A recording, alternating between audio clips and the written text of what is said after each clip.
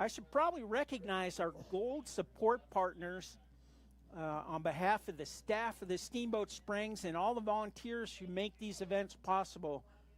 Special thank you, ladies and gentlemen, to the city of Steamboat Springs. They have done amazing work just to get this event to happen here.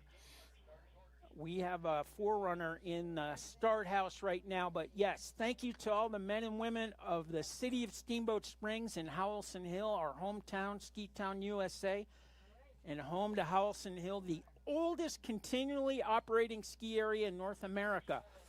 Our first forerunner is on course. Anya Lunig is on course.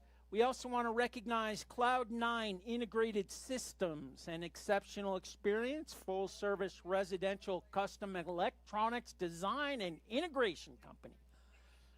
Colorado Event Rentals Planning and Hospitality Services. Conroy Moving and Storage, serving Steamboat Springs since 1977, a trusted leader in the moving and storage industry. Native Excavating, Yampa Valley's choice of quality excavation since 1981. And again, that is Anya Luning. What do you think about that? That was a clean run for our forerunners. Our next forerunner up on course is Alexander, Soren Shepard. Yeah. Soren spent a little time down here at this hill. Yeah, a little bit. I'm going to continue with our gold support sponsors, Slifer Smith in Frampton, a pillar of Colorado's resort communities for over 60 years, and the leading independent brokerage firm in Colorado. Snart Oil started in Steamboat Springs, Colorado, with a belief that toes didn't have to be cold. Steamboat Radio, KBCR 96.9, KTYV Sports on FM 105.7, KEZZ, easy for you to say, 94.1, KKSB The River 98.9, our local news and entertainment source. Steamboat Ski and Resort Corporation, boy, they're having a tough start to the season, but they're doing as good a job as they can, and they supported the Winter Sports Club with a $50,000 annual check for scholarships. Steamboat Orthopedic and Spine, keeping us all out there partnering for world-class care locally. Who is this we got going? Oh, no, this is Sequoia Anstein right now. A little trouble up there coming into that flush. Whoa. I don't think that was Koya. That looks like a guy. Maybe that was... Adrian Beauregard? Yeah, I think that might be Adrian Beauregard coming back from injury. Want to also recognize Twin Enviro Apex Waste Solutions, serving Steamboat with a variety of waste transportation, waste disposal, and recycling services. UC Health, Live Extraordinary, and SBNY, bringing in a unique blend of fashion and philanthropy to Steamboat. Okay, you got men up on screen. Unbelievable. Here we go.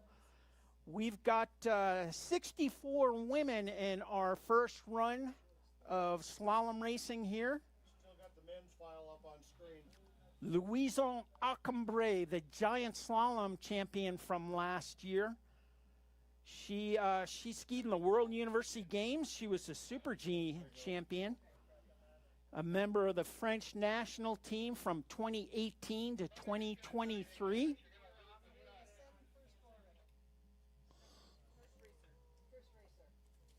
We have our first racer in the gate. Squeege, here we go. We are off, and we are running right now. Lucien Acambre, French ski racer, and from the University of Colorado. She's a fighting Buffalina, and she's out on course, our first racer.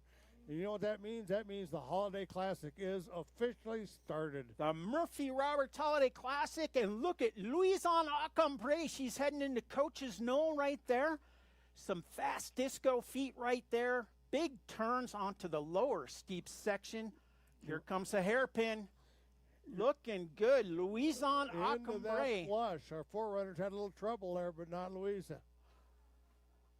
Across the finish line for our first racer, bib number 1 with a time of 39.91. 39.91. And she's in first place. She is a new race leader. Unbelievable. Now, let's take a look uphill. It's Sophia Tozzi on course next.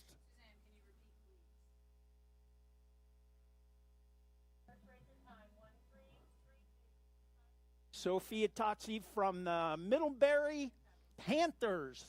Panther. She's from back east, a little farther than Kremling, right? Yeah, like Winter Park maybe. Okay, all right. Eastern Division. Let's warm up the mitts and help Sophia down the hill. She is in the start house, and she blasts off the launch pad there, and she is on course. Again, the time to beat, 39.91, 39.91. Louison Acambre from the University of Colorado Buffaloes. Waiting her turn up top. Tiana Bruce, she's a former Vail ski racer skiing for University of New Hampshire, up top, and it's Tozzi on course right now, and she is having one. Looking very strong. Boy, this surface is just a little bit forgiving, if you will. It really eliminates that ability to do a crisp edge set, but she is handling it. Tozzi across the finish line with a 41.17. 41.17, our second racer, is in second place. Second place. Tiana Bruce, bib number 3, skiing for the University of New Hampshire. She is on course. You can see her on the upper steep section here. Bruce, bib number 3. I believe she is a freshman at the University of New Hampshire. I'm going to have to double check that in between runs. She looks very strong right now. Her intermediate time, second fastest. Yes, looking good right now. You know the nice part about this?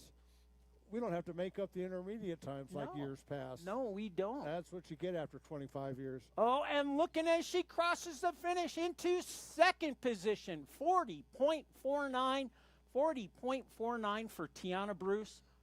Our next racer, Steamboat Springs Winter Sports Club alum, Hannah Soria. We know her. She's another Buffalina out on course right now. And from the Pioneers at Denver University, Stella Buckheister in the top. Soria now on course. She's got the lead as far as the intermediate time is concerned.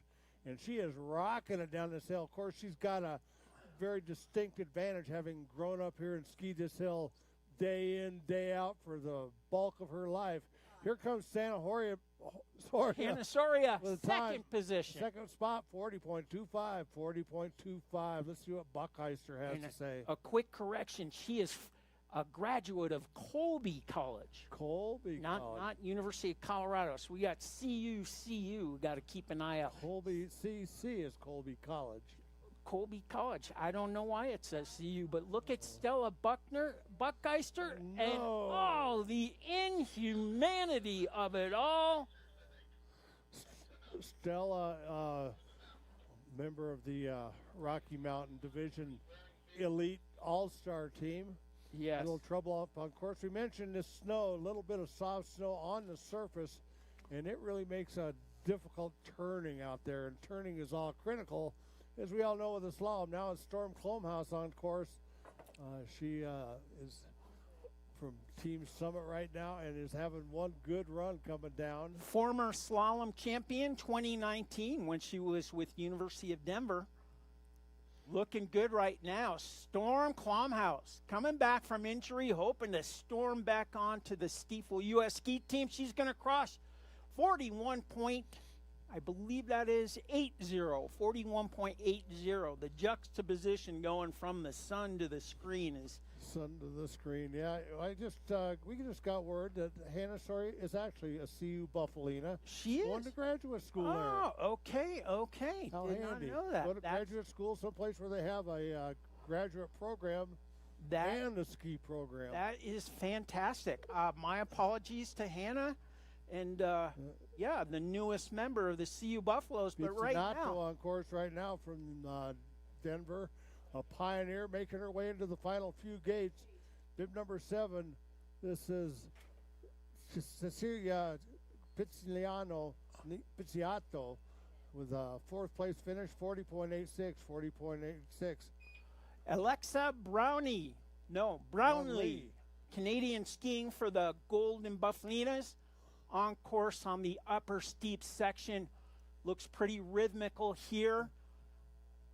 Small combination right there before the coaches. Her coach is telling her, hurry up, hurry up. The time to beat is 39.91. She was fourth at the intermediate split. Carrying some good speed here through the final flush. This is Brownlee, bib number 8, crossing with the third fastest time, 40.44. Wow. Ashley Campbell, University of Colorado, Buffalo. 4 top 10 places last year in the RMISA. She is 23 years old. Skied for Georgian Peak Ski Club in Canada. And now skiing for the Buffalo. She took part in the 2023 Junior World Championships in Austria, finishing 26 in GS, and she looks really good. Fourth fastest intermediate time, Ashley Campbell, the Buffalo, storming down the hill. Bib number 9, crossing with a 41.04, 41.04. You know, buffaloes don't storm, they stampede. Oh, they stampede. There we go. Okay. Yeah. Just FYI. Ashley was also in the NCAA championships last year, but right now we have Paige DeHart. Another Buffalina, she's on course, fourth fastest at the intermediate. Lily Sewell on top, Canadian ski racer coming skiing from Montana State that would be. Yes. And here comes Paige DeHart right now on course, and she is smoking it. Fourth after at the intermediate. Let's see how she comes. Second fastest at the finish line. 40.21 for Paige DeHart, bib number 10. Next racer, Lily Sewell, a Steamboat Springs Winter Sports Club alum. You can see her right if you stare at the sun. She's skiing right on the sun. Now she's out of the sun on the upper steep section, heading to Coach's Knoll. This is Lily Sewell. She was 9th at the intermediate. Looks like she may have had some difficulty coming off that road. No problem with the hairpin. Very rhythmical here, getting dynamic, getting those edges. She read that book? She probably did read that book. Lily Sewell, bib number 11 from Montana State, crossing with a 42.33, 42.33. That moves her into 10th position as Mia Hunt left to start. Another pioneer from the University of Denver, and Mia, a longtime veteran of ski racing, especially on this hill. Seems that we see her here a lot. She won last year right here, and we'll see if lightning can strike twice. Started on the World Cup at Copper Mountain, I believe, this year. I watched her race over there. Mia Hunt coming at us. Bib number 12. Good looking run. Yeah. She's going to cross. Sixth fastest time, 40.70. 40.70. Now another ski racer we're really familiar with, another pioneer. This is Nicola Roundtree Williams on course right now. Christina Jacobson up in the start. Norwegian skier skiing for the Utes and the University of Utah. Let's see, here comes Roundtree Williams. Nicola on course right now. She's in view, and she is putting together a good-looking run. I'm sure that soft surface is about scraped off by now, and it is down to some good race snow. And here comes Roundtree Williams across the finish line. 9th fastest, 41.07 her time for bib number 13, Nicola Roundtree Williams. Christina Jacobson from Norway, skiing for the University of Utah. She is on course right now, and if you stare up into the sun, don't do that. In addition to burning your retina, you might see her on the upper steep section, but she's through Coach's Knoll right now onto the lower rhythmical steep section, setting up for the final hairpin. This is, again, Christina Jacobson from the University of Utah Utes, looking to move up. She was 10th at the intermediate, and she finishes in 7th position, 40.71. 40.71. Now here comes a gal that knows a little bit about ski racing. Whoa. Sarah Rask. She's from Sweden. Again, a DU pioneer, and this girl is worth your time to watch. Yes, a two-time NCAA champion last year, and our champion here, 2 slaloms in a row last year, the Swedish rascal, they call her on the circuit, Sarah Rask, first team All-American in slalom 2 years in a row, crosses 5th fastest, 40.46. 40.46. Now from Norway, Guro Hested Vindjeld on course, skiing for Westminster College. And she's on course up there in the sunshine somewhere. You can see those puffs of smoke coming off her skis, which is a good sign, meaning she's making her way down the hill. Bib number 16, a Norwegian skier, and she is showing us how they do it over there across the pond. Here comes Guro Hested Vognhild, and she is having a good run. She is 13th in her intermediate and crosses the finish line in 13th spot. 41.46 for bib number 16, Caitlin Keene next. Caitlin Keene, she's so mean when she's skiing slalom. Bib number 17, you can see her, the ski and snowboard club Vail racer, looking very comfortable right now on the difficult Howelsen Hill face. Oh, but she gets a little low, stays in the course. She really had to slam on the brakes right there, but she is good. She's a Rocky Mountain All-Star. All right. They're all all-stars in my eyes. They are. Caitlin Keene, bib 17, crossing with a 40.98, I think that is, 40.98.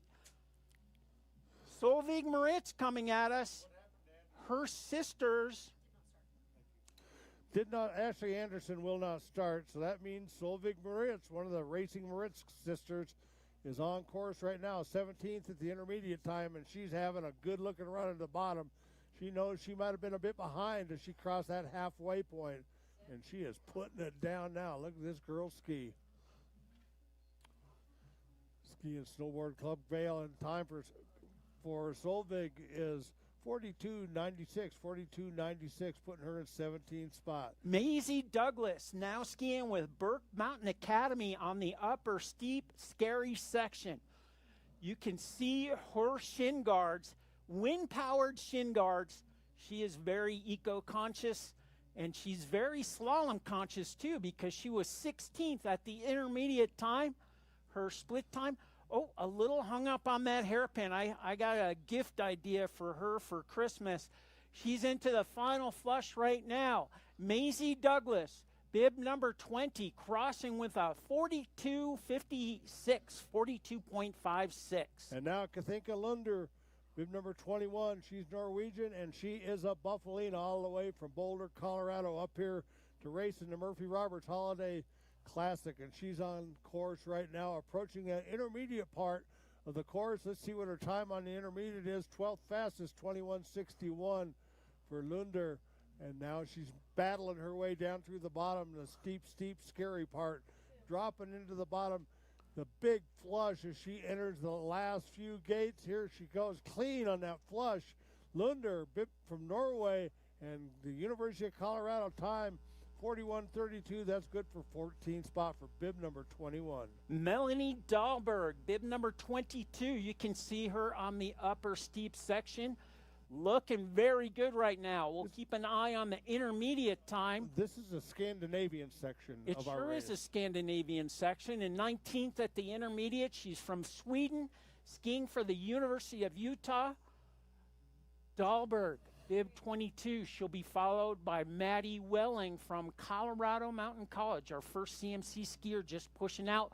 But all eyes on Dahlberg. She crosses 17th fastest, 42.25. 42.25. Maddie Welling, you can see her up top, our first Colorado Mountain College Eagle. Ladies and gentlemen, they are going to have a big fundraiser on February 6th, I believe, up at Colorado Mountain College. And hopefully you can join us there to watch the Steamboat Springs Winter Carnival Night Show fundraiser, helping to save the Colorado Mountain College alpine ski team. And this is good skiing right now for Maddie Welling. She crosses 42.94, 42.994. Liv Imregi from Colorado Mountain College, a Great Britain skier. She is just heading into Coach's Knoll. And Nadia Lunik in the start house. And she is a great British ski racer. She is a great British ski racer. Great British racer, GBR. Impregi. There we go. Look at this right now. All the way from Piccadilly Circus. This is Imregi crossing with a 43.60. 43.60. And now it's Nadia Lunig on course, 25th racer out of the start, skiing for Team Summit. And this girl is really coming up the ranks of the slalom ski racing in Rocky Mountain Division and in the FIS. Kaylee Goforth will be our next racer leaving the start. But right now, Nadia Lunig is on course. Her intermediate was 23rd fastest, a little trouble up top, and she is making her way down into the bottom. And the ruts are really just barely beginning. An outstanding job by our course crew. 44.58, 44.58 for Lunig, bib number 25. Our first Steamboat Springs Winter Sports Club athlete, Kaylee Goforth. Goforth and ski slalom coming at us right now. Bib number 26. She is 22nd at the intermediate split. Senior at the Steamboat Springs High School, I believe Kaylee is this year. Bib number 26. Katie McDonald from Ski and Snowboard Club Vail has just left the start, but all eyes on Steamboat Springs, born and raised. Kaylee Goforth crossing with a 42.91, 42.91 into 20th position. Katie McDonald. She doesn't even like fries. Isn't that interesting? I don't believe you. I bet she just secretly likes fries. You think she's related to Old? Old McDonald? I'm wondering. It's her grandpa, I heard, but I don't know. She was 21st at the intermediate split, and she's having a fine run. Katie McDonald, bib 27. Whoa, 19th fastest. A good move up, 42.52, 42.52. Are we giving a Bibble Award? You and I can, but we could. We don't have $1 between us in our pocket. I got 87 cents in an old rubber washer. I got a quarter.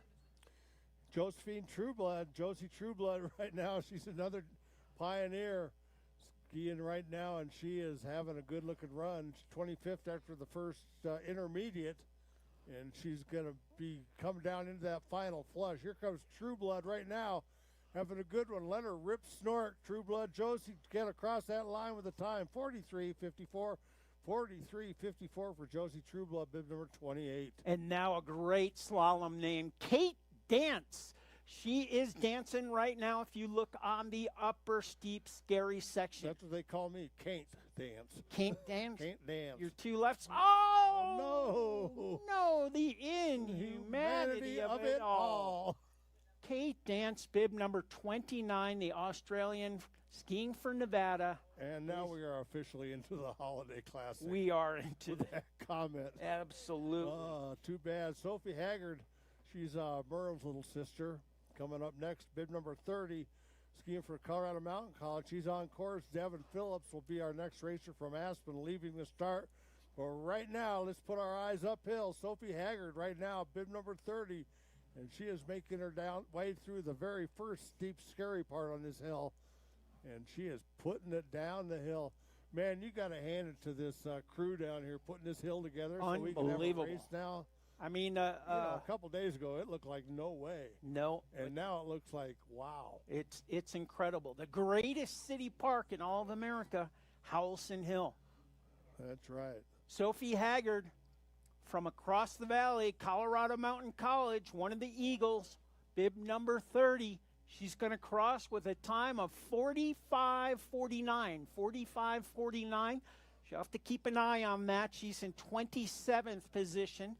So that'll be close to making the flip there. You know, one thing is pretty unique at Howelsen is how they could take a really nice music venue and then add ski jumps to it. Unbelievable. You know? Yeah. In the summertime?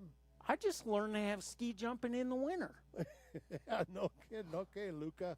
We heard that story already in our family. Unbelievable. Devin Phillips out on course right now. She skis from Aspen. She's one of the Rocky Mountain Division All-Stars.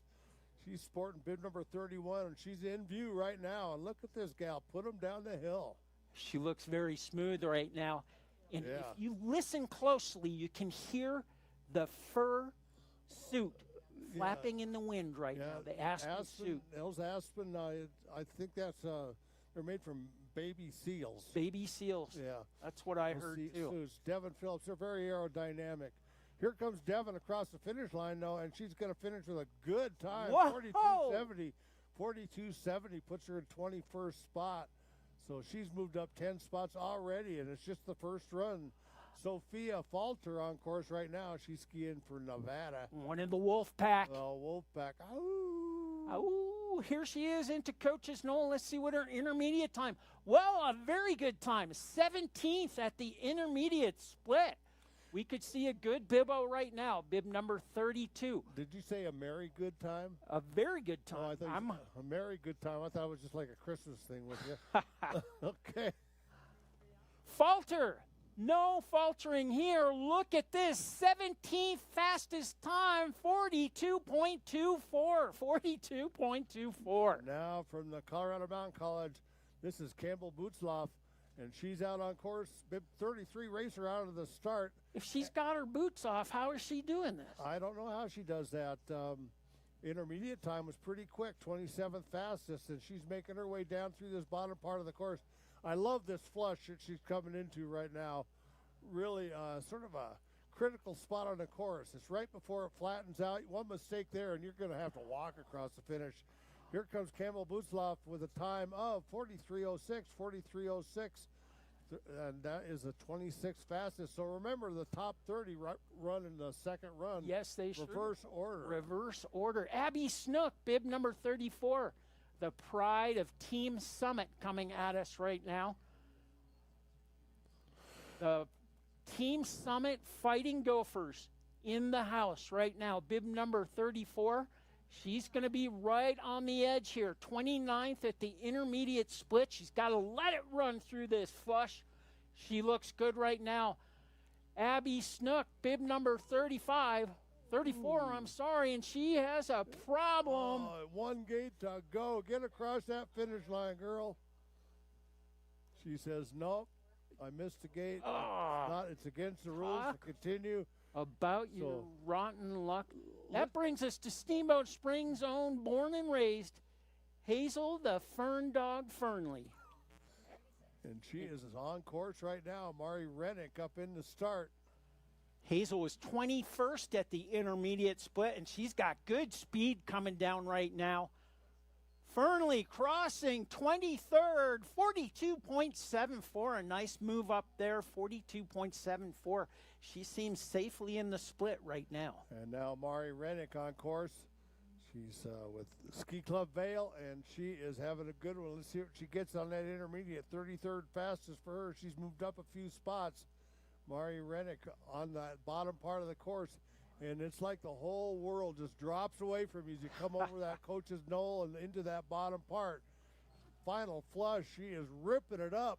Here comes Rennick with a time on her first run, 43.91, 43.91 on the bubble for a second run, first start, bib number 36. Viveka Dekstang, the Canadian skiing for Colorado Mountain College, just heading into Coach's Knoll. If you look up there, she has diesel-powered shin and knuckle buckets. But she is, I think she is open to some alternative energy to highlight those. But she is brightening up our day right now. 16th fastest at the intermediate time. Crosses into 19th position, 42.28. Nice move up. Dag Stang. I put that on my deck, and it works good for preserving that wood. What color deck stang do you use? It's a natural cedar. All right. And now my favorite name in all of ski racing. This is Alaska Speedy, New Zealand racer skiing for Aspen Valley Ski Club, and she is on course right now, 34th fastest on the intermediate, and she is having it on, man, oh man, those are some solar shin guards plus. Yes, they are. And Alaska Speedy with a time, 45:02, 45:02, 33rd fastest. And that wasn't fast. That was speedy. That was speedy. Stella Stinnett, bib number 39 from Aspen Valley. And, she's having some difficulty on the scary section up there. She's back in it, though, back in her groove. Stella's got her groove on. 32nd at the intermediate split. Hoping to move up here. Can she make the flip? Bib number 39, Stella Stinnett, S squared. Coming at you right now, getting a little bit of that low line. Want to carry some more speed onto the flats, and she does that. Stinnett, bib number 39, crosses with a 44.62, currently in 33rd position. And Anna Stalker on course, and this gal is a good one when it comes to being just a good person. She wins first place. So she's from Great Britain, then to Vail, and now racing in the Colorado Mountain College. Bib number 40, Anna Stalker, and she's out there on course having a good one. Whitney Diamond will be our next racer coming out of the start. 35th fastest for Stalker. Here comes Anna right now, having the race of her life here on Howelsen Hill. She trains here a lot, and she is really navigating this hill. Through that final flush, just a few more gates to go. Anna Stalker, Colorado Mountain College, and she is across the finish line with a time 45:16, 45:16, just out of the flip. Now it's Whitney Diamond. Whitney Diamond, another Colorado Mountain College racer. Bib number 41 on course on the top part. Just coming into view, Maya Maxon from Ski Club Vail is our next racer to leave the start. But let's take a look at Whitney Diamond right now, 31st fastest. She's moved up 10 spots already from her bib of 41, and she is having a good-looking run, making her way down. Colorado Mountain College ski racer, learning it all. Gonna Matt be Graves and Tanner, Scott Tanner. So here comes Diamond. Diamond in the rough, and she's plowing her way through the bottom part. 44:37, 44:37 for Whitney Diamond. Maya Maxon, the pride of Ski and Snowboard Club Vail, is on the upper steep section. It only gets more difficult as we go into the night slalom, but right now I think they have good visibility, can see Maya Maxon. She was 30th at the intermediate split. She's got to put some pedal to the metal if she wants to make that flip going. Maya Maxon, bib number 42, looking strong, the U18 racer, looking to move up. This is a good-looking run, 43:29, 43:29. She is currently in 29th position. Nice run there, Maya. Now Sophia Stanley on course from Loveland Ski Club. We drive by there every time you take a trip to Denver, and this is the home for Sophia Stanley. She's wearing bib number 43, and she is 40th fastest on that intermediate time. Sophia Stanley having a good-looking run. Smooth and steady, steady and smooth. That's a way to get to the bottom and win this ski race. Here comes Stanley now. Bib number 43 from Loveland with a time on her first run, 47:65, 47:65, 39th position. Bib number 44, Sunniva Scott, the Irish racer, now with Colorado Mountain College, former Steamboat Springs Winter Sports Club athlete, and she looks very good right now. How about Maya Maxon just a couple racers ago finished in 29th. That was unbelievable. She's going to love her start position if it hangs sure in there. Is. Scott, bib number 44. She was 33rd at the intermediate split. Let's see if she can move up a little bit and make this top 30 flip. Suniva Scott, bib 44, crosses with a 44.74, 44.74, currently in 36th position. All right, all you Steamboat fans, let's put them together right now. It's one of our very own. Annabelle Webster is on course. She's approaching that intermediate position, and she is 40th fastest. Moved up 5 spots from her start position, and she's having a good-looking run. Annabelle Webster on course right now. She is looking down that hill, focused on that big hairpin, and she is just blasting her way through that, knocking those pieces of plastic out of her way. This is Webster across the finish line, 40th fastest. First run, 46.48, 46.48. And Maya Maxon hanging in there in that 29th position for the second run. Mackenzie Cross from the United States of America, skiing for Team Summit, U18 racer. She was 39th at the intermediate split. You can see her here on the lower section. No problem through that hairpin. I think these athletes have done their homework, Squeegee, and read the Hooked on Hairpins book. She looks good right now. Mackenzie Cross blocking bib 46, a 46.01. 46.01, currently in 40th position. Yeah, now it's Rawani Sestra, another Steamboat ski racer. She's starting with bib number 47, and she is pushing hard as she approaches that intermediate section. 44th fastest, moved up a bit. Here comes Shrestha, Rawani Srestra, and she is moving right down this hill. Again, right at this point, you can't help but focus on that flush coming up. And is she going to dice it? And she slices and dices right through that flush. Here comes Srestra, and a time of 47 flat, 47.00, 42nd fastest. And bib number 48, Caitlin Satorsky from Aspen Valley, another one of those fur speed suits coming at us right now. You can hear it flapping in the wind. Oh, and she was 43rd at the intermediate split. The youngster from Team Aspen Valley, looking strong right now. She'll be followed by Valerie Cross, also from Aspen, who is on course right now. But Zatorsky, bib number 48, she's going to get an excellent time. 46.85, 46.85, currently in 42nd position. Let's take a look at this Aspen Valley ski racer. This is Valerie Cross on course right now. She's the 49th one out of the start so far in the first run of the Merton Roberts Holiday Classic. Ooh, big mistake up there. And she goes down. Valerie Cross, bib number 49, will not finish. That means Elizabeth Bergen from Winter Park will be our next racer. You know what happened there? What, snow snakes? She crossed her tips. No. Yep. No. Crossed her tips. Not going to make it. You know. Elizabeth Bergen, our next racer, bib number 50. She needed a set of those parablocks. Oh, yeah. You remember those? I do remember those. I have one that's about a foot high, so I don't cross my tips. Well, that's probably appropriate for, I've watched you ski before. Yeah, Elizabeth Bergen, bib number 50 from Winter Park. She is through Coach's Knoll right now. She didn't even stop for any feedback. That was really good. That was good. She was 46 at the intermediate split, the youngster from Team Winter Park. Maybe she's wearing an electronic headset. Oh, she might be. I got to get one of those.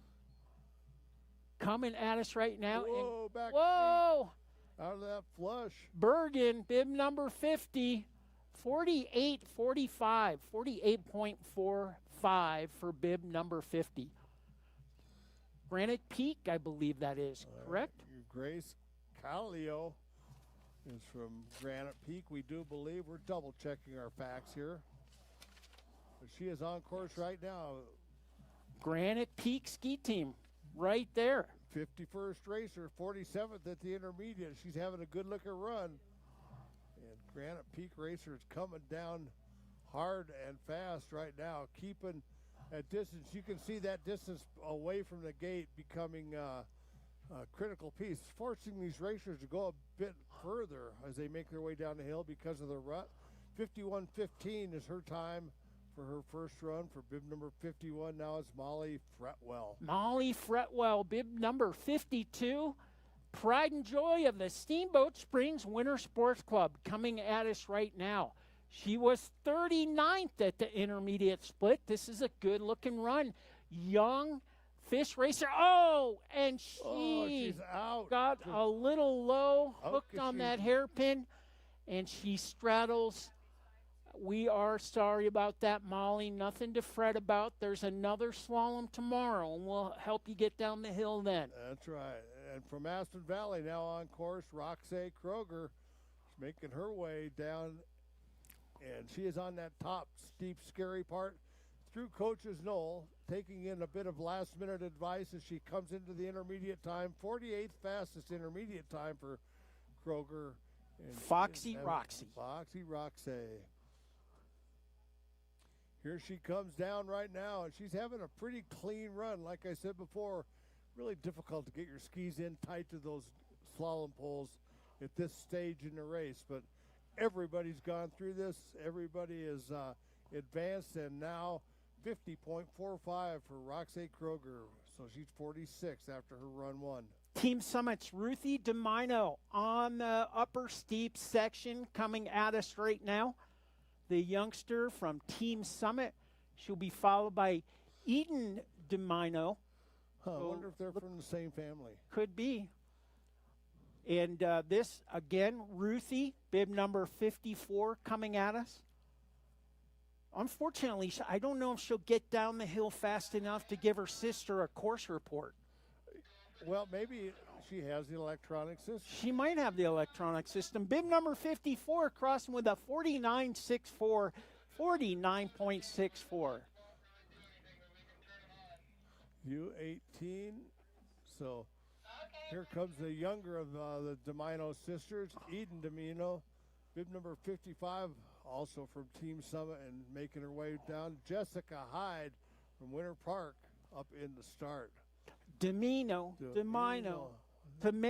tomato. Let's call the whole thing off. Let's go ski racing is what that should say. Here come the second of the DeMino sisters, bib number 55, across with a time of 49.02, and she's in 46th position, beating her her sister by just a few hundredths of a second. Jessica Hyde, bib number 56 from Winter Park. You can see her just coming off the upper steeps. Sarah Fell, bib number 57, about to blast off. Oh, and we've lost Jessica Hyde. She's hiding. She went into hiding. Did you hear about the skeleton they just found in Oak Creek? They did? They just found a human skeleton in Oak Creek. More. It was the 1996 hide-and-go-seek champion of Oak Creek. I didn't know. I knew they were missing. They were missing. He really was. That's a good job of hiding, though. Yeah, for sure. Okay, now it's Sarah Fell, a great British ski racer and a great British ski racer. GBR, great from Loveland. British She's racer. on course, sporting bib number 57, and we're nearing the end of this race. We just got a handful of racers left, and we're going to be having to move on to watch the men race. Man, oh man, first run of this women's race, so what a deal. Our first racer down the hill captured the lead so far, and she held on to it the entire first run.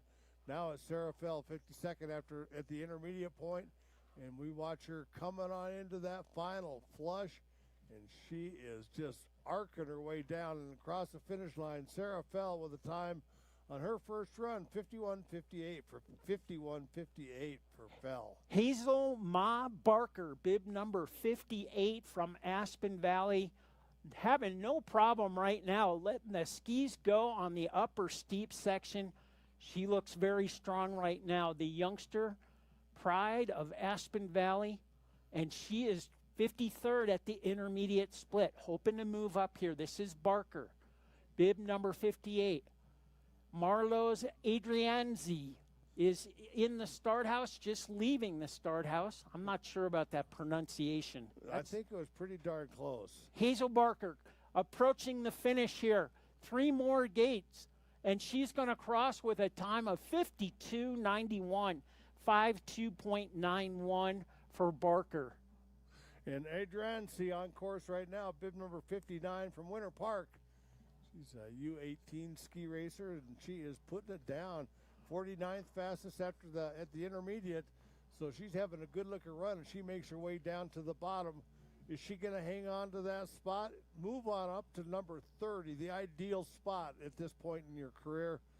Coming in the 30th, that means you get to be the very first racer down the hill in her second run, which is a huge advantage. Here comes Marlos Adriansi with a time of 49.60, 49.60. We're down to our final 5 racers, starting with Sarah Lally, bib number 60 from Loveland Ski Club. She is heading into Coach's Knoll right now. Elsie Bozung is in the start. Sarah. Oh, no. Oh, you know, I just saw her adjust her goggles. I wonder if she had the trail map inside her goggles. Oh, you know, I would keep that trail. I'd keep a spare. I would, yeah. Tape to the inside and the outside of my goggles. You know, we should invent like a contact lens with a trail map on it. Man. Think of how handy that would be. Elsie Bozung on course right now, though. Bib number 61, she's skiing out of the Aspen Valley Ski Club. And she's being coached by one of the best there is out there. So Casey Puckett. we're expecting big things. Saw him downstairs. He's a former Murphy Roberts Holiday Classic champion. Mm-hmm. Casey is. Petra Schmidt will be our next racer. She's waiting her turn up start from Eldora, but right now from Aspen is Elsie Bozung, and her time 49.55, 49.55. She moved way up in the standings as she looks at the second run. And Petra Schmidt, we are down to our final 3 racers. Petra from Eldora coming at us right now. And ladies and gentlemen, I can't substantiate the rumor, but supposedly there are representatives from Altera and Vail Resorts here at Howelsen Hill possibly making an acquisition. An acquisition of Howelsen Hill? Possibly. I can't substantiate the rumors, but Yeah. right now, Schmidt, bib number 62 from Eldora. And she also has those solar-powered shin and knuckle buckets. Schmidt, bib number 62, crossing with a 51.41, 5141. Now it's Naya Brogy on course. Just Naya and one more. Oh, excuse me. And we will be done with the first run of the women, kicking off the Murphy Roberts Holiday Classic right here in beautiful Ski Town, USA, Steenberg Falls. And here comes Naya Brogy right now. She's a local gal, and she is just entering the ranks of the FIS World International Governed Sport of Ski Racing. And here comes Naya. Naya Brogy having a good-looking run. And I don't know for sure, but I could venture a guess and say this is her very first FIS slalom. Brogy across the finish line with a time of 51.06, 51.06, moving up 11 spots in the standings. Final racer is out there. Who is this? This is Caitlin Lemon, bib number 64, our final racer. And don't go anywhere, ladies and gentlemen. Our men will start promptly at 2:30. 14 minutes away. And look at, Lemon. Lemon. When life hands you lemons. Don't fall down. Did not finish. And you can't milk your donkey if you don't bring your bucket, and you can't run a second run of slalom if you don't do your first. So, Caitlin, we're sorry, but we have another day of slalom tomorrow. We're going to help you down the hill. Unbelievable ski racing. Look at our top 5 right now. In 5th position, the Swedish rascal, Sarah Rask, last year's champion here at the Holiday Classic, 2-time first-team All-American from the University of Denver. She is in 5th. Alexa Brownlee, also from Canada, University of Colorado Buffalina, and the Buffalinas look strong this year. Yeah, they are crushing in it 4th, right there. Hannah Soria, also for the CU Buffaloes, in 3rd. Second place, Second, Paige DeHart. Easy for you to say. Second is Paige DeHart from the University of Colorado. And our race leader, also from Colorado, Louison Acambre. It is a CU show right now. We'll see if they can continue it tonight. America's Night Slalom right here at the Murphy Roberts Holiday Classic.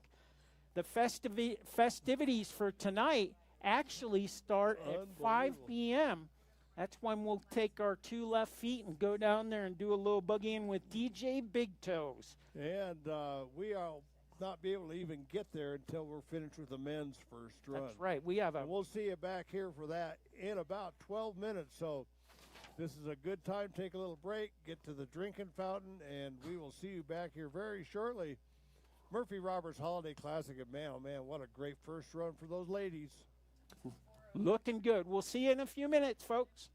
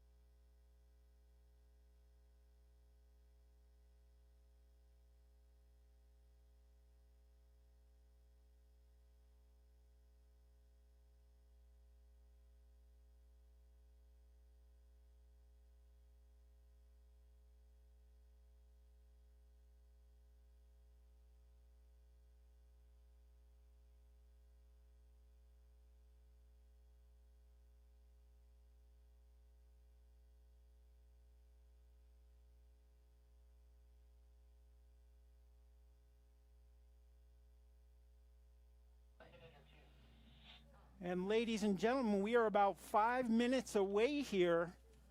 Our men's first run at the Murphy Roberts Holiday Classic, America's Night Slalom. We got run number 1. A big field of men here. We've got 91 athletes. Many of these athletes have been here at Howelsen Hill, but there's also a handful that are doing this for the first time, and that's big. But the festivities for tonight's race really begins at 5 p.m. when we bring in DJ Big Toes to spin the music. We'll have hot drinks on the patio and fire pits to stay warm. So come on back here. The women start at 5:30, the men at 6:30, but DJ Big Toe starts spinning at 5 o'clock.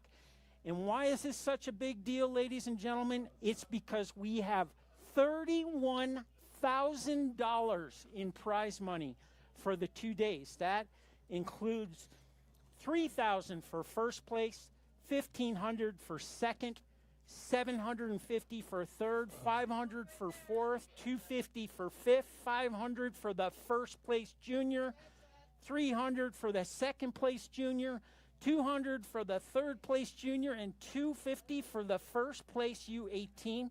There's also an additional $1,000 to the overall winner of the slalom series based on World Cup points here at the Murphy Roberts Holiday Classic. You know, we got to call it a plea.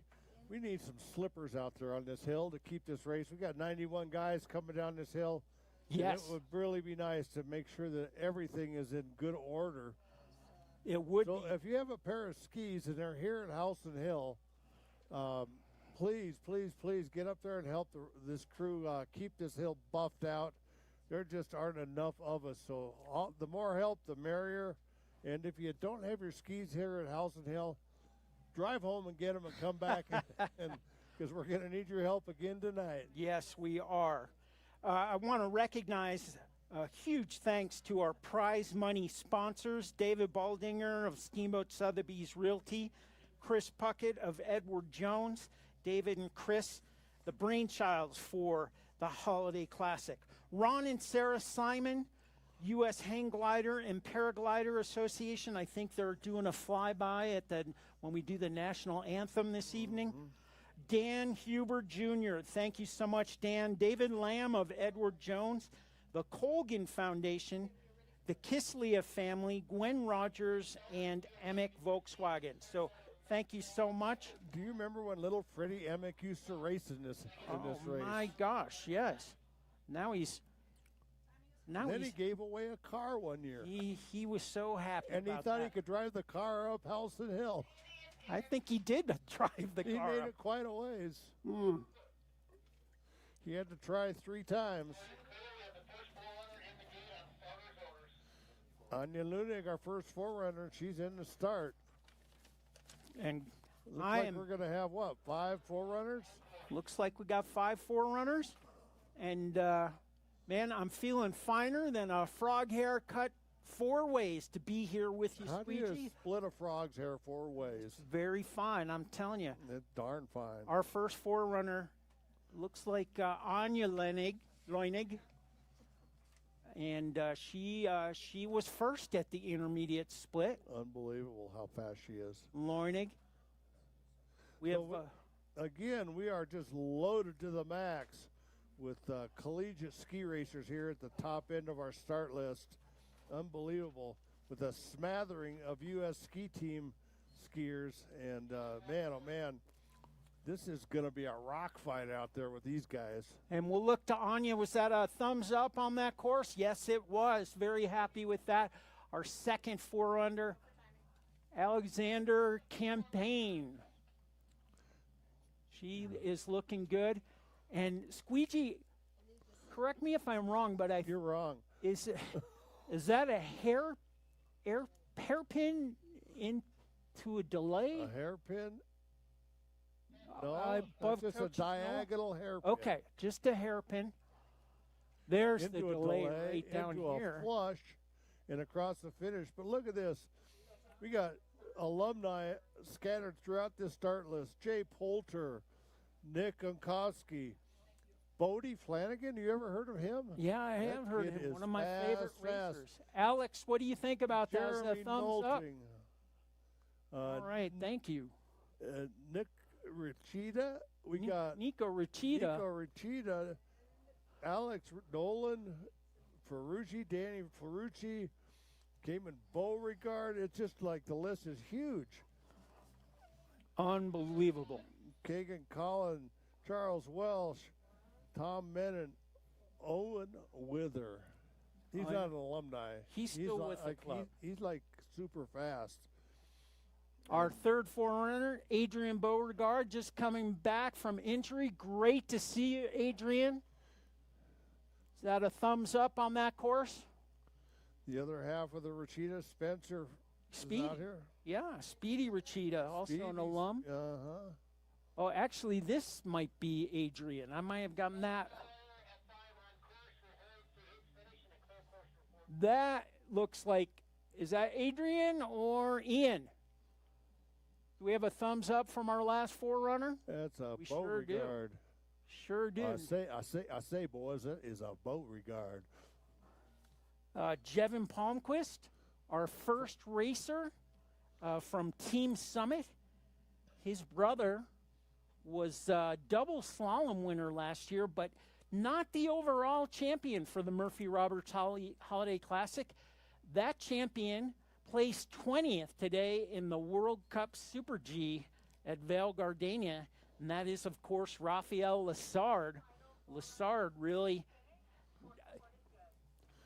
making the template for these athletes that are still here, that you can go right from college racing to the World Cup. It is possible, and we've got several examples of that. Jevin Palmquist, bib number 1, is on course. Ladies and gentlemen, we are underway. The Murphy Roberts Holiday Classic, America's Night Slalom, is underway. Our first man coming at us right now.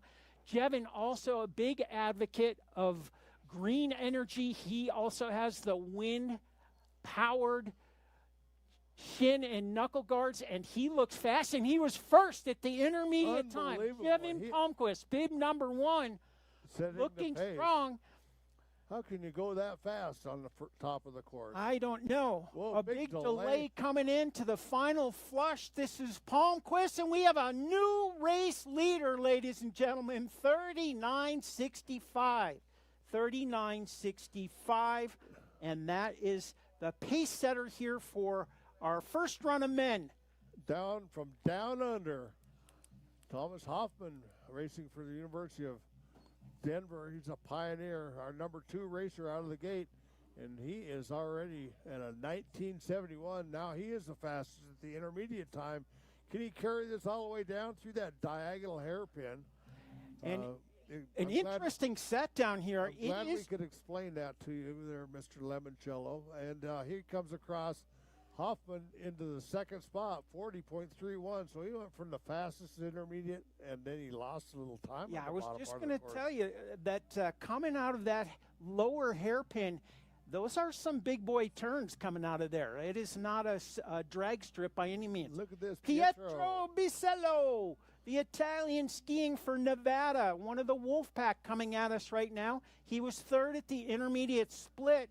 He is getting a little straight here, ladies and gentlemen, and we'll see if that catches up to him through the hairpin, because here are some big turns, and he looks good right now. He looks fast. Bisello, bib number 3, the Nevada racer, is going to cross with a time 40.16. Moving into the number 2 spot. You know, the goal here is to, for sure, make it to the top 30. So you get a good spot for the second run. Tommaso Sperry, another Italian from Nevada, skiing for Nevada, is on course right now. Let's see what Sperry has to do. Tommaso Sperry, I love saying that. Making his way 4th fastest at the intermediate time. You got to put the hammer down on his bottom. Whoa! Oh, he is just, maybe his skis are too sharp. He just sort of is struggling right there, trying to clean up those arcs. Coming out of those turns, hard to get off of that edge at the bottom of these turns with this softer snow. Here comes Sperry, Tommaso Sperry, first run time 41-61, 41-61, fourth place. Brad Underhill. Brad Underhill, the beast from the East. Last year in the ESA Carnival Circuit, he podiumed 9 times. He was a beast, winning 4 GS Carnivals and 4 Slalom Carnivals. He is trying to meet ski team criteria. He was 3rd at the intermediate split.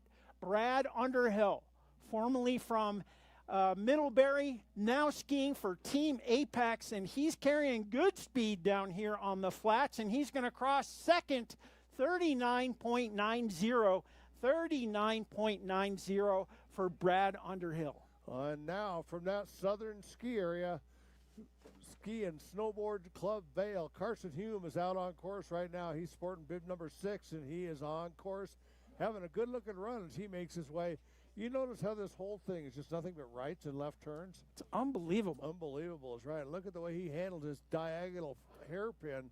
It's a good thing we're not obsessive compulsive with right, left, Sure right, looks left. kind of different, though. 4th fastest at the intermediate, and here he ends that final flush. Carson Hume across the finish line, 40.01, 3rd fastest in his first run so far. Justin Bigetel, the CU Buffalo on course. You can just see him coming off the road. Bigetel, bib number 7. He'll be followed by last year's slalom champion Philip Walquist. Bib number 8 is in the start, but this is Bigetel. He was 5th at the intermediate split, and he gets awfully low. And this is a tourney set, ladies and gentlemen. A lot more tourney than the women's course, but he's doing a good job right now. Bigetel, bib number 7, looking to move up on the field, crossing the time, 40.39, 40.39 into 6th position. And now it's Philip Walquist on Philip course. Walquist. A Norwegian ski racer skiing for the University of Colorado, and he is a fighting buffalo. He's fighting his way down the top part of this course. How's he going to do it this intermediate time? Just hang tight. We're going to be telling you in just a second. Second fastest intermediate. Here comes Philip on course right now into that diagonal hairpin. No hooked on hairpins for him. Walquist having a great looking run as he makes his way down to the bottom. Keeping that balance so critical in this softer type of snow, especially if you're used to skiing on rock hard ice. Ooh, a new leader. Look at that, 38.75. 38.75, and he crushes the field as he moves into the number 1 spot. They call him the Norwegian Nightmare because he gives his opponents nightmares at night. Oh, man, I believe Jay it. Poulter, our next racer, a Steamboat Springs Winter Sports Club alum, now on the Stiefel U.S. ski team and a member of the University of Utah. Looking very good, and he was 3rd at the first split. Looking strong. Look at this skiing, ladies and gentlemen. Jay Poulter getting a little low here. Still some big turns.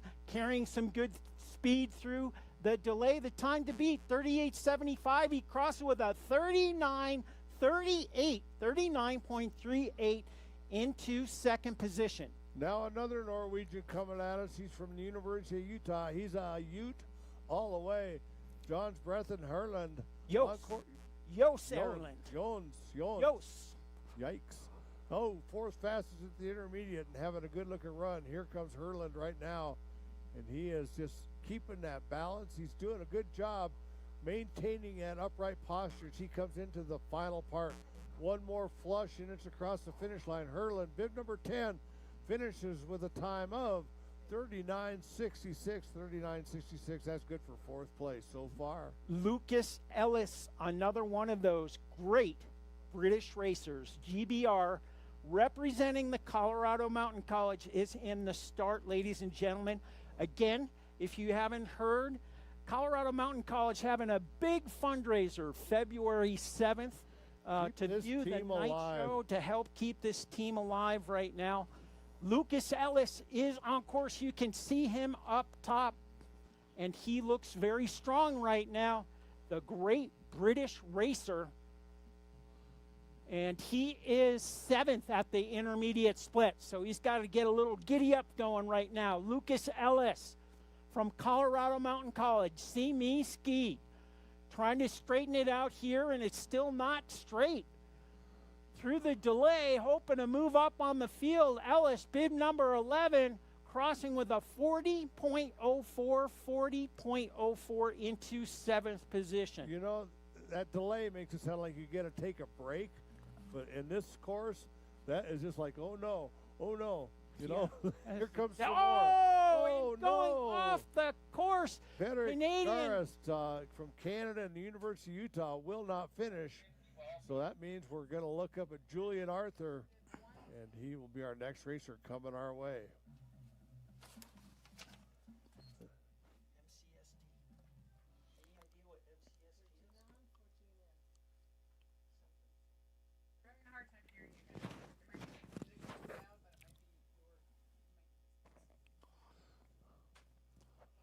And if you look up on the hill, ladies and gentlemen, Julian Arthur, another one of those racers with 2 first names.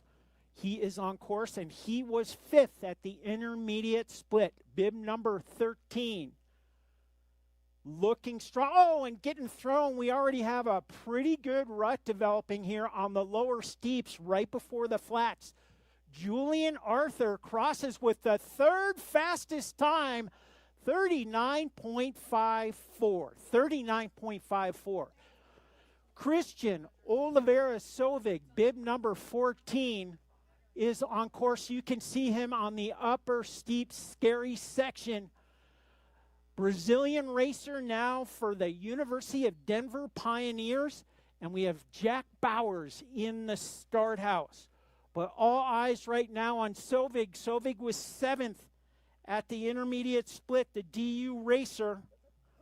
Did I hear you say there's a Brazilian racers? There's a Brazilian of them here. Sovig crossing 7th fastest, 39.92. 39.92. Now, here's a guy we know from many years past. Jack Bowers on course. He's wearing bib number 15, and he is having himself a good-looking run. And that top part seems to be navigable, but down low, boy, it just seems like these guys are just struggling to stay on top. Again, I will repeat myself for the sake of the race, we can use all the slippers that we could get. You know, if you're an athlete, you got your skis, get back up there and help maintain this course. People are doing it for you, and now it's your turn to give back. 40.14 for Bowers. That's the 10th fastest race. Magnus Berge Styron, bib number 16, all the way from the University of Vermont. He is here, bib number 16. Actually, maybe University of Nevada, UNV, it says. I thought he skied for Vermont. Maybe he transferred. But look at Styron. He is 11th at the intermediate split. Bib number 16 coming at us right now. Oh, man. And Steamboat Springs alum Nick Onkovskoy in the start house about to blast off. But all eyes on Styron, bib number 16. The stylish Styron crossing 40.16. 40.16. Now it's Onkovsky on course, bib number 17, all the way from the Steamboat Springs Winter Sports Club, continuing his career elsewhere. And here he comes, and he is very familiar with this race hill, and maybe not so much this set, but he is having a good-looking run. He is pointing them down the hill, arcing those skis side to side. The ruts are developing. Things are getting tougher with each racer coming down the hill. And Koskoy having no problems down here. One more flush, and it's across the finish. And Koskoy with a time on his first run, 40.60. 40.60. Harry Hoffman, what do you think? Harry Hoffman, the Australian skiing for the University of Utah, is on course. And Steamboat Springs' own Bodie Flanagan in the start house, bib number 19, but all eyes on Hoffman right now. The Australian, his brother already coming down. Let's see if he can best him. Bib number 18, unbelievable athleticism there. He is coming at us. He was 10th fastest at the intermediate split.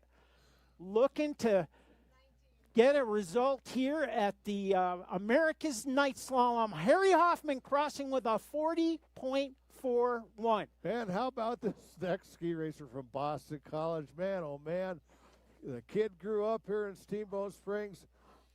Thankfully, he skis so much better than his father. He sure it's does. Unbelievable. Bodie Flanagan out on course right now.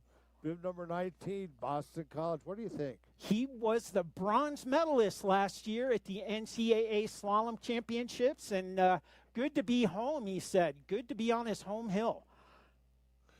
And here he is, struggling just a bit, but keeping it up. Good early turning on all of these gates. Good run here for Flanagan. Bib number 19, time on his first run, 40.43, 40.43. That's good enough for 16th. He's in a good spot. Now it's Jeremy Nolting. Jeremy Nolting from the SSWSC ski team, a Steamboat Springs Winter Sports Club alum, and he's already said that he would like to bring home some cash this Holiday Classic, and he looks good right now. His intermediate split 18th, 21.15. Going to have to pick it up a little bit. Nolting, bib number 20. He'll be followed by Peyton Wells from Nevada.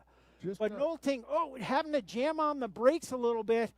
Nolting hoping to move up on the field from the SSWSC ski team and the Steamboat Springs Winter Sports Club, 41.15. 41.15, currently in 18th position. Peyton Wells now on course, bib number 21. He skis for Nevada, and he is having it on that top part of the course. He looks good, but it seems these course conditions are getting more and more difficult the further down this hill you get.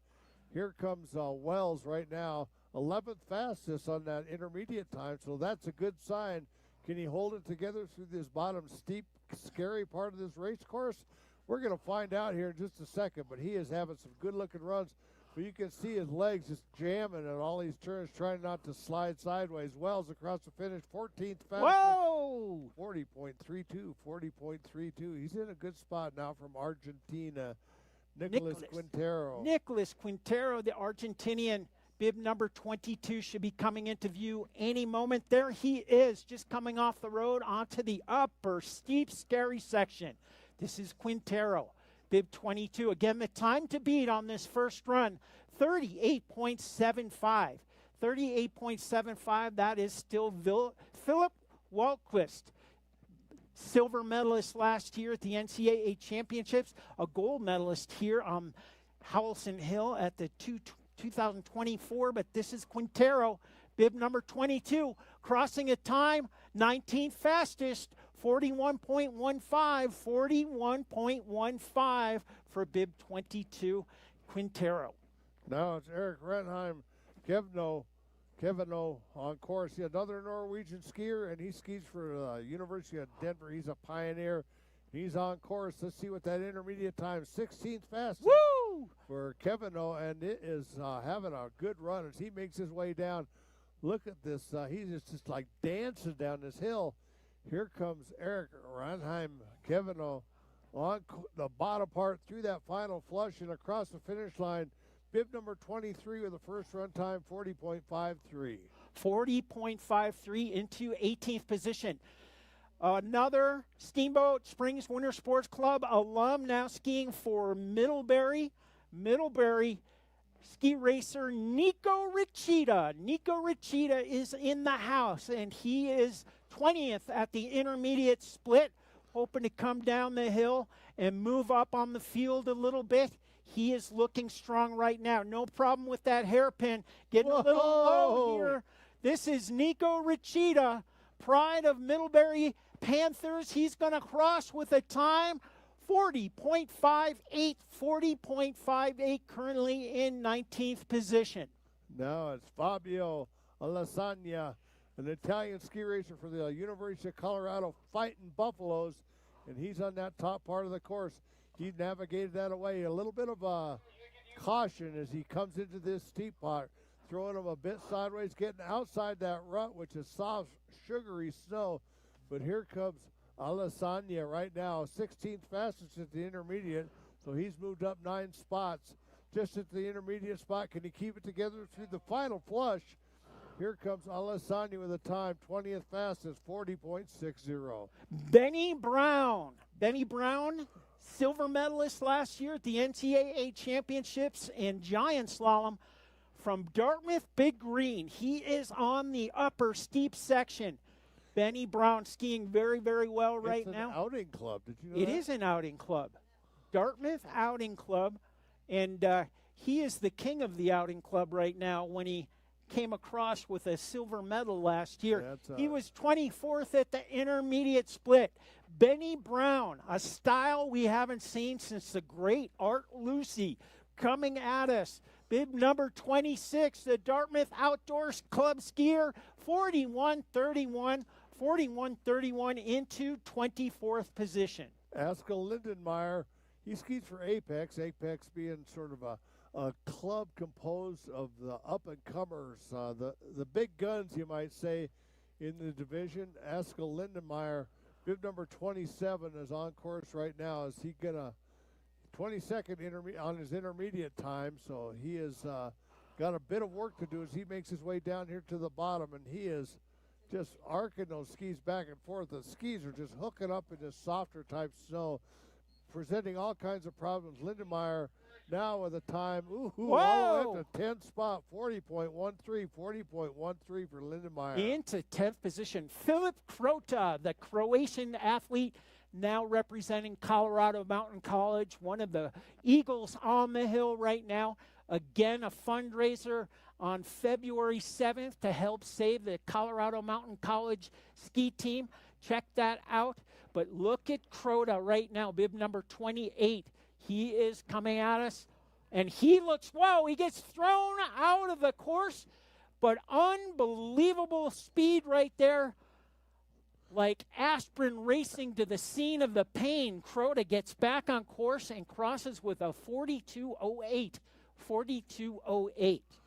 Halber George, our next racer, another Norwegian skiing out of University of Nevada. A lot of these collegiate racers, and man, oh man, it is a rock fight with these guys. These colleges, every one of them struggling, and every one of these athletes looking to be part of that gigantic pool of money awaiting them after the second run. So here comes Halberhaus on course, number 29, and he comes across the finish line with a time of 41.25, 41.25 into 25th spot. Jules Bauer from France, now skiing for Nevada, is on course. Let's see what his intermediate split is. Bib number 30, crossing with the 18th fastest time. A good run here for the Nevada racer, Jules Bauer out of France, bib number 30. He is carrying a lot of speed right now. This is a very good run. He is going to move up on the field. Bauer, bib number 30, going to cross with a 40.46, 40.46, moving up to 19th position. And Alec Nolan right now coming our way next. St. Lawrence University, powered by massive quantities of glazed donuts, he told me. Yes, he is a Steamboat Springs Winter Sports Club alumni, and he has been skiing very well in this early season so far, having some good results in the NORAMs and the first giant slaloms. Alec Nolan, we missed his intermediate split, but Nolan, bib number 31, the pride of St. Lawrence University, 24th fastest, 40.63. 40.63. So bib number 32, Gianluca Bohm, will not start. That means Ryan Husky is on course right now. Another Nevada ski racer, and up in the start, Milan Grimnar from Argentina, as it will be our next starter. Well, let's take a look right now. Husky on course, 29th fastest intermediate, 21.62. And we are off and racing. Bib number 33 is on course, and he is through the hairpin into that final flush and across the finish line. Bib number 33 with a 42.26, 42.26. Just out of the flip. Milan Grebenauer, bib number 34, the Argentinian, at his first Murphy Roberts Holiday Classic, and he looks strong right now on the upper steep, dark, scary section. We are on bib number 34. If you're just, and the inanity of it all. Dropped his trail map, and he is off the course and out of the race. That means Daniel Ferrucci, another Colorado Mountain College ski racer, is just left the start. Fletcher Hutto will be our next racer. He skis out of Aspen, but right now let's take a look at Colorado Mountain College's very own Daniel Federucci. Colorado Mountain College and a Steamboat Springs Winter Sports Club alum. So he's been down this hill a time or two, Squeege. He has. Ferrucci having no problem there. Oh, kind of leaning in a little bit. He was 33rd at the intermediate split. And he is coming at us right now. Ferrucci. Fletcher Hutto has left the start from Aspen Valley, but Ferrucci crosses with a 42.23, and just outside the flip in 31st position. Hutto, our next racer. And he's going to be followed by another Hunshammer Norwegian racer racing for DU, but right now. Oh, and off the course goes Hutto. Hutto is down. Hutto is down, and he will not finish. So we're looking at bib number 37, Adrian Minde Hunshammer. Well, from Norway will be our next racer out, and he's out of the start. This Pioneer making his way down through the top part, just coming into sight right now on the very top part of this course, coming down that road and then dropping away at the end of the road. It is difficult to get your timing after coming off of that road out of the start.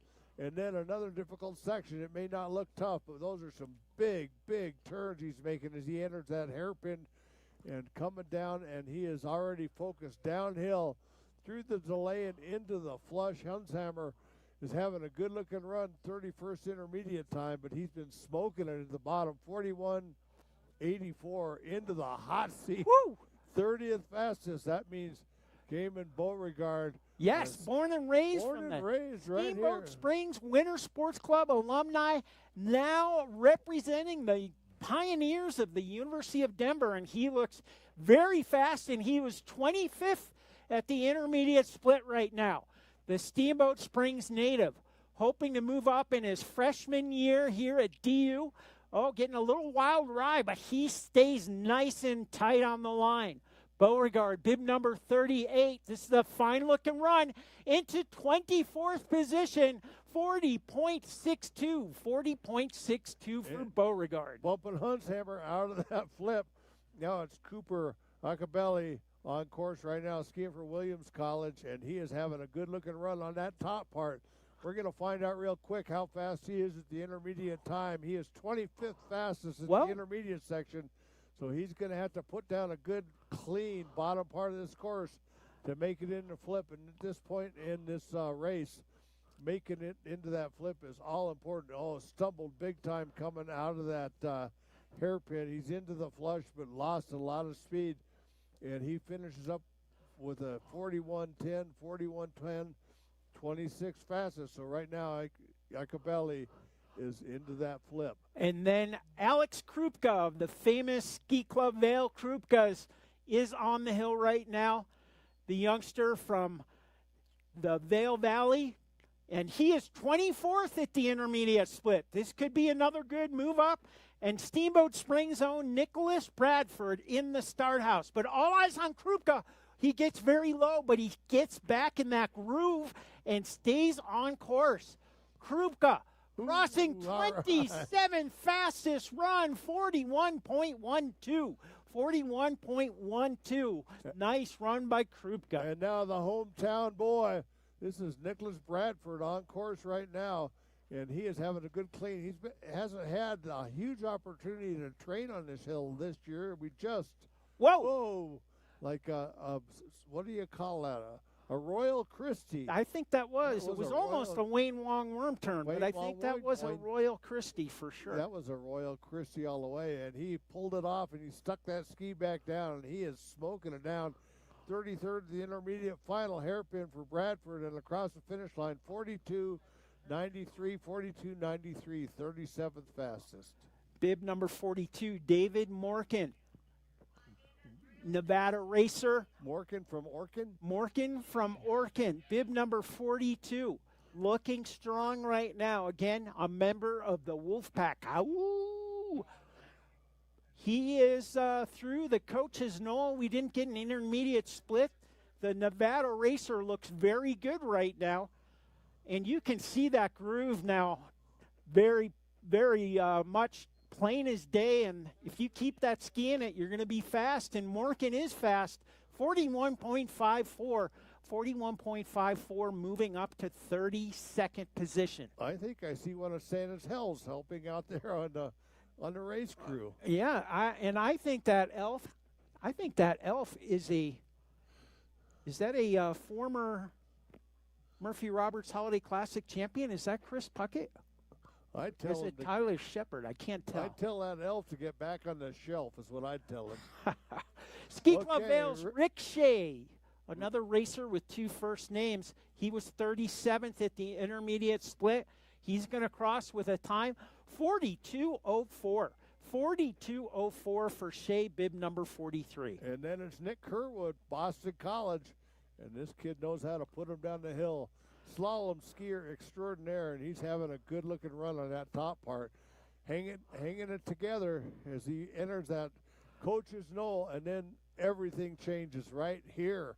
Big turns, high speed, steep terrain into that hairpin, the last hairpin on the course, and he's on his way down thinking about that flush. Through a final delay into the final flush, here comes Kerwood right now. Nick Kerwood from Boston College with a time 41.22 into the 30th spot. He is on the hot seat. He is on the bubble right now, and that was a fine-looking run. Nick Kerwood, he's got Lucas Broughton on speed dial. He does, I really? know that for a fact. Unbelievable. Yeah. Oscar Park, another one of our racers coming to us from Team Apex. This is Team Apex 2. I'm not sure if there's Apex 1 and Apex 2. Like one guy's from Apex and the other guy's from Apex 2. All right. Yeah. All right, there we go. Oscar Park, bib number 45. He was 33rd at the intermediate. Oh, and he just bumps. No, he's still in there. All right, 42.43. 42.43 for Park into 40th position. Nicky Kerwood still on the hot seat in the bubble position. Another racer out of Nevada, Reno. Isaac Mosen is on course right now up in the start. Matt Basson from Canada and Ski Club Vale is waiting his turn. But let's take a look at Mosen. He had the 35th fastest intermediate time. He's going to have to put the hammer down to get into that flip, and he is struggling just a bit, but having a good looking run overall. Let's see what Mosen has to do as he makes his way across to the finish line.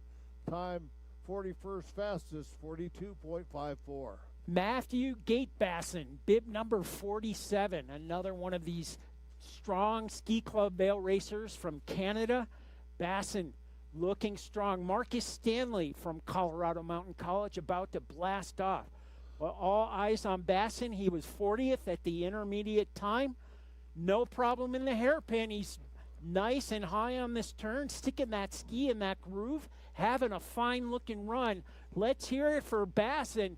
The Gate Basson, bib number 47, crossing with a 43.64, 43.64, and Nick Kerwood stays in the hot seat. Marcus Stanley, he's on course right now. I thought we had a little bit of a delay, but he seems to be back on course, if in fact he was ever off of course, of course. Of course. And so bib number 48 and now on course. A horse is a horse. Of course, of course. I already knew that. From Colorado Mountain College, the Skeagles. He's skiing for the Skeagles at Colorado Mountain College, coached by Mr. Tanner and Matt Graves, new addition to the coaching staff there. Marcus Stanley with a time 44.57, 44.57. Joshua Nelson, what do you think? The famous Nelson's, bib number 49, also one of the Skeagles from Colorado Mountain College. Oh, and he has difficulty having to go real sideways there on the lower steeps, trying to put the pedal to the metal right now. He's maybe getting a little too straight right now. Should get back in the groove. This is Nelson. They are a slalom family, though. Brother of Isaiah Nelson. Whoa! Oh, and Josh Nelson from the Colorado Mountain College. The strain was more than he could bear. It is unbelievable. So Nelson out. Will not finish. That means Will Unterhofer, another Colorado Mountain College ski racer coming our way. And we are loaded with Colorado Mountain College racers right in this section of the race. It's nice to have that special privilege of having all of your racers come at once. Makes coaching a lot easier. Sure makes the video a lot easier. I know that. Yeah, no kidding. And that's gravy train on the video. On course right now. He's wearing bib number 50. He was 37th at the intermediate. He's got a bit of work to do as he makes his way through the final flush into the finish. 42-39, 42-39. 40th fastest for Utendorfer. Chase Kelly coming at us right now. Another Colorado Mountain College ski eagle coming. And he is another one of those racers with 2 first names. And he looks strong right now. 35th at the intermediate split. Let's see if he can move up a little bit. Again, Nick Kerwood, he's been holding his breath a long time right now, sitting in the bubble position. But this is Chase Kelly. And Steamboat Springs Winter Sports Club alum Colin Kagan on course. But Kelly, bib 51, 42-24, 42-24 into 39th position. Now it's Colin Kagan on course. Ooh, another Royal Christie up there. That must be the style. I'm not aware of that. I am not either. But, you know, these All-Stars, Rocky Mountain Division All-Stars, there are jackets in and he bottom. is Kagan will off not the finish. course. Little trouble up there. He just couldn't get that ski down, and after his second Royal Christie, that means Charles Welch from St. Lawrence is out on course. He'll be followed by an Irish ski racer all the way from down south in Loveland. Yes, but this is Charlie Welch, Steamboat Springs Winter Sports Club alum. Very strong skier and up and coming, a sophomore for the St. Lawrence Saints.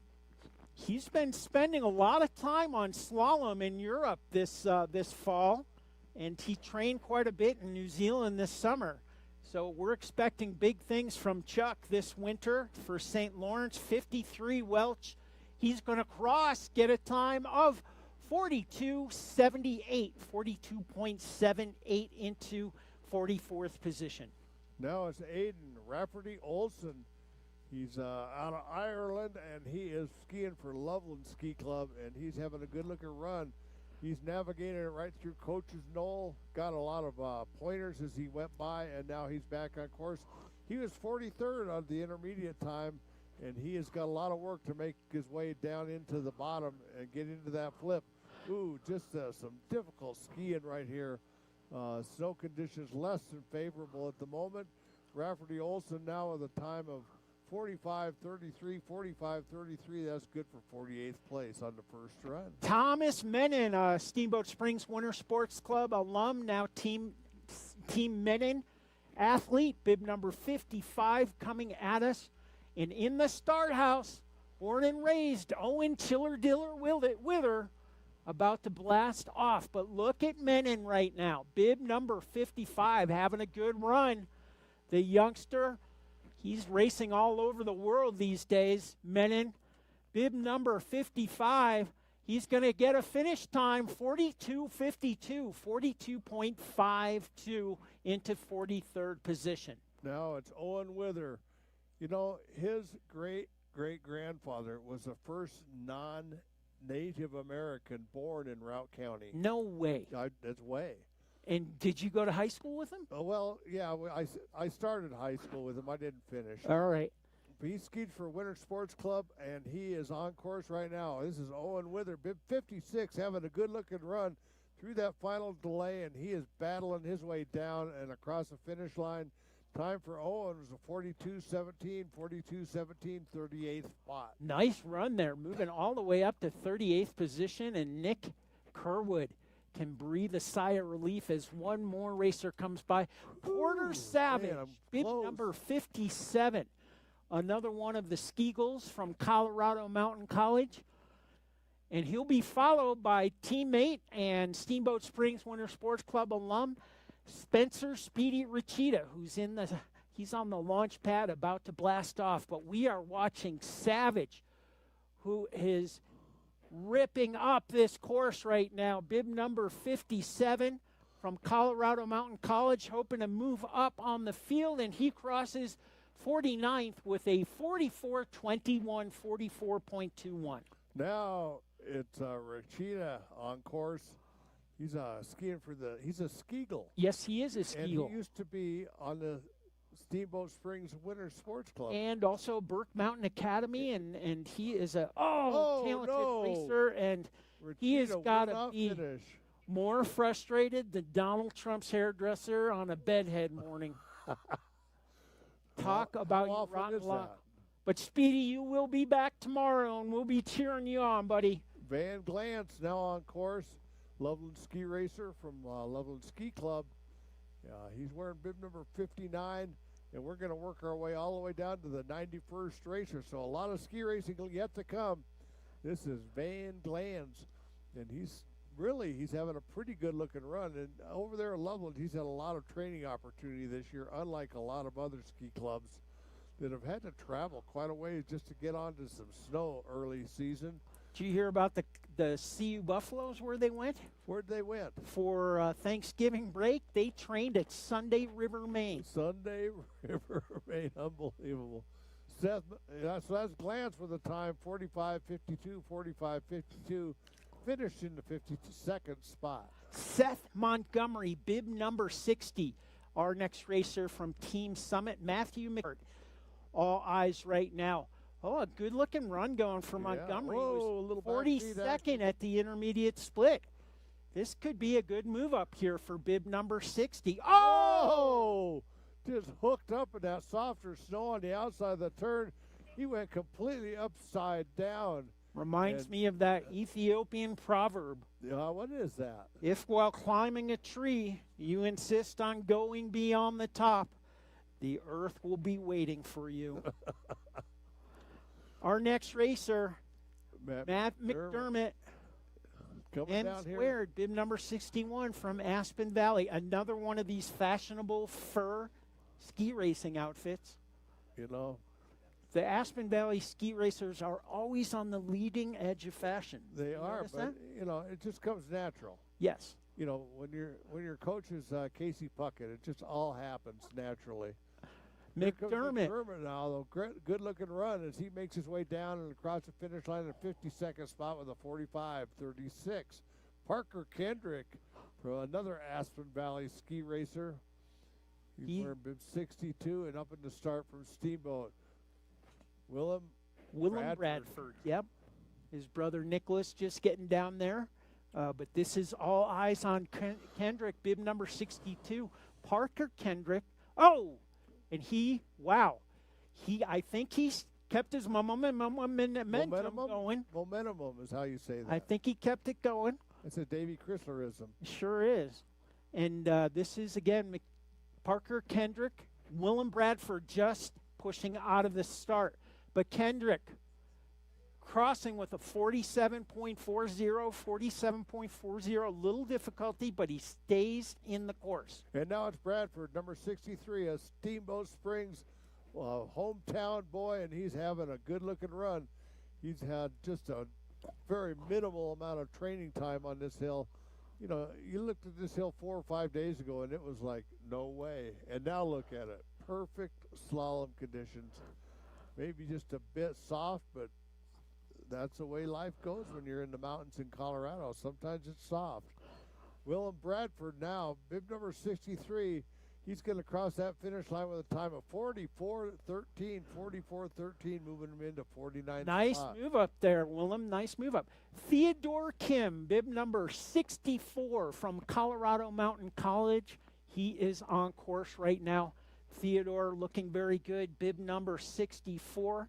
And he's 39th at the intermediate split. A fine-looking run. Let's help him down the hill, ladies and gentlemen. Whoa. Theodore Kim, you know what they call him on campus? Teddy. Theodorable. Coming at us right now, bib number 64, the Colorado Mountain College Eagle crossing. 48th fastest time, 43.35. A nice-looking run, 43.35. And now, from all the way down south, Aspen, Colorado, Miko Lewis on course and up in the start. Matt Kafka from Steamboat Springs will be our next racer to leave the start. But right now it's Lewis on course. Oh, man. talk about taking the long way around, but he's still legal. He's still on course. And now it's time to put the hammer down for Lewis. He makes his way into that bottom part. You know, I think he attempted that Royal Christie, and it just didn't work out. Here comes Lewis across with a 44-26, 44-26, good for the 52nd spot. Steamboat Springs athlete Matthew Kafka. Come on, ladies and gentlemen, put the mitts together and help this young man down the hill. Bib number 66, staying in the course, carrying some good speed. We'll look for the intermediate split.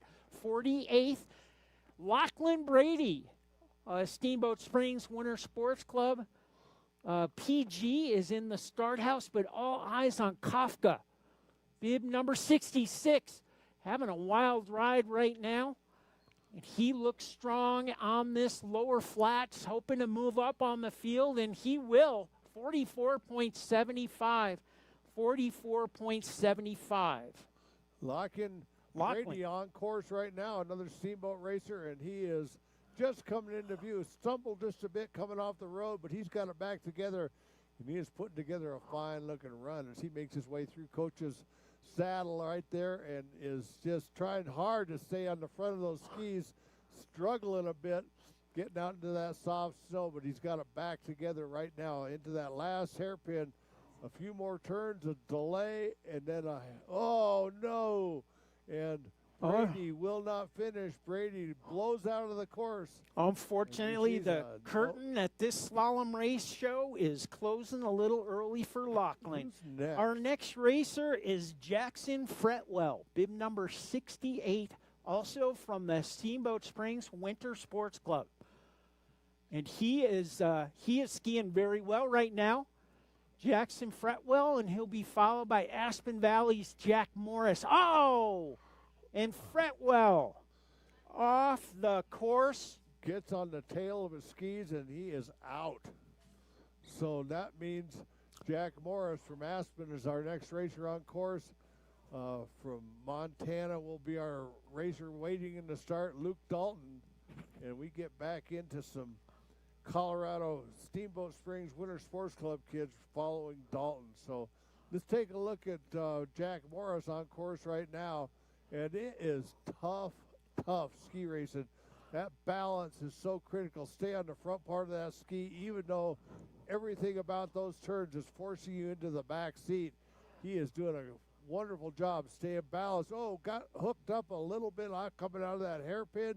He's into that delay, got it back together. He's going to finish through that final flush. Morris with a time 44-43 for bib number 53. Luke Dalton from Montana State, one of the Bobcats. He is on course, and Steamboat Springs, born and raised, Cade Lawton in the start house.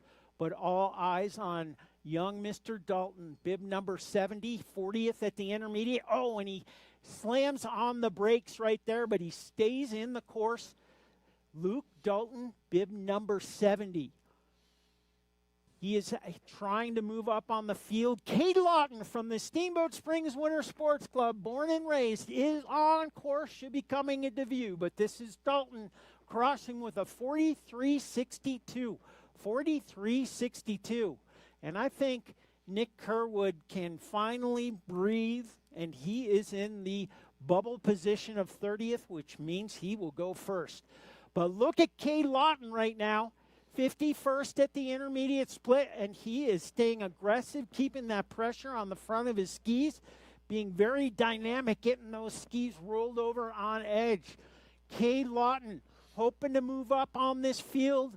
Bib number 71, a strong-looking run. He's going to get a finish time, 45.34, 45.34, currently in 58th position. Talk about skiing better than your dad. You see it one more time. Now it's Grayson Wickstrom. He's at a team summit up in the start. Another Steamboat ski racer. This is Jackson Murphy up in the start. Grayson Wickstrom on course right now, coming at us in view. He's entering that final hairpin. Skied that no problem. Seems to be maintaining his balance extremely well in a tough part of this course, as we've seen from previous racers. Here comes Wickstrom right now into that last flush, and he's going to have a good time, 45-47 puts him into the 60th spot. Jackson Murphy, what do you think? Coming at us, looking very good, Squeege, on the upper part of this course. Jackson Murphy, another one of those racers with 2 first names from the Steamboat Springs Winter Sports Club. And ladies and gentlemen, I know he can hear you, so let's make some noise for our hometown athletes. Whoa, no. Jackson Murphy, unbelievable. And now, Sometimes the slalom racing makes me Buckheister sad. family. Here comes Luca Buckheister, our next racer to lead the start. And again, we plead with all of our people that are on skis to help us out through the remainder of this race on tonight, especially anybody that may not have made it into the second run. We could use all the help we can get keeping this course safe and fast for all of our racers. So right now, Buckheister's on course. He skis out of Aspen, and he is coming into that intermediate section, maybe? No, he just started. He's only 11 seconds in. There he is. Coming at us right now, bib number 74. Luca Buckheister of the famous Buckheisters. Been a lot of Buckheisters on this hill, Squeegee. There has been over the years. There's been Buckheister after Buckheister. And this one's looking just as talented as all the others. Coming at us right now, he was 57th at the intermediate split. Skylar Bigelow in the start house. Nope, he's on course from the Steamboat Springs Winter Sports Club. But let's hear it for Luca Buckheister, bib 74, 45.62, 45.62 into 62nd position. So there we go.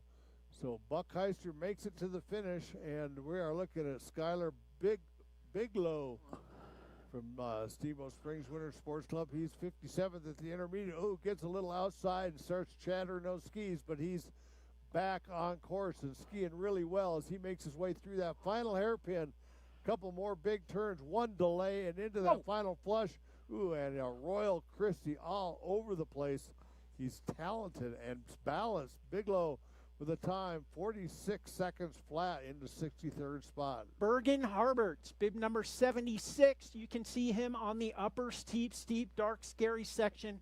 He'll be followed by Didier Rameau, bib number 77 from Loveland. But this is Harberts, and he's in 62nd position at the intermediate split. So this should be a good move up if he can maintain this momentum. Looking strong through the hairpin, no problem. The youngster from Team Summit. Help him down the hill, ladies and gentlemen. Let's make some noise. Bergen Harberts, bib number 76, crossing with a 47.15, 47.15. Now it's Didier Ramoy on course, bib number 77. He skis out of Loveland, and he is having a good-looking run. He's had an opportunity to train a little more often than a lot of these ski clubs, so Loveland had a good venue all prepared early on, but you can't make it to the bottom with only one ski in a slalom race. As we see right there, Ramoy will not finish, and Michael Vitas will be our next racer. He skis out of Eldora. Didier Ramoy, unfortunately, get him a lifesaver. That's right. He needs, or a fruit roll-up or something. That was tough. Or at least a round of applause. Something like, yeah. Why do they call it a round? That's what I don't know. But Didier, you have another chance tomorrow, so we hope you have some better luck tomorrow. Our next racer, you can see him on the upper steeps. Vitas, bib number 78, and he'll be followed by Wilson Walker, W squared, from the Steamboat Springs Winter Sports Club. But all eyes on Vitas, bib number 78, the pride of Eldora.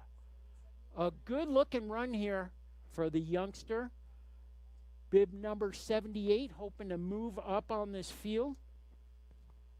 And through the delay onto the flats, going to have a good time. 46.29, 46.29. Wilson Walker's left to start. Walker tall and carry a big stick, they always say.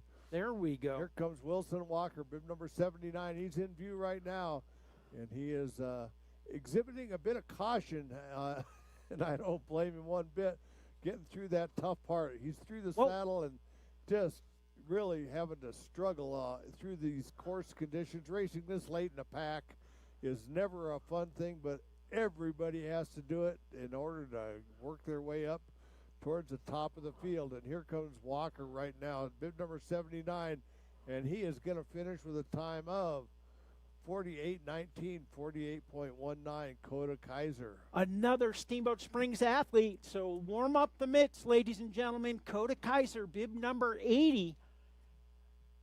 And Coda is off course. Bib number 80, Ausgeschieden DNF. Coda, we know you'll be back tomorrow, and we'll wish you better luck. That'll bring us to Thomas Robinson, bib number 81. He skis out of Aspen, and he is on course right now, just about to come into view, I am suspecting. Down to our final 10 racers here, 10 more to go. Murphy Roberts Holiday Classic. No. And he just gets sideways, starts going backwards. Well, here's to you, Mr. Robinson. Mr. Robinson will not finish today, unfortunately. And, you know, the tough part about that is you don't get a second No, run. you can't. And a donkey, if you don't have your bucket, you can't get a second and you run. don't even get a refund. No, it's I know. tough. What's But he'll the- be what's back the deal? tomorrow. That's a good thing. I have Samuel confidence. Durner on course right now, another racer from Loveland. Durner the Turner, bib number 82. He's And coming Mason at us Dorn right waiting now. his turn up top. He's from Winter Park. But right now, our Loveland racer, 64th intermediate time. Nice looking run Tanner here. Yeah. Gerber. And Sam Durner, a young U18 with just developing his fist point profile.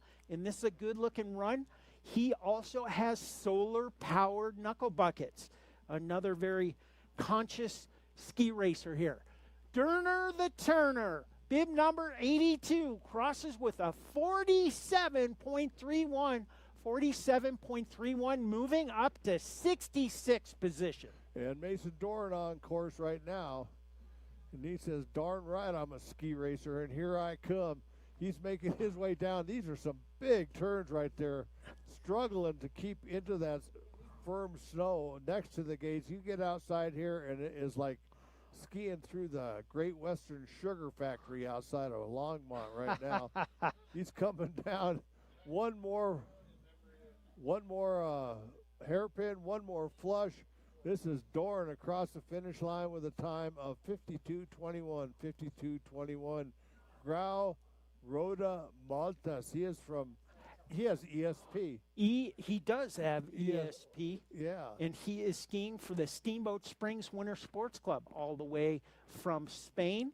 And he looks good right now. Oh, that's what that ESP means. Rhoda Maltas. He's got ESP. He can kind of tell you what you're thinking. I get it now. just I feel a looking little at foolish, you know. Oh, and he's Oh, off. he's Of off. course.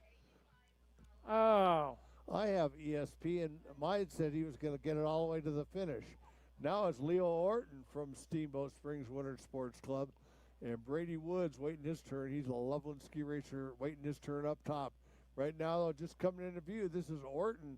He's wearing bib number 86, and he is powering his way down this hill. And I got to tell you, it is next to impossible to put down a super fast run in these latter positions. Well, especially this year. I mean, we normally, the crew has a bulletproof surface, but it's just been so tough this year, very soft. And unfortunately, these guys, it's probably more like mogul skiing up there than it's slalom tough when skiing. you run out of bullets. Yeah. Leo Orton, though, finished up with a good time, 48.72, 48.72. That moves him into the 69th spot. Brady Woods, bib 87. We're down to our final 5 racers. You can see the pride of Loveland Ski Club just as he passes Coach's Knoll right now. He's got a good-looking run going. The youngster just hoping to improve. Every time he has a slalom race here in the improve his fist profile so he can start earlier and earlier. So it's important to get 2 runs down here, and Brady Woods doing a fine job. Bib number 87, pulling, pushing, scratching across, 48.52, 48.52. Thelo Flomto was on course now. Another Steamboat racer, bib number 88, having a good-looking run up top as we watch him coming through, and his coaches are cheering him on. The video cameras are up. and he's gonna be able to watch this run time and time again, so he better make it a good one. And he is. Look at this. Hardly any mistakes as he's making his way down through the bottom part of that course. That is spectacular ski racing right there. One more delay, one more flush, and here he comes through number 88, Felo Flumto, with a time of 46.71, 46.71, moving up more than 20 spots. Into 65th position. Soren Dumond, bib number 89 from Eldora. And we are down to our final three racers. Dumond looking okay right now. Again, these guys, some really tough conditions. And I hope the audience is really doing a nice job of encouraging them down the hill and making some noise. This is the pride of Eldora, Soren Dumond, bib number 89. He'll be followed by Trevor Palmquist of Team Summit, one of the famous Palmquist clan. But Dumond crossing 50.8050.80. And this could be interesting watching Palmquist come down right now. He's a 990. So. Yeah, he must have forgot to pay his dues. This is the youngest of the Palmquist. Yeah, I know. Yeah, looking good right now. But he is looking good. These are far exceeding the talent level we've seen earlier. But man, oh man, this is quite the race. This is Palmquist right now, 48th fastest at the intermediate, and he is having a smoking good run coming down here. Bib number 90, is he going to move into that top 30? It could be. It could be. Here comes bib number 90, 49th fastest, 43.41 for Palmquist. And our last racer, Reese Marshall, another one of those racers with two first names. Bib number 91 from Winter Park, the pride of Winter Park. You can see him right now.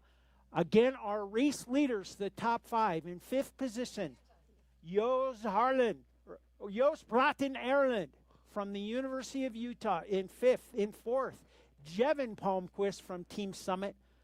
In third position, Julian Arthur from Middlebury College. Jay Poulter from the Stiefel US Ski Team in second position. And Philip Walquist, who has kind of owned this hill, in first position from the University of Colorado. But this is Reese Marshall, our last racer. Let's make some noise, ladies and gentlemen. Ooh. Crossing with a time of 54.95. 54.95, a nice job. Congratulations to everyone here on the first run of slalom. And welcome again, America's Night Slalom here at the Murphy Roberts Holiday Classic. The festivities for tonight's race begins at 5 o'clock p.m. with DJ Bird Toes. I've been calling him Big Toes. It's Bird Toes. Bird Toes. I got the big toe, obviously, up my butt. He'll be spinning the music at 5 o'clock. We got hot drinks on the patio, fire pits to stay warm, and then we commence with our women at 5:30 p.m. and the men at 6:30 p.m. $31,000 in prize money for the next 2 days of slalom racing. And that's the largest purse in American ski racing right there. Unbelievable. And we also have exciting news. The Murphy Roberts family has actually selected 3. Normally it's 2, but this year we have 3 Murphy Roberts Holiday Classic scholarship recipients. They each get $1,000, and they will be announced at the awards tonight. All scholarship applicants should stick around for awards, please. So we hope you can do that. And if you've got family that is far and wide, we encourage you to check out our live video feed. Just search for the Murphy Roberts Holiday Classic on YouTube, or go to the SSWSC.org for the link. And if you are a Rocky Mountain Division All-Star, down in the room, we will have your team jackets available Team here in just about jackets? 5 minutes. Wow. Wow is right. Are Yeah, we sorry, eligible? Sorry, no. Darn it. Talk about your rotten luck. You could be if you skied better, but Yeah. you got to be pretty high level to get one of those. You got to be pretty high. So level. until the second run, I think I'm going to say sayonara and go pass out some coats. All right, that is Squeegee Pepperone. I'm Peter Lemongello. We're going to take a short break here. 5:30 start time for the women. Get ready for America's Night Slalom right here, the Murphy Roberts Holiday Classic in Steamboat Springs, Ski Town, USA.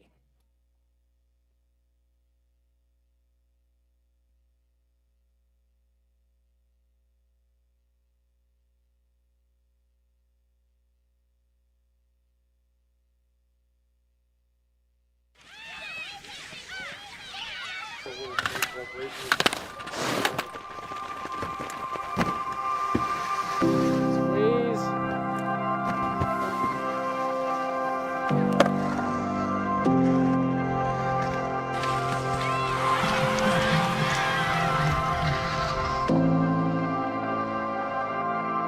The Winter Sports Club is amazing. It is multi-sports, and it's the only club in the entire country that has as many winter sports as we're able to provide. I feel like when you ask our kids about their life in Steamboat, their first thing they'll say is, we grew up in the Winter Sports Club. It's sort of like a second family for me. The Winter Sports Club, I think, was my upbringing. I think Howelsen and the Winter Sports Club is one of the best places in the world. It was almost another parent to me. We spent every opportunity we had down at the Winter Sports Club and enjoyed every minute of it. Coming here after school and being with your friends and your coaches, it's just an awesome experience. Almost every huge lesson or experience or great moment that has changed them has happened through the Winter Sports Club. You know, their notion of creating champions on and off the mountain really resonates with me, and I just think it's an incredible opportunity for the boys to be part of that. There you go. Every coach that I've ever worked with, you know, here at Winter Sports Club or see coaches on hill with these kids, from skiing to cross country to jumping to snowboarding coaches, every single one of them brings a large amount of passion and dedication to this sport. And the culture that they become a part of, again, changes them. And whether or not they're winning or whether or not they want to be an Olympian, they can be the best version of themselves. We're so fortunate in this town to have so many amazing people help raise these kids. There's something to be said about growing up in a competitive environment and having the mentors that the SSWSC provided. And you know, I certainly don't think that I would have grown up to be the person that I am today without their influence on my life. It's so unique and so special. And having seen great places in the world, there's nothing like this. Really, the Winter Sports Club is appropriate for all kids. Every single kid can benefit from the Winter Sports Club. And attention racers,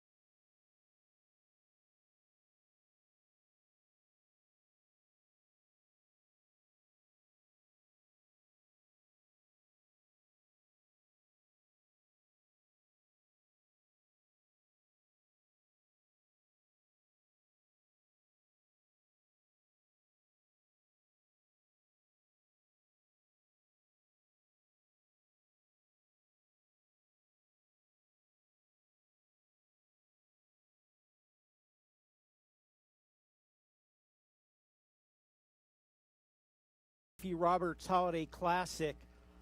We're listening to the tunes by DJ Birdtoes. We've got Glühwein on the patio. I see the fire pits out. And we are about 9 minutes out from our women's second run. And if you're just joining us, there's $31,000 in prize money at stake over these next 2 days, which means $3,000 for the winner, $1,500 for second, $750 for third. It goes all the way down to our first place U18 racer. We also have $1,000 additional to the overall winner of the Slalom series based on World Cup points. So that's really cool. And we will announce the awards immediately after the last racer on the outdoor patio here right in front of us. And then keep an eye for the FM Light and Sons leader's saddle. We'll be asking the race leader to take their place in the saddle. Hopefully they don't get a saddle sore, or maybe that's a good thing. That means they had a really fast run. We'll also be announcing the Roberts Family Holiday Classic Scholarship. And this year we are very excited because the Roberts family has selected 3 scholarship winners. Normally it's 2, and they will be announced at awards tonight. All scholarship applicants, we are requesting to please stay through awards. That would be great. And if you have any friends or family outside of the area, they can watch this race live. Search Murphy Roberts Holiday Classic on YouTube or go to SSWSC.org for the link. We want to welcome all of our Winter Sports Club alumni that are back in the area for the holidays and out here tonight. We've got quite the race coming up, including last year's women's overall champion, Sarah Rask, is still here and ready to defend her title, and she is within range of doing that right now. Last year's overall men's champion, Rafael Lessard, he scored a top 20 result today in the World Cup in Vale Gardena in a Super G event, and just showing that the opportunity for these college level athletes is still right in front of them to go to the very highest level.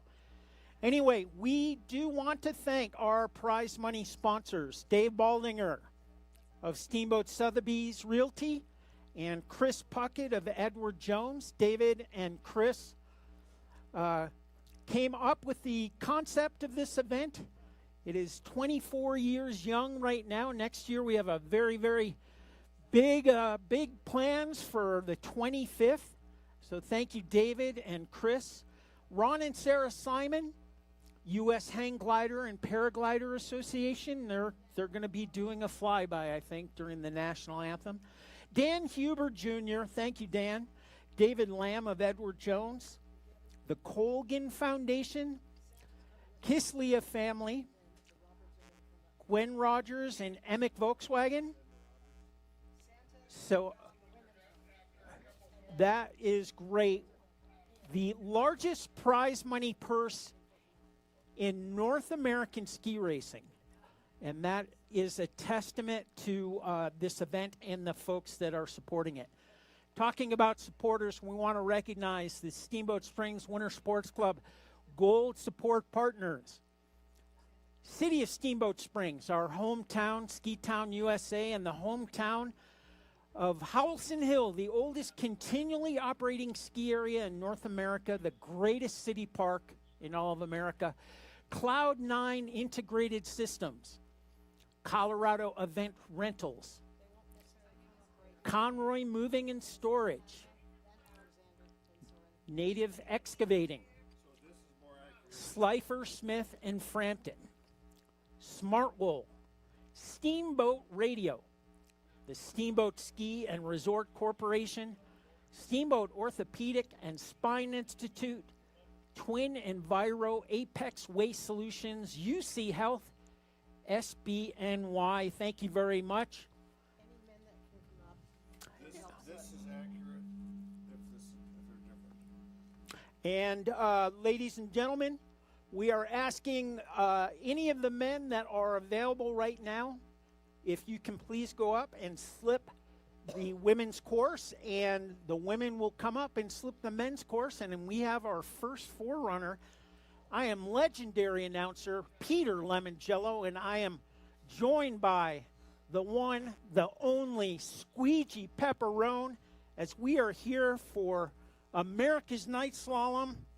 And like guac beside a quesadilla, I'm really glad to see you. I'm glad to see it too. Speaking to the legendary, from the more legendary. More legendary. So our first forerunner is finished, and we are. Oh no, it's still on. Anya Loining coming at us right now. And what you heard, Squeege, was Johnny St. John, who's running the intermediate time up there. Yeah, and he's been doing a good job. I told him that it really eliminated our ability to guess what the times are at intermediates. Our first forerunner through the finish, and Soren Shepard will be our next one coming through. Alexander. So this will be Soren Shepard on course. Alex Campion was prior to that. Adrian Beauregard be our next one, and then a very special very special forerunner. But good looking here. And whoa, there we go. Forerunner, it's okay. He's a 5-runner now. He is a 5-runner. All right, and do we get a thumbs up from the forerunner? He's thinking about it. So there we something go. Pretty fun today as we go through this race, second run, and our winners are gonna have a pretty special seat down there in the finish corral. Oh man, I'm looking at it right now.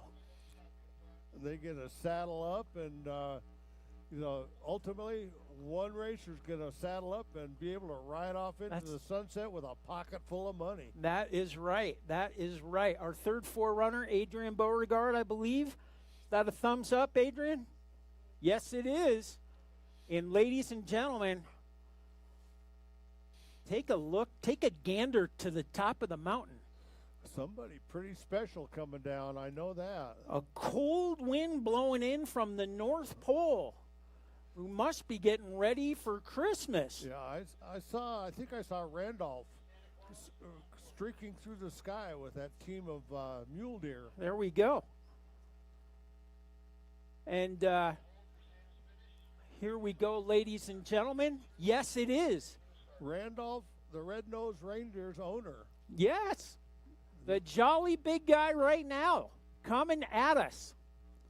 Come on, ladies and gentlemen. Welcome to the Holiday Classic. Let's make some noise for Santa Claus.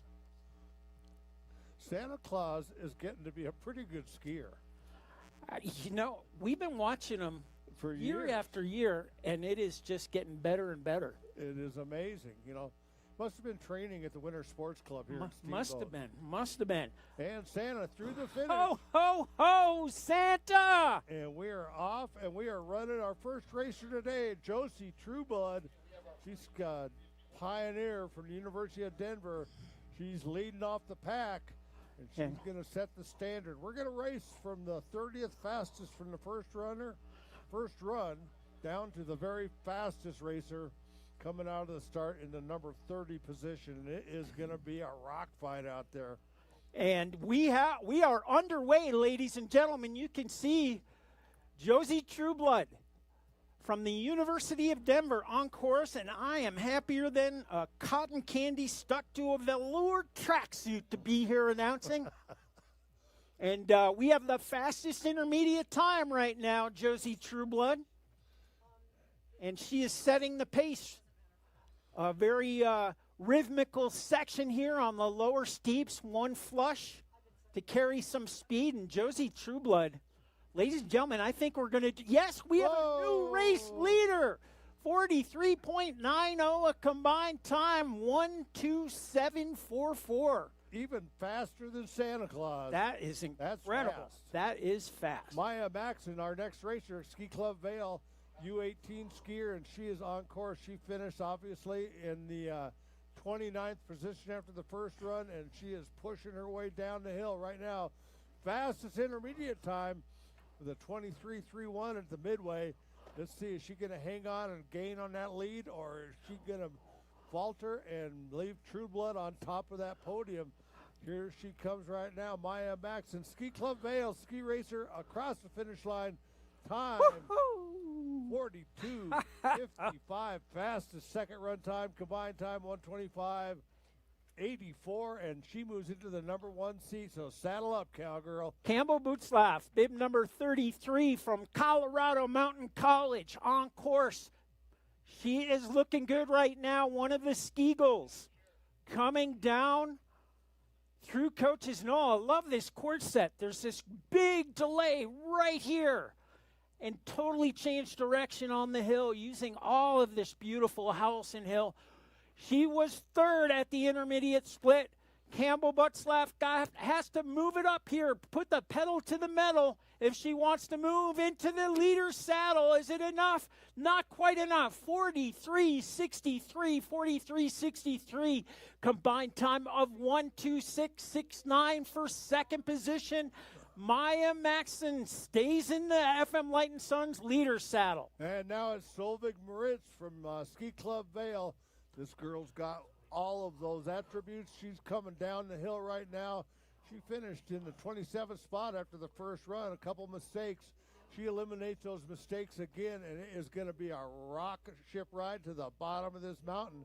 And she is making some big turns, clean as can be.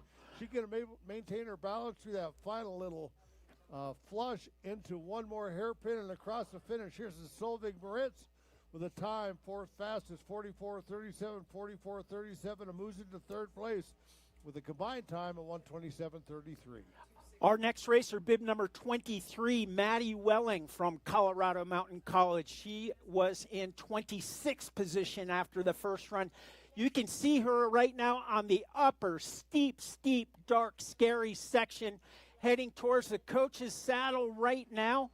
Again, the time to beat, 1:25.84, 1:25.84.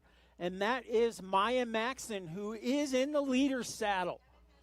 But look at this skiing. Maddie Welling was third at the intermediate time, and she looks strong right now. Coming at us, is it going to be enough? Second fastest, 43.14, 43.14 combined time. 1:26.08, currently in second position. And now it's Callie Goforth, bib number 26. She was 25th in the first run. She's from Steamboat Springs Winter Sports Club, and she's out on the hill. Fastest intermediate time at this point. She is having a run. Look at this, the Steamboat Springs Winter Sports Club athlete. Let's make some noise, Steamboat. And prosper. Man, oh man, this is some outstanding skiing. This is Callie Goforth right now, and she is putting it down the hill. She had the fastest intermediate time, and she is into that final flush. Everything going her way right now. Across the finish line, Goforth with a second run time. Oh! Fastest so far, 42.46 is her second run time. Combined time puts her into the number 1 spot, 1:25.37. And what Steamboat girl doesn't know how to saddle up and That is right. Kaylee Goforth, good job. But teammate Hazel Fernley, the Fern Dog, mid-35 on course. Also born and raised here in Steamboat Springs. Let's make some noise, ladies and gentlemen. She's fourth at the intermediate right now. Again, the time to beat, Goforth's 1:25.37. But look at Hazel Fernley letting it go right now. Through the final flush, carrying good speed. Is it going to be enough? All eyes to the finish. 43.37, 43.37 combined time, 1:26.11 into fourth position. And now it's Devin Phillips. She's a Colorado All-Star on the All-Star team from Rocky Mountain Division. She's from Aspen Valley Ski Club, and she's on course. Let's see what she does at her intermediate spot. We're waiting our turn.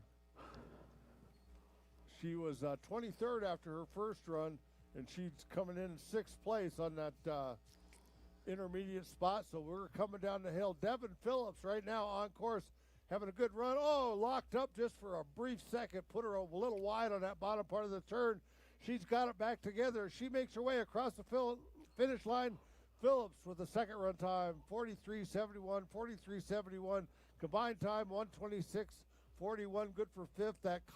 That little mistake was very costly on her. Maisie Douglas, bib number 20, now skiing for Burke Mountain Academy. You can see her slicing and dicing, making Ginzu fries on the upper steep, dark, scary section. Douglas, she is 7th at the intermediate split. Douglas has to put the pedal to the metal right now, and she's getting that low bad girl line right now. Let's make some noise. Again, Kaylee Goforth in the FM Light and Sons leader saddle. The time to beat, 125.37. Is this going to be enough? Oh, no. 43.46, 43.46. Combined time, 126.02. Currently in 3rd position. And 21st after the first run. This is Katie McDonald from McDonald Douglas Aircraft, and this girl knows how to fly, especially down a ski race trail. She's just coming into view on the top section. Point your eyes uphill. Let's take a look at what Katie does. She skis for Ski Club Vail, number 27, and she had a good first run. Put her in the top 30 as she makes her way down the bottom. And this is some solid skiing and some solid course setting. Unbelievable. Here comes Katie McDonald right now into that last flush. The tricky part is over now, and it's just time to let it loose and get across the finish line. McDonald with a time 43.24, 43.24 puts her into 2nd place on the combined score of 125.76. Lily Sewell, bib number 11. Winter Sports Club alum, now skiing for Montana State, one of the Bobcats. She is just coming off a steep section here, heading towards the saddle by the coaches. This big delay right now, setting up for the rhythmical final steeps. Lily Sewell, she was 2nd at the intermediate time, ladies and gentlemen. This could be a new lead right now. Kaylee Goforth sitting in the FM Light and Sons leader saddle, but Lily Sewell letting it fly. All eyes to the finish. Not enough. 43.18. 43.18 at combined time. 125.51. Currently in 2nd position. You gotta love this format here. Every subsequent racer has that opportunity to move into the number 1 spot. So mistakes are the enemy of this race course, and this is Vivica Deck-Stain. She's skiing for Colorado Mountain College. She's out of Canada, and she is having a good run right now. She is 19th fastest in that first run as we work our way backwards. 2nd fastest intermediate time, 23.18, and she is smoking it down the hill. Is she going to have enough to put it across the finish line in number 1 spot? Not quite on that second run, 42.90 and number 3 in the second run, but you put them together with her first run, 125.18, and Vivica Deck-Stain is crawling into that saddle in that number 1 spot. Oh my goodness, our new race leader, the new time to beat, 125.18. We have Melanie Dahlberg, the Swedish racer from the University of Utah. Easy for you to say. It's not easy for me to say. She is in the start, bib number 18, and we've got our 18 fastest skiers after the first run to come again, and they are all bucking for the $31,000 in prize money over these next 2 days. $3,000 to the winner. You know, that can buy a lot of Christmas how presents. much of that money goes to the announcers? I keep asking. Yeah, I'm never getting an answer. We got a word from the top that the course is back in shape. Melanie Dahlberg is out on course. She's a Swedish ski racer, and she skis for the University of Utah. She is a Ute all the way. A Ute here and there and everywhere, and you can see her on the upper steep, dark, scary section. So what you guys doing? Bib number 22. Again, the time to beat right now is 125.18, and Dahlberg crosses 2nd fastest at the intermediate time. Ladies and gentlemen, the University of Utah ski racer letting the skis fly right now, hoping to move up into the saddle. Dahlberg, bid 22 crossing. We have a new race leader. A new race leader, 42.24 combined time. The new time to beat, 1:24.49. And just when you think that this is all about university ski racers, here comes Storm Klumhouse. She's skiing for team. Oh, excuse me. This is You Sophia faltered Falter right from there. Nevada. You faltered. I just got excited. Sorry. I'll get it straight one of these years.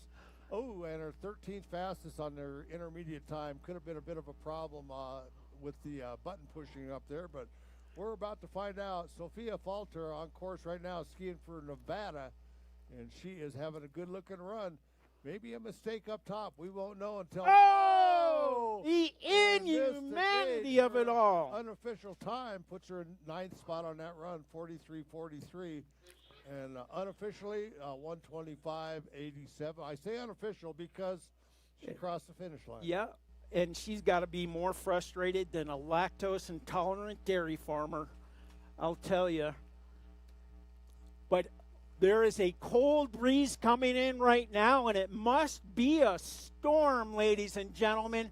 Storm Klumhouse, coming back from injury, former Stiefel U.S. ski team member. She was the 2022 slalom champion on this very race hill.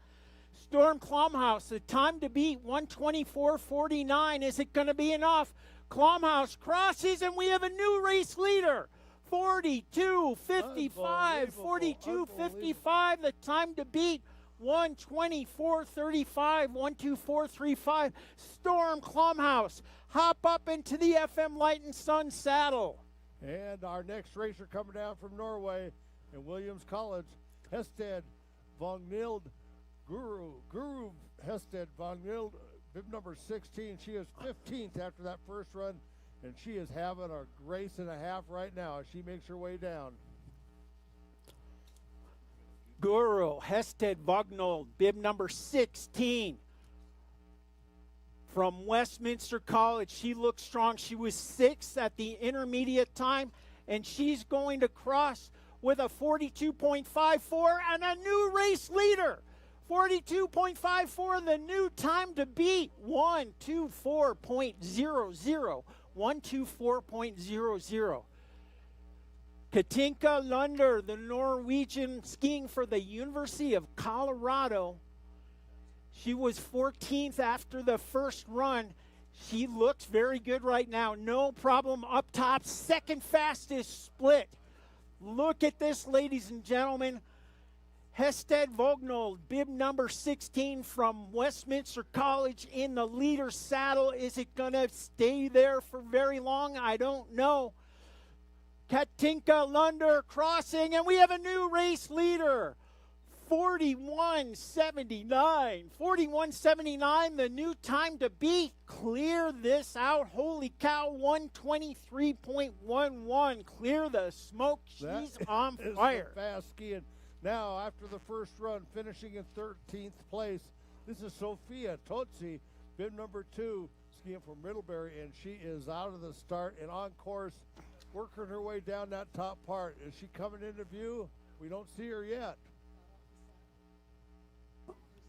We may have, ladies and gentlemen, we have an Amber Alert. An Amber Alert, we have a missing ski racer. Look on the back of your milk cartons.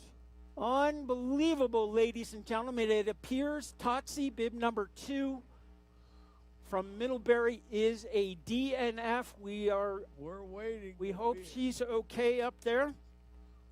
So Sophia Totsi is not going to finish, it appears. And that moves us right into Nicola Roundtree Williams skiing. She's a pioneer all the way from back east in Denver. And she is a former Murphy Roberts Holiday Classic slalom winner. She's got it. She's got it all down now. So Nicola Roundtree Williams, she's out on course. We've got a clear course up there, and we are off and we are racing. So we got a pretty special guest racer coming here, going to help us, a guest announcer. Oh, yeah, I knew that. coming up pretty soon. Roundtree Williams, bib number 13. She was third at the intermediate. Little hang up right there on this lower steep section.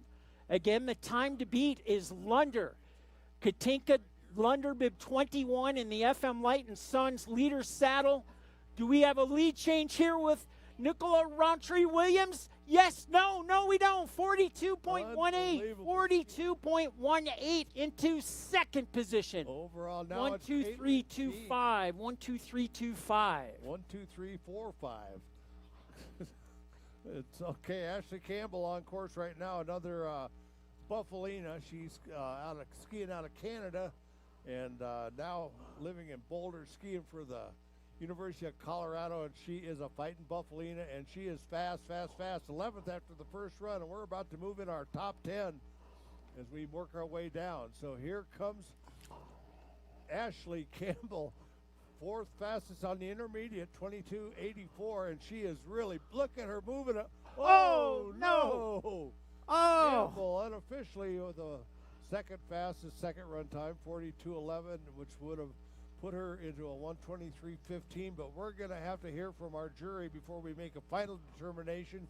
But she did go through the finish line, so we're going to give her a time. It was 42.11, a combined time 1:23.15. Caitlin Keene, she's so mean, coming at us right now. She was in 10th after the first run. Our fastest 10 racers are coming right now, ladies and gentlemen. Warm up the mitts. And Keene, a little behind at the intermediate, looking to move up right now. She's getting awfully low coming through.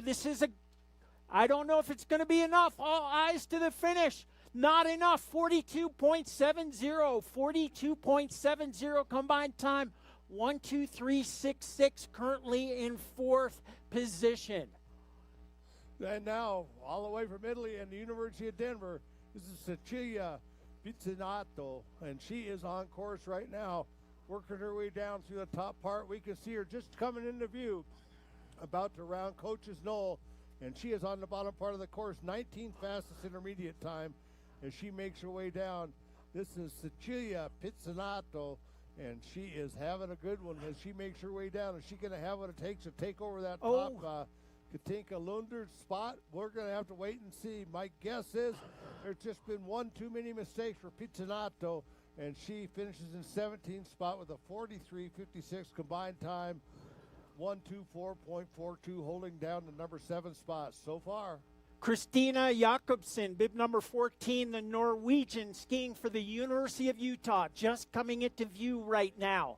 She was 8th after the first run, looking very strong, commanding this Howelsen Hill slalom course, looking strong, and she is third fastest at the intermediate time, ladies and gentlemen.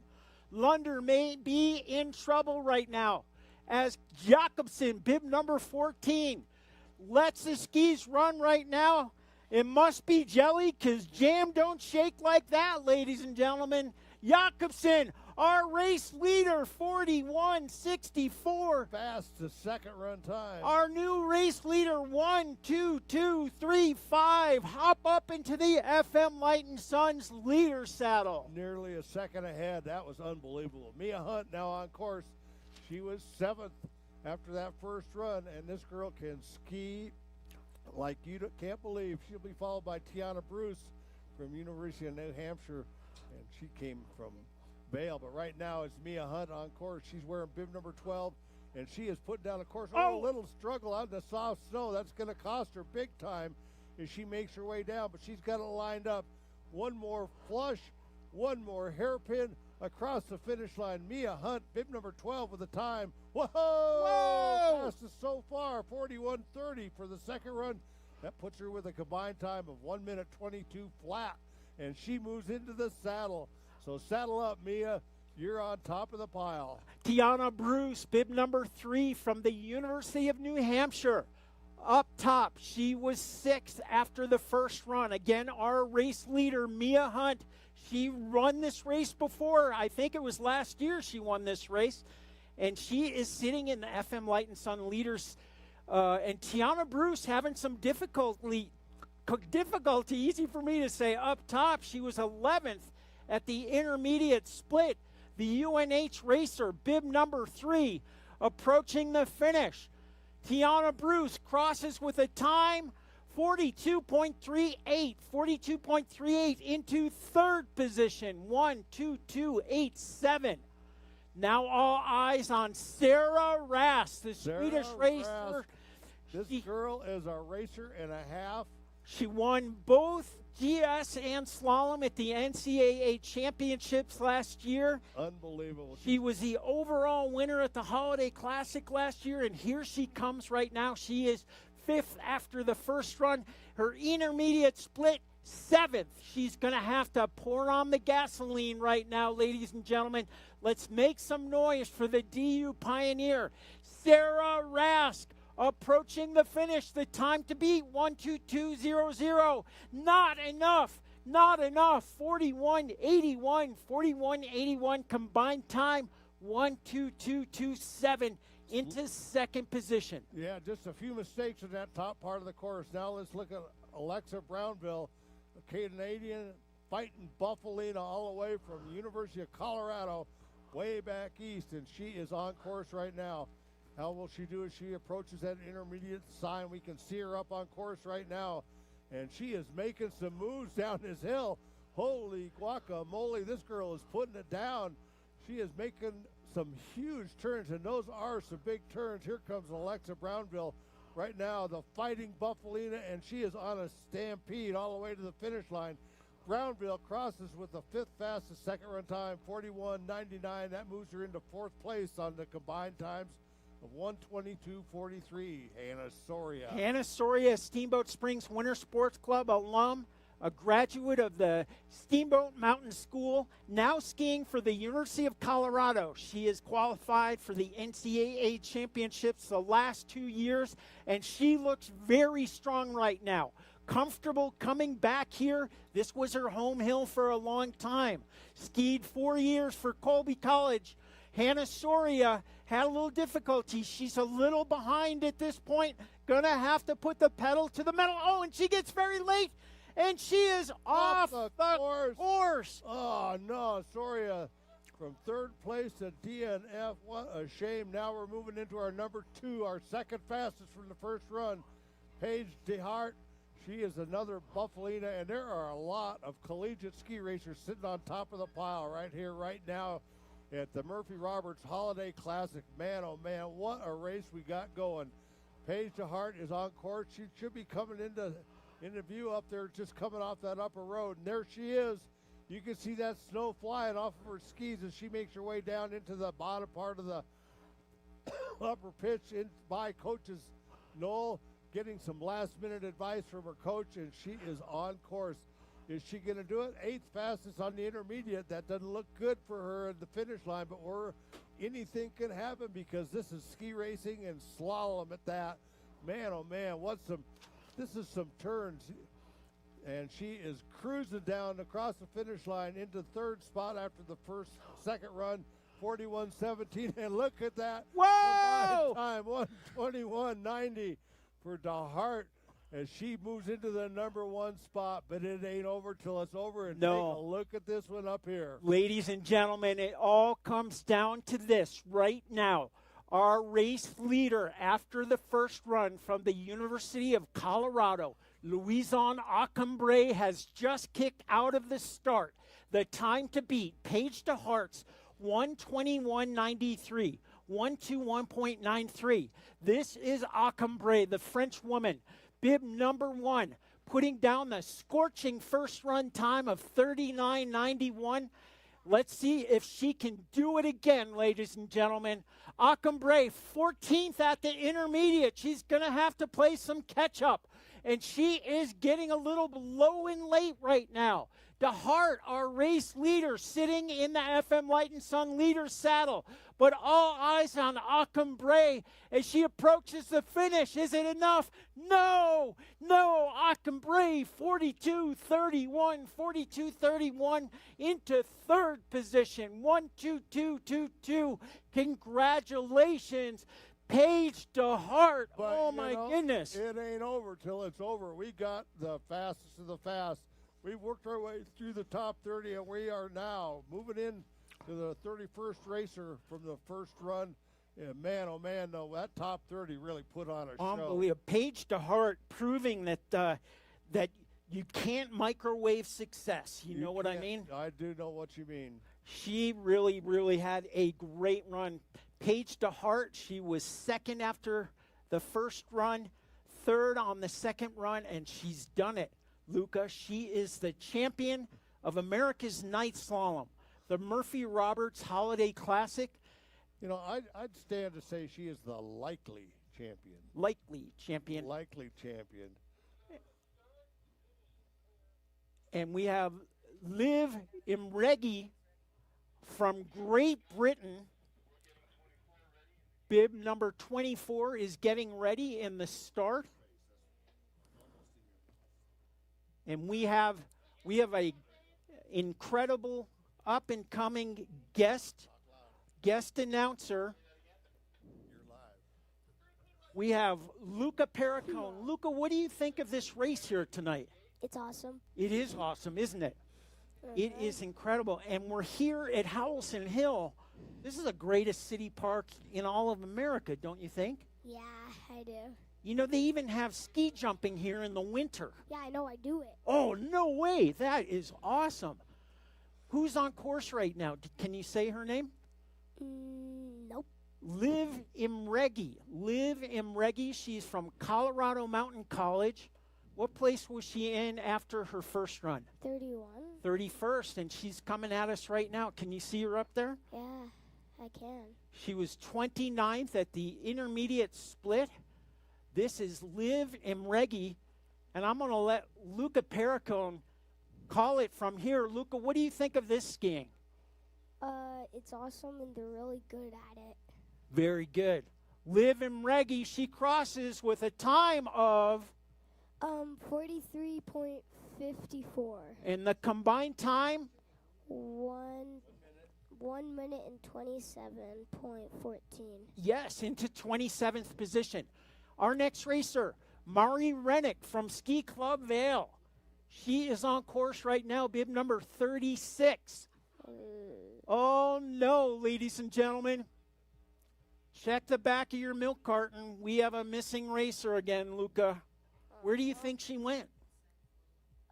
Maybe on the other side of the mountain. You think she went on the Alpine slide? No. I hope not.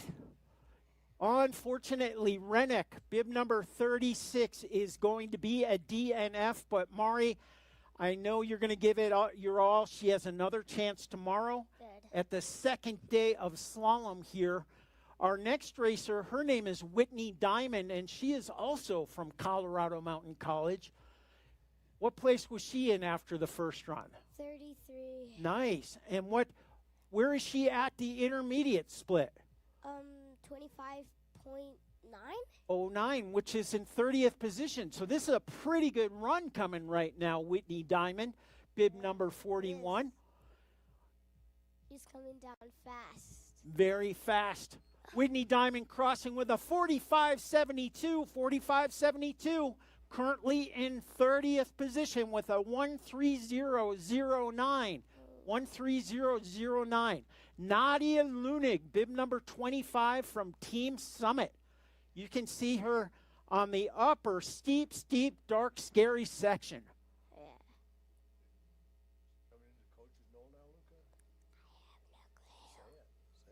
What? Into Coach's Knoll, onto the lower steep section. She was 30th at the intermediate split. This is Lunig, bib number 25, the pride and joy of Team Summit. Looking strong through that flush like a greased weasel through a drain pipe. And she crosses 30th fastest, 44.56 combined time, 1:29.14, 1:29.14. Stella Stinnett is our next racer. You can see her up top. She is wearing that fur racing suit from the Aspen Valley Ski Club. You can hear it flapping in the wind. She was 35th after the first run. Stella Stinnett, S squared they call her. Bib number 39. Last time I was skiing that, it was pretty icy. Oh, wow. Mm-hmm. What do you think it looks like now? You think it's icy or soft? Soft, and she's doing it really good. She is doing it really good. Stella Stinnett doing it really good with a 46.01. 46.01 combined time, 1:30.63. 1:30.63. That was very good. It was very good. Congratulations, Stella. Sunniva Scott, she's from Ireland skiing for Colorado Mountain College. Where's Ireland? I have no clue. Bib 44 through Coach's Knoll and the delay onto the lower steep section. Oh, gets a little pinched, but I like this skiing right now. Yeah, I She do was too. 35th at the 31st at the intermediate split. This is a good run. She could move up here. Sunniva Scott crossing with a 44.65 combined time of 129.39. 1:29.39. Nice. Alaska Speedy. The best name in ski racing, Alaska Speedy. Unbelievable. And she is off the course. Off the course, ladies and gentlemen. No. And that run was like a migraine within a cavity, within a vivid nightmare. I have no clue what that means. Anastasia Stoker, bib number 40. Coming down fast. She is on the upper steep, dark, scary section, bib number 40 from Colorado Mountain College. Well. Oh, and she looks good right now, 32nd at the intermediate. Ooh, that's The good. great British racer. Oh, and what a athletic recovery right there to stay in the course. That was a really good whatever. Yes, it is. Very good. Good speed coming down here. The Colorado Mountain College racer, a time of 45.48. 45.48. That was my good friend Luca announcing. The combined time for Stoker, 1:30.64, 1:30.64, currently in 34th position.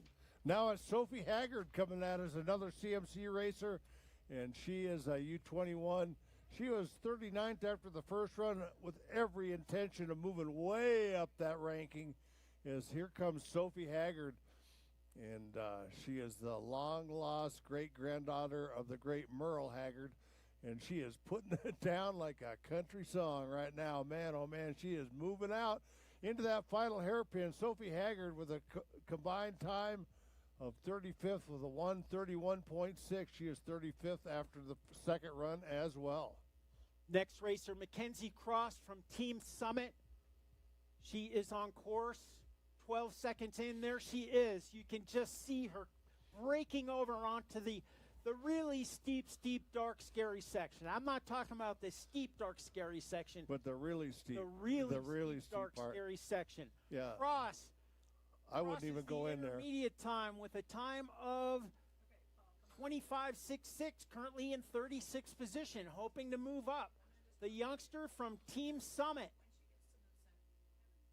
Sticking to the course like glue on an elementary school art project. Mackenzie Cross, 46.41, 46.41 combined time, 1:32.42, 1:32.42. And now on course, Steamboat's very own. This is Annabelle Webster, bib number 45, and she is having it. She makes her way down that top part of the course. She's just coming into view right now. You can see that snow flying off of her ski edges as she's coming in past Coach's Knoll. Coach is giving her the thumbs up, telling her to go faster, go faster, go faster. 37th fastest combined time. Let's see how that holds up as she makes her way down to the bottom. She is putting it down the hill. These are some monster turns these ladies are pulling off right down here in that bottom part into that final flush. and she is whacking that plastic out of the way, hustling to the finish line. Annabelle Webster, bib number 45, second run time 48:42, combined time 1 minute 34.9. Unbelievable. Caitlin Zatorsky, the Aspen Valley ski racer on course, should be coming into view in about 3 seconds. Zatorsky was 42nd after the first run. The U18 racer, she is heading down the upper steep, dark, scary section. This is a very difficult race course this year, ladies and gentlemen, with the inclement warm weather. This snow is incredibly soft. It's got to be more like a mogul run than a slalom course, but Zatorsky is doing a great job right now. Bib number 48. Let's make some noise and help her to the finish, ladies and gentlemen.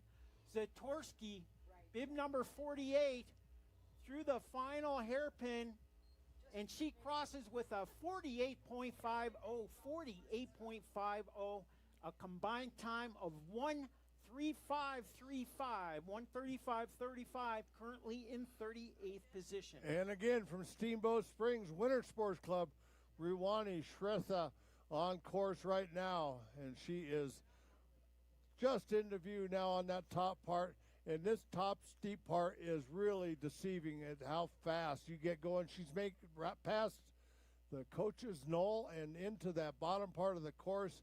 And now things are just nothing but big, giant turns before it finally lines itself up with that flush right here. She's making her way down through that last hairpin.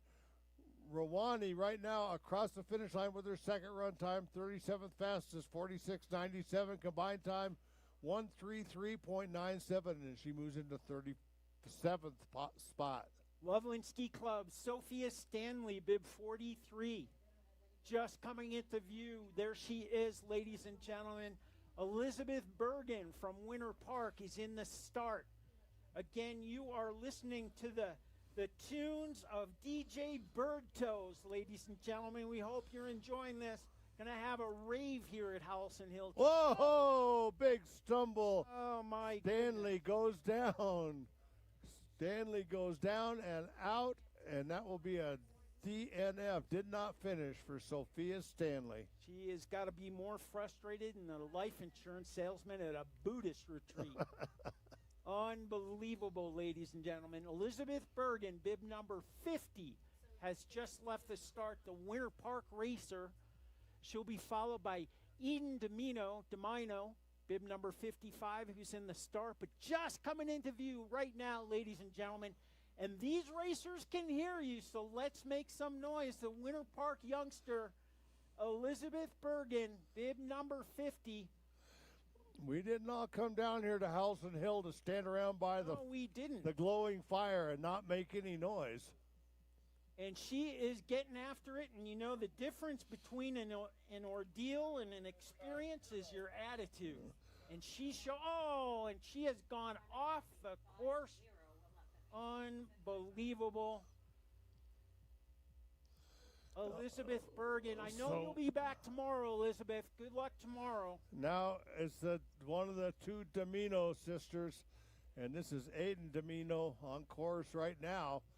She's skiing at a team summit, and this girl is really had a good-looking run that first time. She finished 46 with a pretty major mistake. If she can eliminate those mistakes, I look to better those positions by quite a bit. Here comes Aiden Domino on course. She had a 26.18 in her intermediate time, and she is swinging those skis way out to the side through those big arcs as she's making her way down to the bottom. And now it's time to let them rip.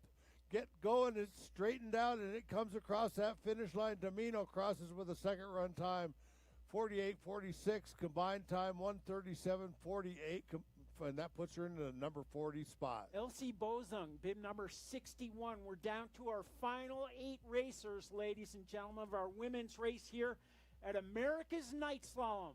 Elsie Bozung, bib number 61, on the upper steep, dark, scary section. She is coming at us. Let's see what her intermediate split is. She's 43rd at the intermediate split. The young U18 racer from Aspen Valley Ski Club. Let's help her down the hill, Steamboat Springs. Make some noise. Elsie Bozong, bib number 61. Marlowe's Adrianzi from Winter Park is in the start, but Bozong's going to get a finish, 50.09, 50.09. Combined time, 139.64, 139.64. And as my friend Peter Lemangelo just told us from Winter Park, Marley's Adrianzi on course right now, and she was in the 48th spot. Again, a pretty major mistake.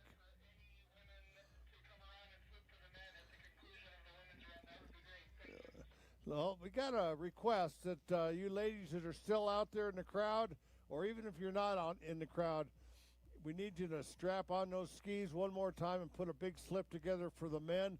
They did it for you. Now it's your turn to pay them back. Maroli's Adrian says on course right now from Winter Park, and she's just about to cross the finish line. 51.94. 51.94 is her second run time. Combined time 1:41.54.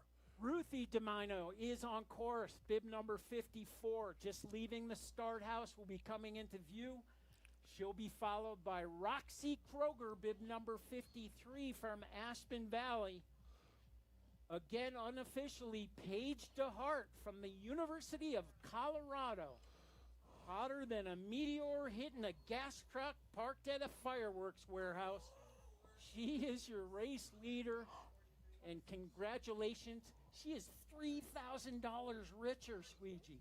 You know, she's already counting that money. I would count it.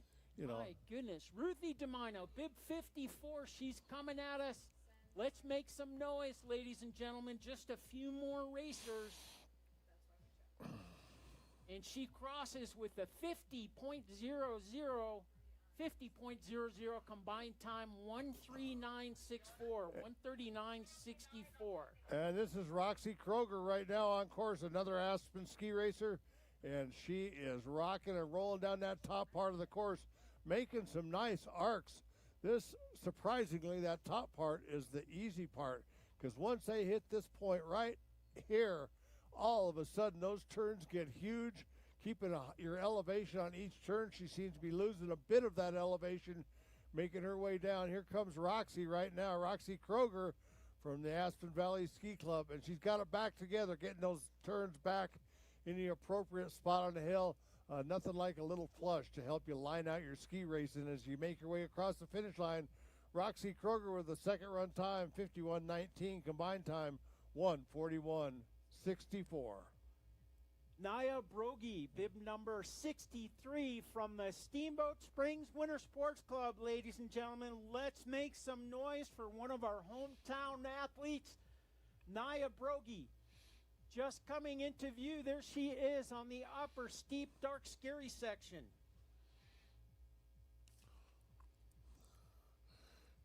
Naya was 45th at the intermediate split, and she looks strong right now. She is first-year FIS, unbelievable ski racing. The youngster from the Steamboat Springs Winter Sports Club. Come on, Steamboat, welcome her down here to the finish line. Naya Brogy, bib number 63, gonna get a finish, 51.43, 51.43, a combined time, 1:42.49, 1:42.49. What a great opportunity for these racers racing in the back of the crowd. They are really getting that opportunity to see what it takes to be on top of the saddle at this Murphy Roberts Holiday Classic. Now let's take a look uphill. Grace Callio from Granite Peak is on course right now. She'll be followed by Petra Schmidt from Eldora, but right now it's Grace Callio on course, and she is having a pretty good looking run. So hard. I trust you understand how different that course is now compared to for that first bunch of racers. It really takes some determination and some focus and some bravery to get across the hill. Time for Grace is 50.72, 50.72, combined time 1:41.87. Next racer, Petra Schmidt, bib number 62 from Eldora. We are down to our final three racers. Schmidt, a U18 racer, maybe a first-year FIS, I think, or second. Here we go. She is just coming into view, heading towards Coach's Knoll. And as Squeegee said, the big turn start right here, and she is doing a great job right now, Petra Schmidt.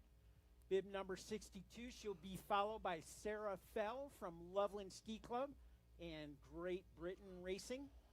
But Schmidt looking strong. She has those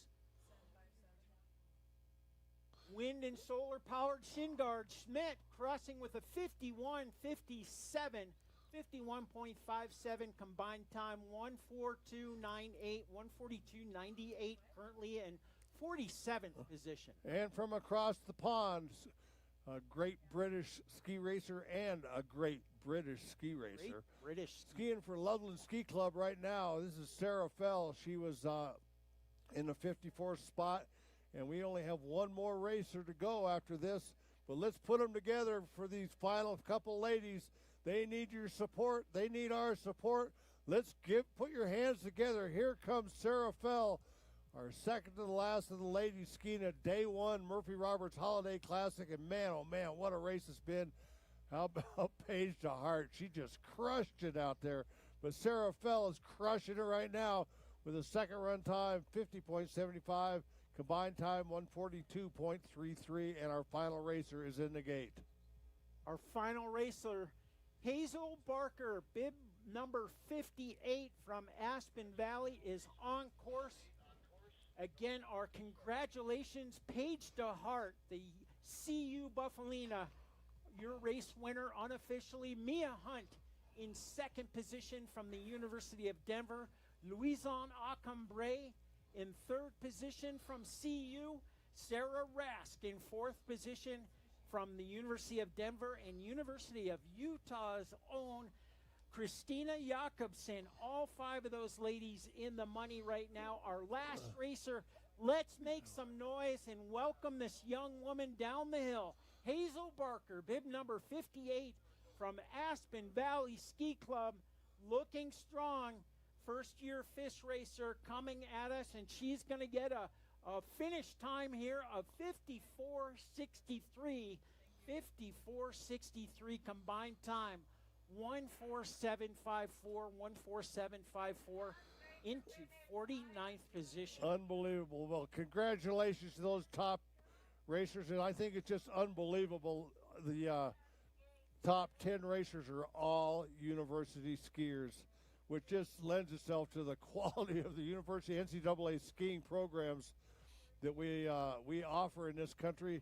These are truly World Cup racers in some instances. It's just unbelievable. Many of them, Mia Hunt, having skied in the World Cup this year that's right. so far. Sarah, yeah, it's some spectacular racing. You know, we got about 10 minutes, and then we're going to start the guys. All right. And you know what that means? We really, really, really need those women to get back up top and put a quick slip on this course for the guys. Ladies, we need you to head up to the top.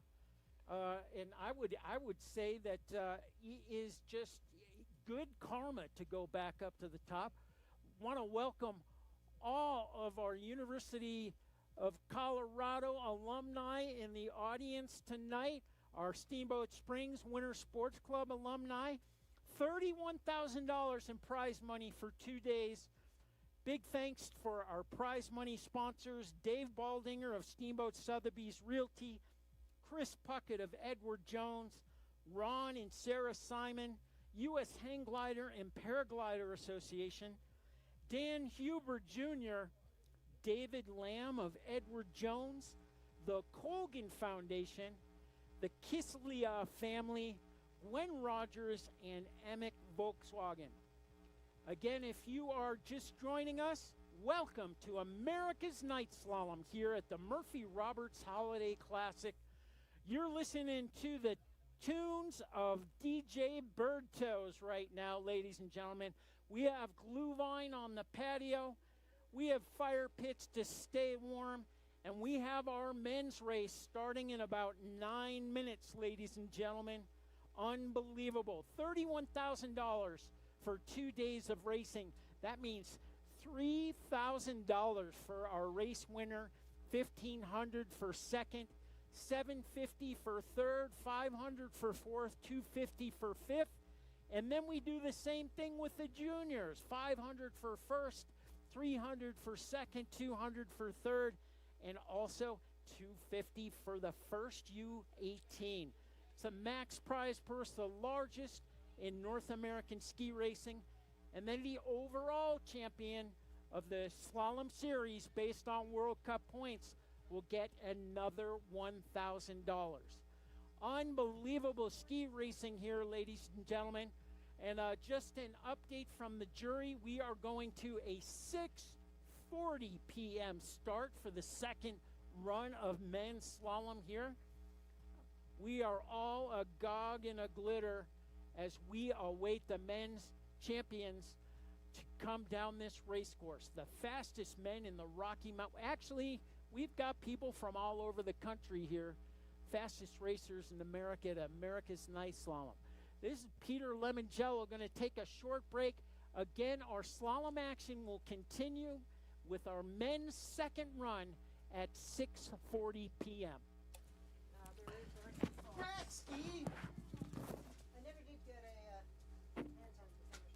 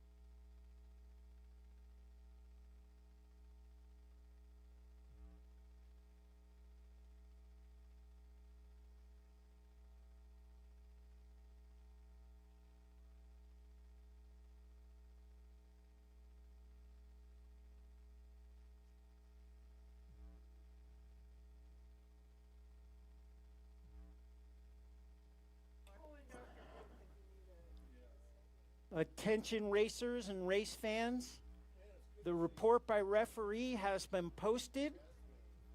We have two disqualifications. Bib number 32, Sophia Falter, University of Nevada. Bib number 9, Ashley Campbell from the University of Colorado.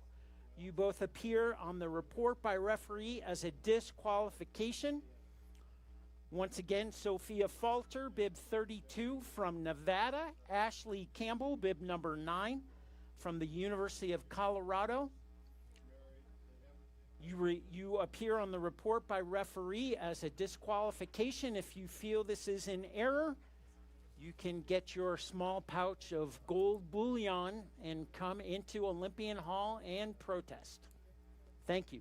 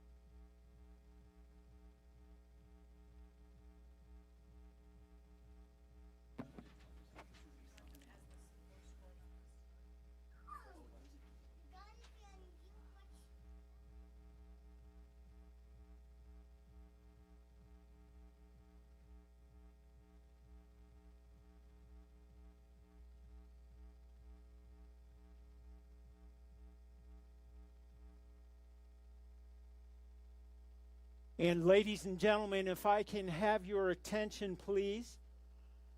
In 2016, we unfortunately lost a favorite son here in the Yampa Valley, Murphy Roberts. We renamed the Holiday Classic America's Night Slalom at the Murphy Roberts Holiday Classic. Here to say a few words, two members of the Roberts family, including 2014 overall Holiday Classic champion Hig Roberts and State Senator Dylan Roberts. If you please give your attention to Senator Dylan Roberts. Good evening, everybody. Thank you so much for coming out tonight, and welcome to the Murphy Roberts Holiday Classic. I'm Dylan. I'm here with my brother Hig and our kids, and down in the crowd is our sister Cassidy, our dad Stu, and our mom Lulu, and other family and friends from that love Murphy so much. And we are so grateful for the Winter Sports Club for honoring our little brother that we lost too soon with this race, and all of the volunteers that have made this race happen over the years, including Ann Barunos, who this is her last Holiday Classic, at least for a while, as she's moving out of town. And we thank everybody who makes this race so special. Murphy loved Howelsen Hill. He skied countless nights here under the lights, loved this race, loved everything that ski racing and Steamboat provided for him and everybody that gets to experience this wonderful place. So we are so sad that he's not here to continue experiencing this, but we are so thankful that we get to remember him tonight, and all of you for doing the same. So have fun, ski fast, send it for Murph. And now, ladies and gentlemen, if we can just have a moment of silence as we have our silent forerunner coming down in the memory of Murphy Roberts.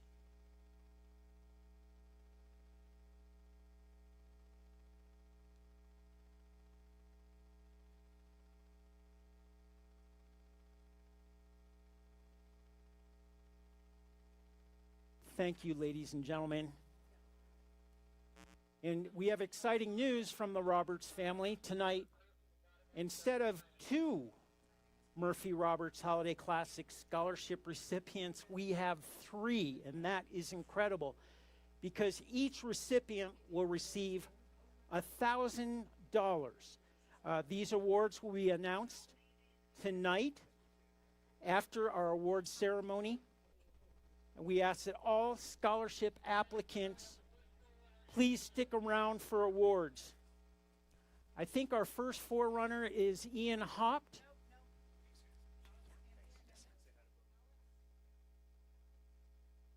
Oh, Alex Campion is our first forerunner, ladies and gentlemen.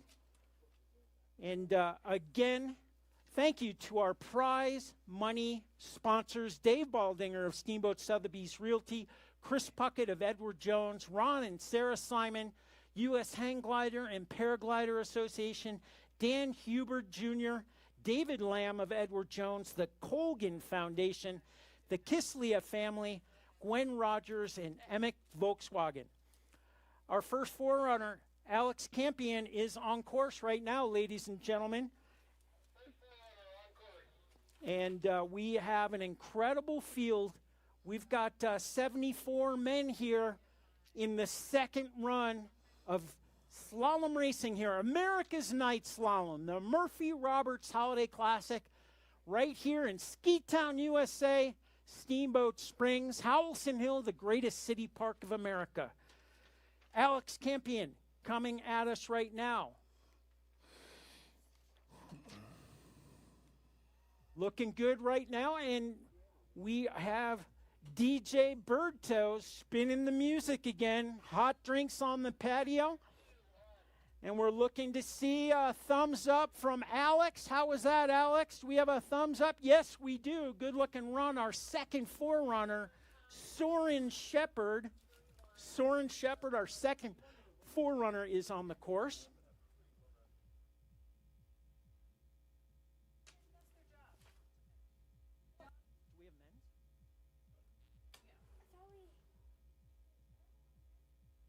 Soren coming through here on the lower steeps. didn't get to see who set this course, but you can see this is quite a bit more technical. Soren Shepard coming through the finish. We got a thumbs up from Soren. Yes, we do. Our third foreign runner coming back from injury, the very talented local Adrian Beauregard coming at us. He's through Coach's Knoll right now, and he looks like he's coming back strong. One of our up-and-coming talents in the United States, Adrian Beauregard. RMD All-Star all the way, you know. Despite his injuries, he's earned the right to be the best of the best in the Rocky Mountain Division. Do we get a thumbs up from Adrian? Yes, we do. Our next forerunner, the hop turn. Ian hopped, now skiing for Montana State. He is on course home for the holidays. He stops at Coach's Knoll, just gets a little feedback right now. I think the Winter Sports Club coach said, good job. Outside leg. Do you know what your outside leg is? Ian Hop, hop turn. Welcome home. Freshman for the Montana State University Bobcats. And ladies and gentlemen, look up the hill. It is the big jolly guy, Santa Claus. Ladies and gentlemen, let's make some noise. Santa Claus coming down the Howelsen Hill face. Did you know he knew how to ski? Yeah. You did? How did you know that? Well, yeah, he's been skiing for 3,000 years. Is that true? Santa's got a brand new bag, ladies and gentlemen.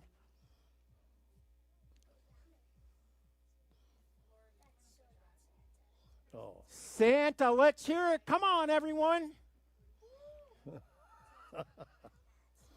And Santa, thank you very much. A thumbs up from Santa, who has a uncanny resemblance to Sequoia Anstein. I know it. It just doesn't seem right. Not sure about that. And ladies and gentlemen, we are Engelbert. Yes. One run to go. Here we go. I am more excited than a tick in a blood bank, ladies and gentlemen. We're all agog and a glitter. Our first racer, bib 29, Engelbert Helbjerhus from Norway, skiing for Nevada. He was in the NCAA championships last year at the Dartmouth Skiway. He was 30th after the first run. Helbjerhus, and believe it or not, Squeegee, he is first at the intermediate time. I'm not sure, but we could have a new race leader, ladies and gentlemen. You know, I would put money on it. Look at this ski race. Wow. This is looking good, ladies and gentlemen. And Helbjerhus, we have a new race leader, 39.96.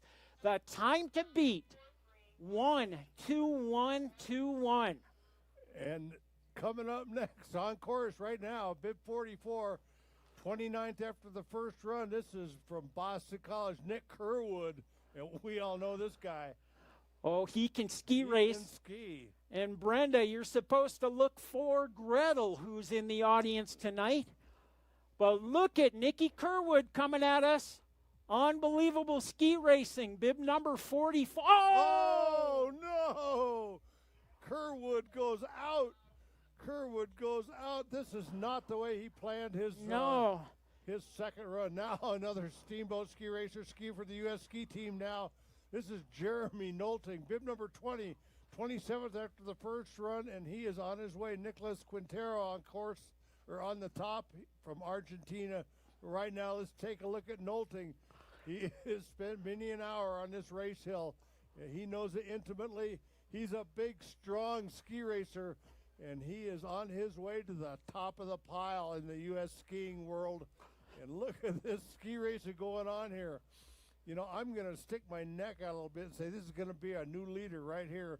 Jeremy Nolting, bib number 20, passed the second run time with a 39:15 combined time, 1:20.3, and he moves into the number one seat. So saddle up there, Nolting. You got yourself a new seat on the race course. Nicholas Quintero, our next racer. He is on course. You can see him on the upper steep, dark, scary section. He was 27th after the first run. Through Coach's Knoll, he's 4th fastest right now. Quintero, again, the time to beat. Jeremy Nolting's 1:20.30. He's a 4th fastest. Oh, Quintero my. goes upside down. He from that soft snow, and he is down and out. Quintero will not finish. He folded like a paper plate on chilly night. On chilly night. My goodness. Chili in a paper plate anymore. Oh, hope he's That okay. means it's Alex Krupka next from Ski Club Vale. He, again, was 26th after the first run, and he is putting it down. Cooper Icabelli will be our next racer up top from Westminster College. But right now it's Alex Krupka coming our way. He's just coming by Coach's Knoll. And look at the crowd up there on Coach's Knoll cheering these guys on. Man, oh man, we got a rock fight going out here today at the Holiday Classic, the Murphy Roberts Holiday Classic. What a great race. And man, oh, this is really is a classic. Here comes Krupka across the finish.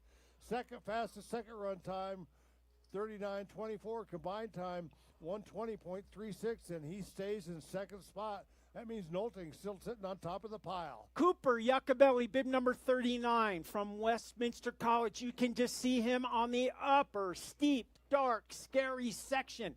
He was 25th after the first run.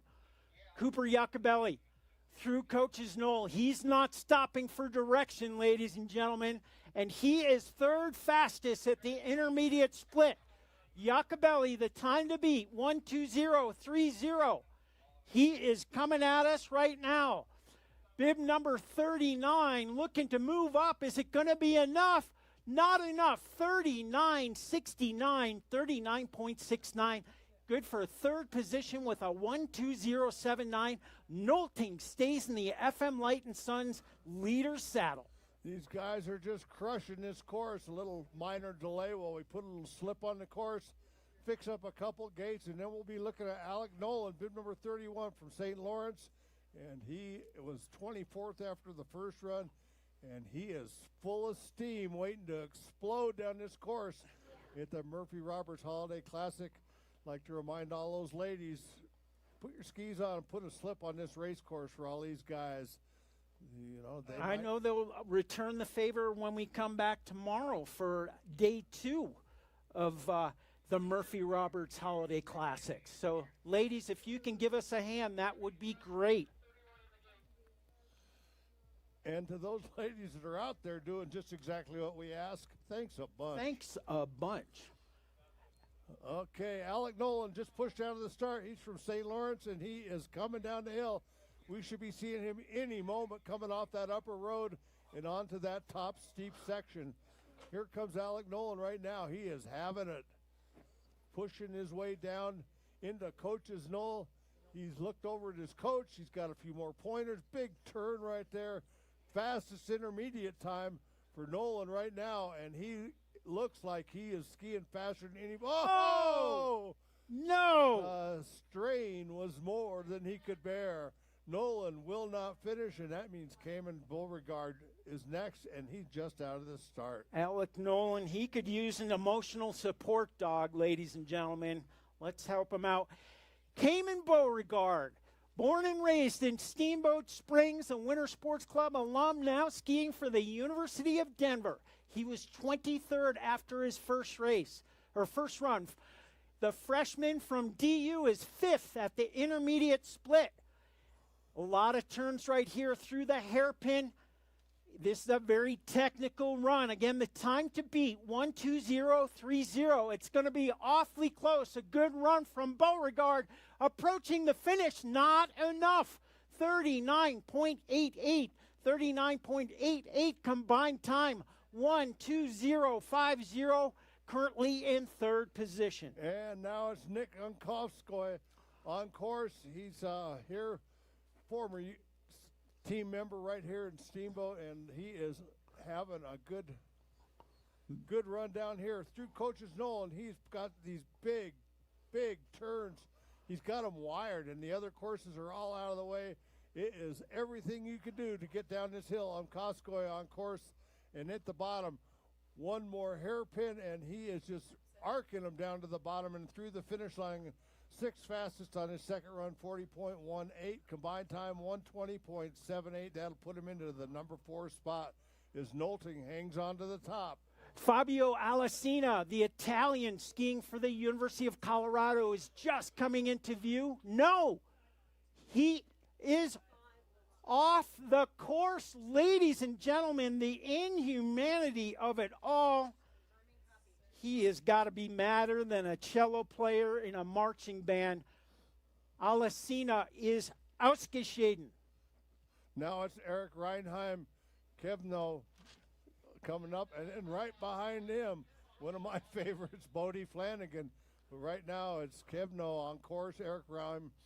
Kevno, he's out of Norway, skiing for the University of Denver. He's a pioneer, and he is on course. We should be seeing him coming right into Coach's Knoll right now. Round that corner, 2 more big turns, and he is right there in front of us. Put your hands together. We have a ski race going on right here, right now in beautiful Ski Town, USA. Steamboat Springs, Colorado. The Steamboat Springs Winter Sports Club. No place is better than this place. Kevno finishes on his second run with a 40.076 fastest, moves him into 4th place with a 120.6.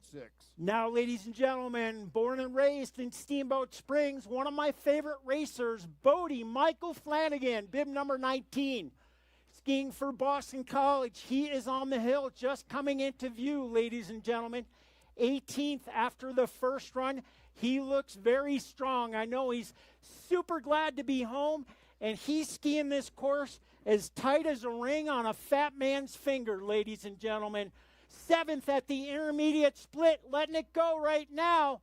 Steamboat Springs own, bring him home, ladies and gentlemen. Yeah.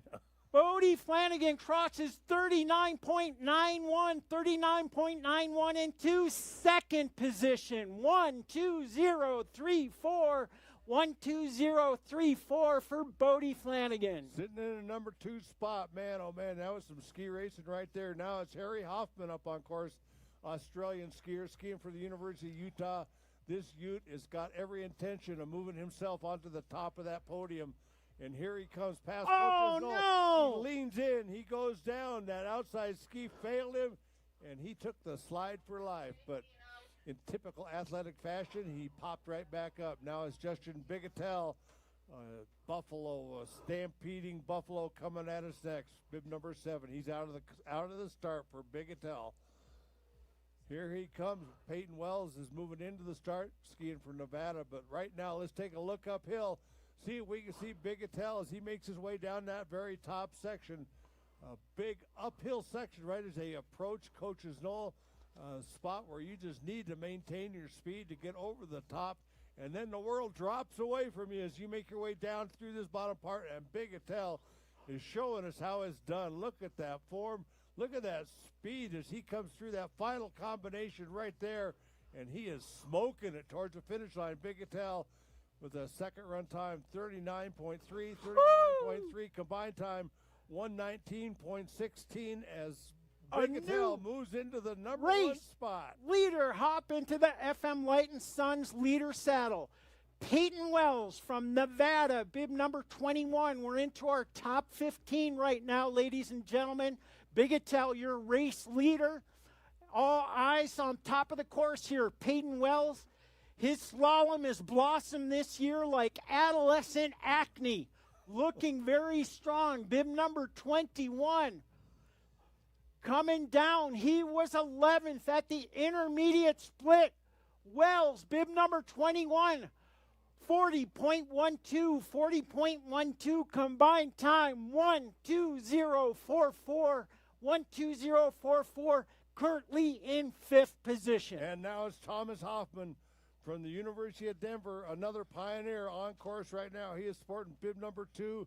He was 14th after his first run, and he is putting together a great-looking run.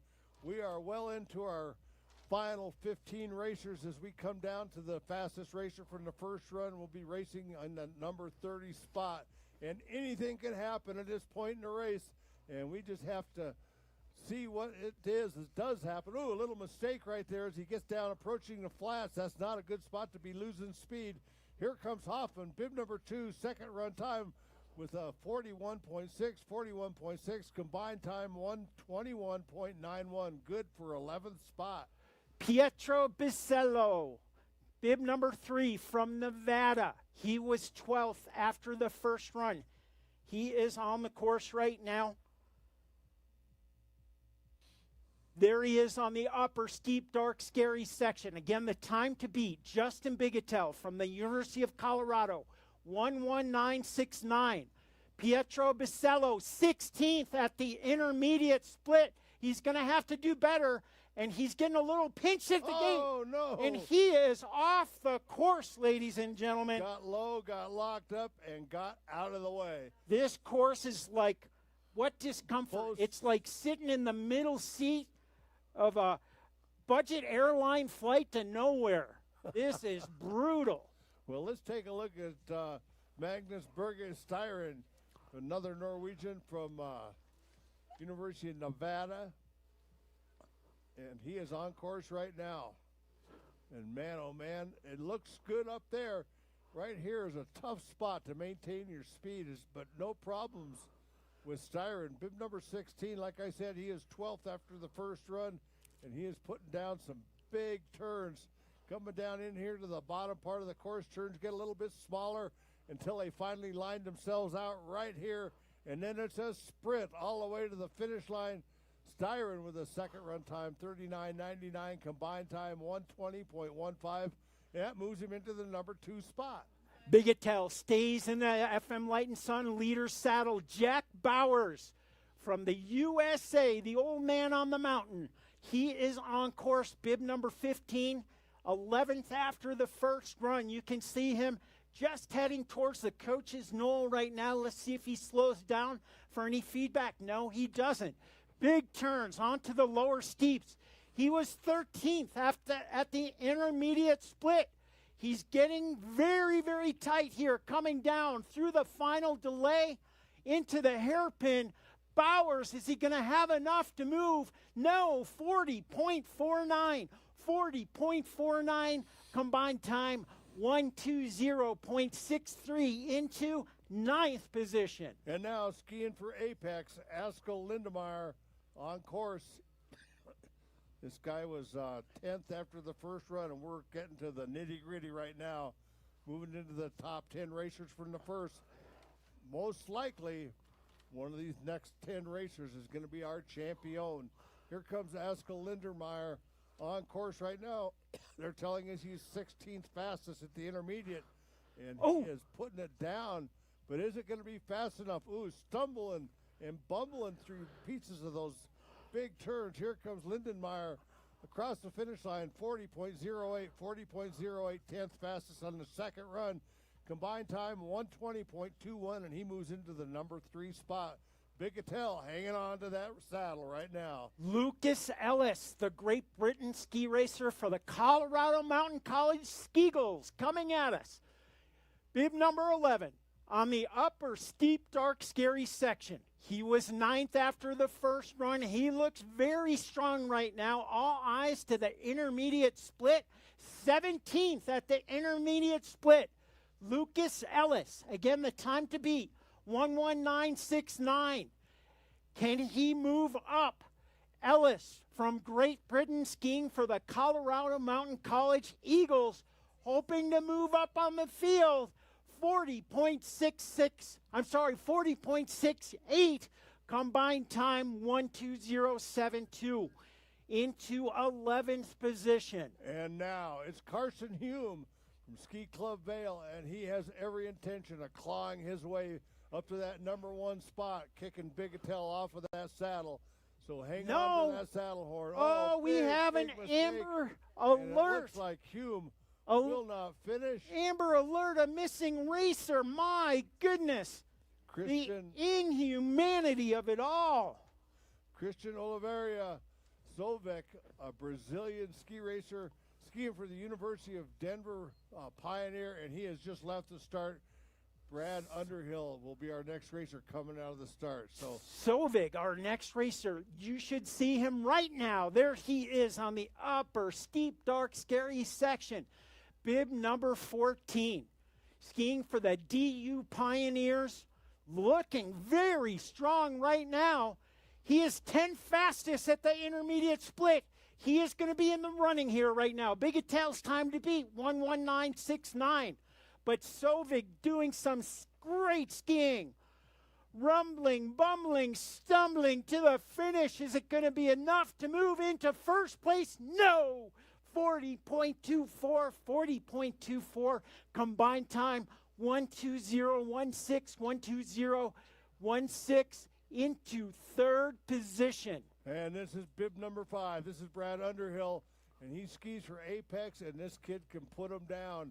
We've watched him throughout his career, and he just continues to get better and better. He was 6th after the first run, and he has all the ability to stay on top. Look at the elevation he maintains over each of these turns. That is critical as you come down to that lower part of the course. Ooh, a bit of a royal 50. Underhill slowing him sideways, but still on course. Here comes Underhill right now, pushing his way across the finish line with a time 40.94, 40.94, and a combined time of 1:20.84. A couple mistakes, and it really cost him for Underhill. We are into our top 5 racers after the first run. University of Utah's Jos Erlend, bib number 10, is on course. There he is on the upper, steep, dark, scary section. Justin Bigetel starting to get saddle sores. He's been in their leader saddle for so long. Is it going to be enough? Erlend, 13th at the intermediate split, going to have to put the pedal to the metal if he's going to unseat Bigetel. Jos Erlend coming down, bib number 10 from the University of Utah. He's going to cross 13th fastest time, 40.19, 40.19 into second position, 1:19.85. He had a pretty substantial lead coming into this one, but he burned up some of that time. Now it's Jevin Palmquist on this course. He is from Team Summit, and he is a ski racer and a half. The whole family is ski racers. Here comes Palmquist right now. He is on there, is maintaining, riding that critical line that it takes just to be fast on this hill. It could be so difficult as you work your way through those big turns. Losing elevation on each turn is not a good thing, and Palmquist is keeping everything up high and across the finish line, 16th fastest on its second run, 40.75. Combined time, 1:20.22. That's good for the number 6 spot. We are to our final 3 racers, ladies and gentlemen. Julian Arthur, skiing for Middlebury College, bib number 13. He is on course right now, storming down the hill. Ladies and gentlemen, this could be a new lead change right now. Arthur was 8th at the intermediate split, having a tremendous run.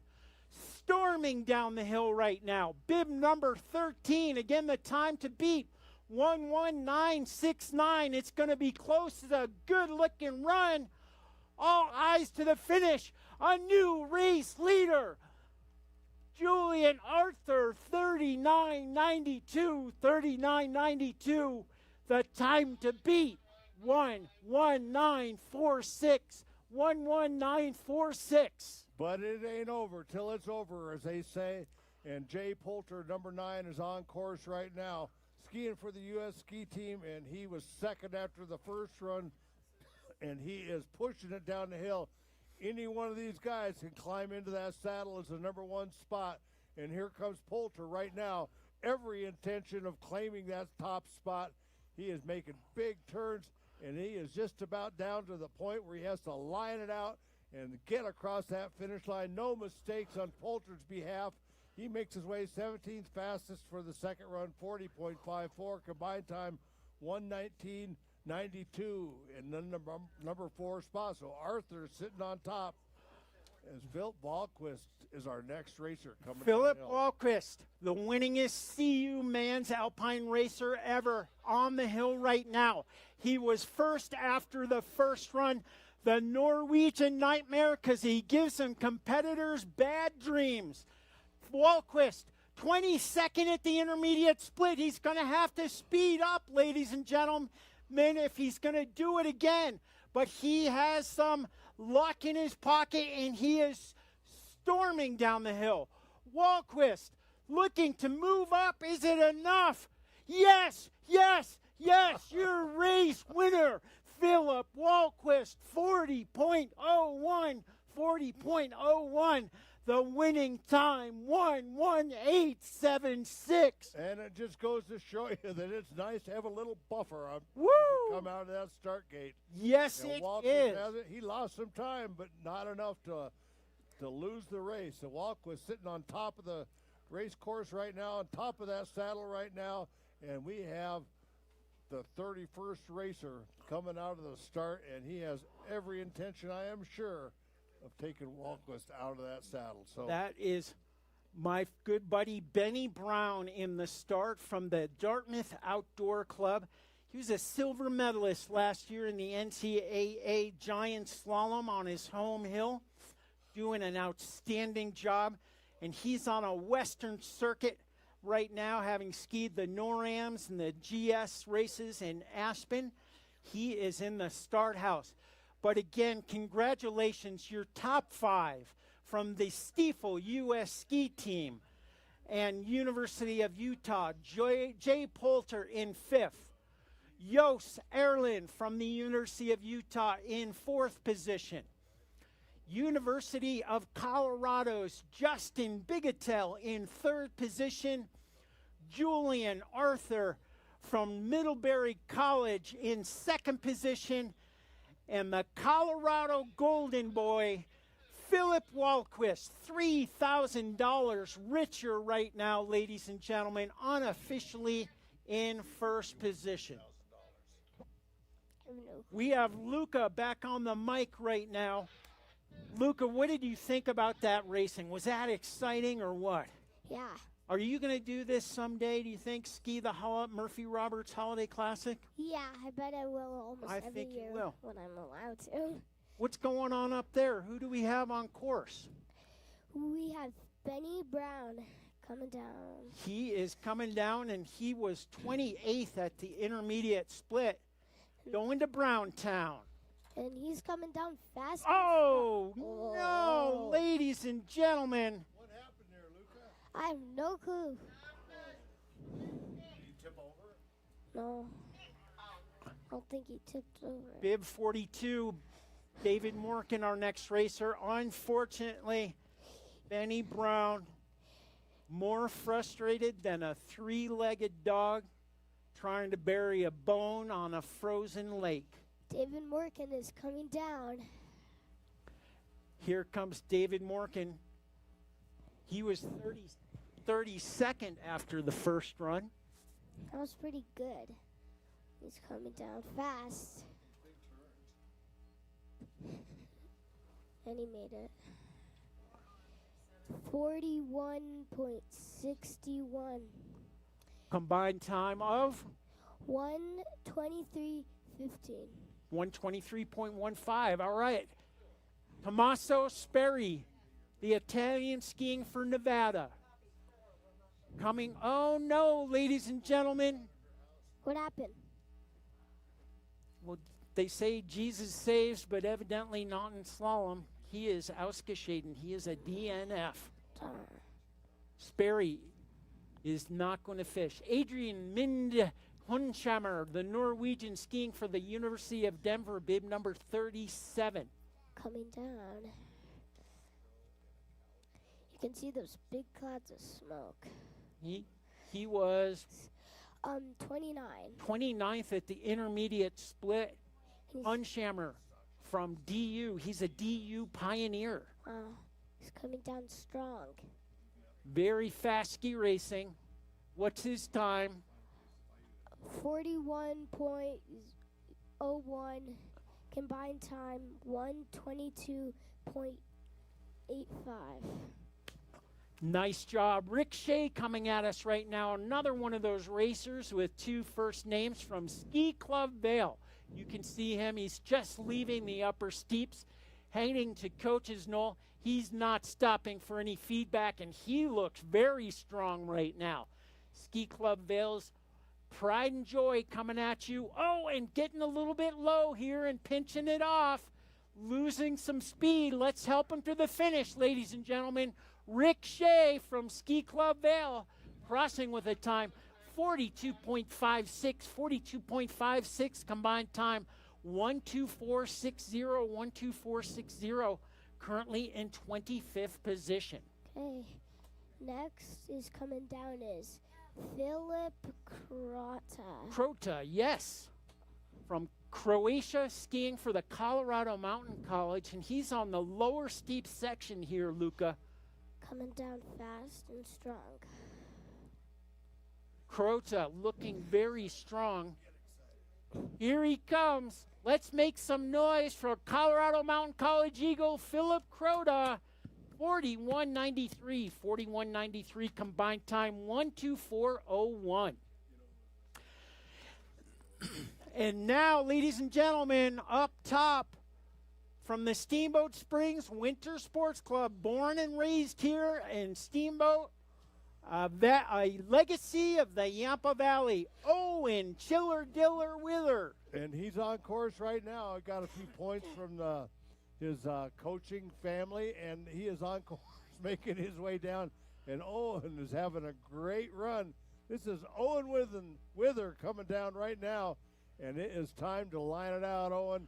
Get across that finish line. Owen Wither across the finish with a 41.16 combined time, 123.93. Nice job, Owen. Daniel Ferrucci, a Colorado Mountain College racer and a Steamboat Springs Winter Sports Club alum. He is on course, bib number 35. He'll be followed by Chase Kelly, who is up top. Ferrucci through the intermediate at 31st position. Oh, and he puts a hip down and straddles. No, Ferrucci is out. And at no point did he look comfortable on that lower section. And now it's Chase Kelly. And he's chasing Kelly? Is that what I'm understanding here? Here comes Chase Kelly right now, a CMC ski racer. He's on that top part, and he is sparking arcs as he makes his way down to the Coach's Knoll through that saddle. And he looks like he stumbled out there. He stumbled, but he did not fall, but he will not be able to complete this second run of the Murphy Roberts Holiday Classic. Kelly is out of there. Ryan Herhusky now on course, University of Nevada, Reno. He is bib number 33, and he's on course. He is 40th after the first run, and he is making his way out there onto the course. He's onto that top steep spot, and he seems to be putting it down. There must be something going on up there that we can't quite pick out, because there has definitely been some problems up on that portion of the course. I know the Alpine Slide is up there, and that's a big attraction here. Oh, no. Herhusky is out of there. Ryan Herhusky will now finish. Bib number 33. That means Will Untendorfer from Colorado Mountain College will be our next racer coming out. He's on this course, on course. Udendorfer from Colorado Mountain College, one of the Skeagles on the upper steep, dark, scary section. Again, congratulations to Philip Walquist. Get that guy some butter, because he is on a roll. Udendorf, bib number 50. 35th at the intermediate split, hoping to move down here on his home hill. Again, we got a big fundraiser for the Colorado Mountain College Eagles on February 7th. Be sure to sign up for that. But Udendorfer crosses with a 43.77, 43.77 combined time, 126.16, 126.16. We're on a slight delay right now where we put this race course back together. And then it's going to be Oscar Park, Canadian ski racer skiing for Apex. He will be the next one coming out of the start. So just a brief hold. So everybody catch your collective breath. Warm up those mitts. Get next to that fire. Have another glass of that Glühwein. And we will be off and racing any moment. So hang tight, because this is the Murphy Roberts Holiday Classic. Certainly the coolest ski race America's night slalom. I mean, there's nothing like this. Ski racing, unbelievable. Oscar Park, you can see him right now, just coming into view. Bib number 45. He's from Team Apex 2.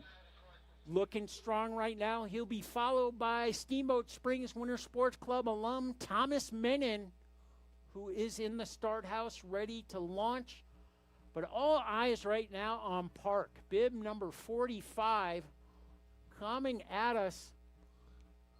And he looks good right now. He's going to get a finish time through the final hairpin. No hooked on hairpins for Oscar Park. Crossing with a 42.52.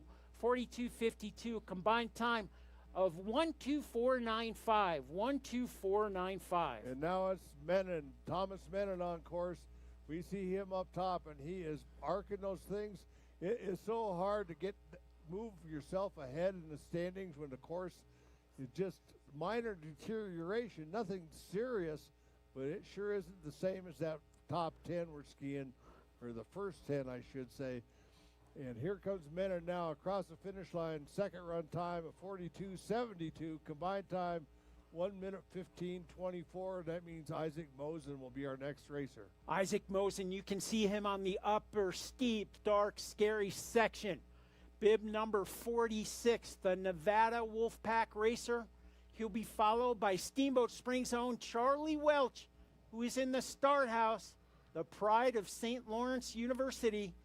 But look at Mosen right now as he's mosing down the gates. Bib number 46. And he looks strong. Oh, getting a little late on the flats. Mosen gonna push across with a time 42.38. 42.38 a combined time. 1:24.92. 1:24.92 currently in 28th position. And now on course, Charles Welch. He is bib number 53. He is 45th in the first run, and he is just onto the face where we can all see him. Put your mitts together. Here comes Charles Welch from St. Lawrence University. And he is having a good-looking run. It is tough. Oh, no cash bail. He gets no late. Cash bail for Charlie Welch. And he is out of there. Welch out. That means Nicholas Bradford from Steamboat Springs Winter Sports Club right here at home. He's got the hometown advantage, and we can tell because that hometown crowd can drive you down the hill faster and faster and faster. So put them together. Nicholas Bradford coming our way. He's on that top part of the course and in view now. Let's hear it, Steamboat.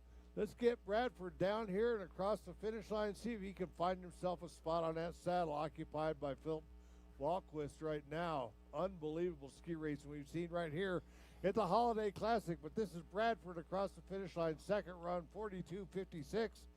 42.56 combined time, 125.49. That's putting him in the 31st spot. Theodore Kim, bib number 64. You can see him on this steep, dark, scary section from Colorado Mountain College, affectionately nicknamed Theodorable by the women of Colorado Mountain College. A big cheering section.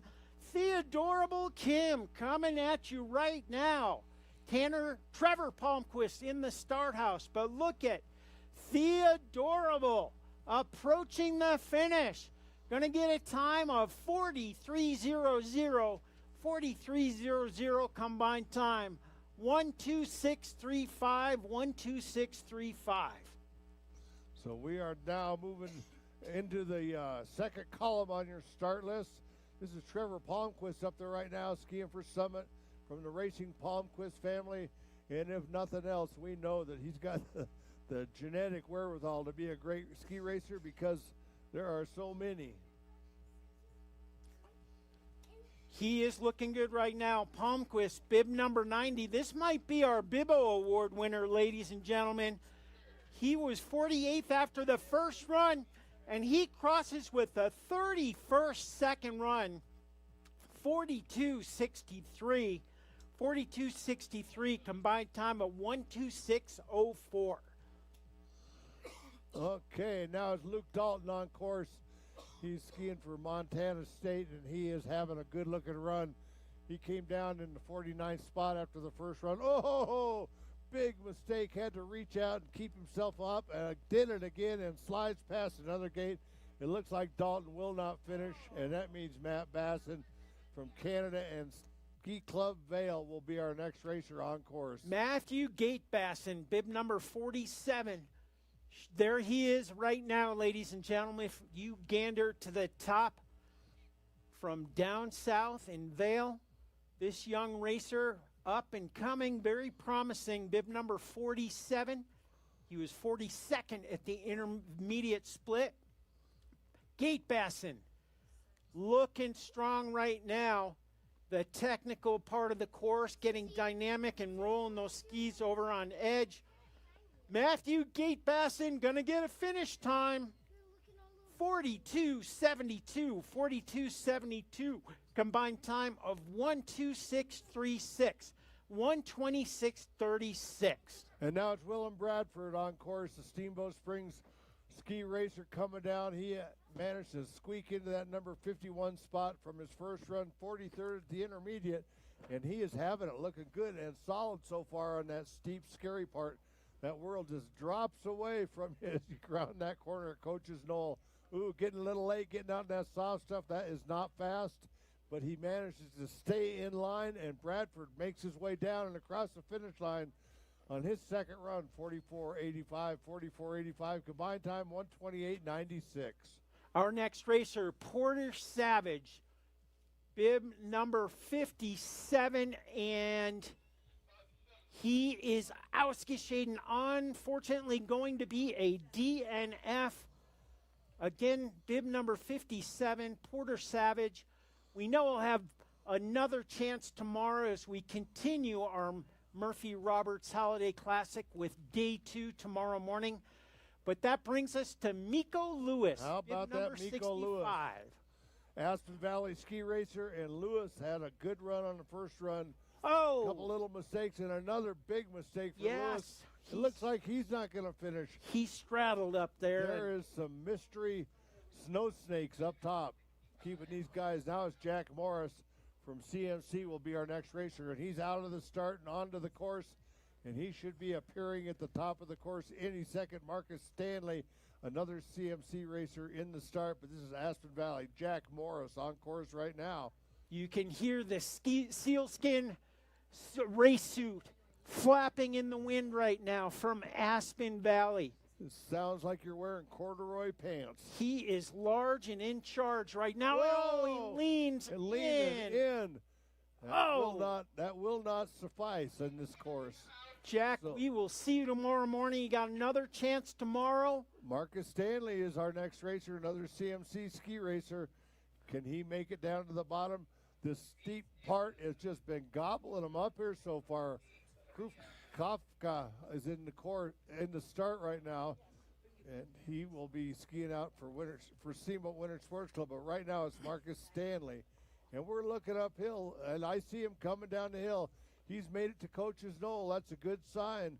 If you want to finish, you want to win, you got to finish. Isn't that right? Yeah, that's right here. Right. Oh, just tweaking his body in all kinds of contorted manner just to stay in the course, but it's going fast. Look at this, and he's got some very definitive ruts to follow. Here comes Marcus Stanley right now across the finish line. 44.4 for his second run, 128.97 for Stanley. Matthew Kafka, bib number 66, a Steamboat Springs Winter Sports Club athlete. Let's make some noise, Steamboat. One of our homegrown athletes coming at you. A young U8 racer, bib number 66, Matthew Kafka, hanging on. He's hanging like a hair on a grilled cheese sandwich, ladies and gentlemen. Let's hear it. Let's welcome him to the finish. Matthew Kafka from the Steamboat Springs Winter Sports Club. 43.25, 43.25, moving all the way up to the 36th position with a 1:28.00. And Aiden Rafferty Olson will be our next racer, and he's on course right now. He is from Northern Ireland, I do believe, skiing for Loveland Ski Club, and he is out, and he is running intermediate time, was the 44th fastest, and now we're watching him come down to this bottom section of the course, and he is arcing some turns. This is unbelievable skiing from this far back. That course is in tough condition. Here comes Rafferty Olson across the finish line on his second run. 43.92, 43.92 combined time, 129.25. And one of my other favorite ski racers, Cade Lawton from the Steamboat Springs Winter Sports Club, on course right now. He told me he loves slalom more than tacos. Maybe. Impossible. Cade Lawton looking, oh no, and Lawton Ooh, having a, I think he still kept his momentum going. I think he did. Lawton, he's doggedly going after it and trying to get a finish. He's not happy about that, I could guarantee you. Yeah, he's going to cross with a time 46.52, 46.52, a combined time 131.86, 131.86 for my good friend Cade. Matt McDermott's our next racer. He's skiing for Aspen Valley Ski Club, and he is out and he is on course right now, and we can see him just coming into Coach's saddle right there, rounding the corner, and he is in full view. This is your opportunity to put it together for these last few racers coming down the hill. There's not much ski racing left today, so McDermott on course right now. He's a 59th out of the start, and we're going to work our way to the 74th racer. So McDermott coming down, having a good-looking run across the finish line on his second run, 43.83, 43.83 combined time, 129.19. Grayson Wickstrom, bib 72 from Team Summit. He was 60th after the first run. You can see him. He's just coming off the upper steeps, heading to Coach's Knoll. And he has got this is where a pool plant and pressure on the front of the ski is so important. And just as I say that, he gets a little back. But he's staying in there, Squeege. He is really sticking to this like glue on an elementary school art project. He looks like he's going to get a finish.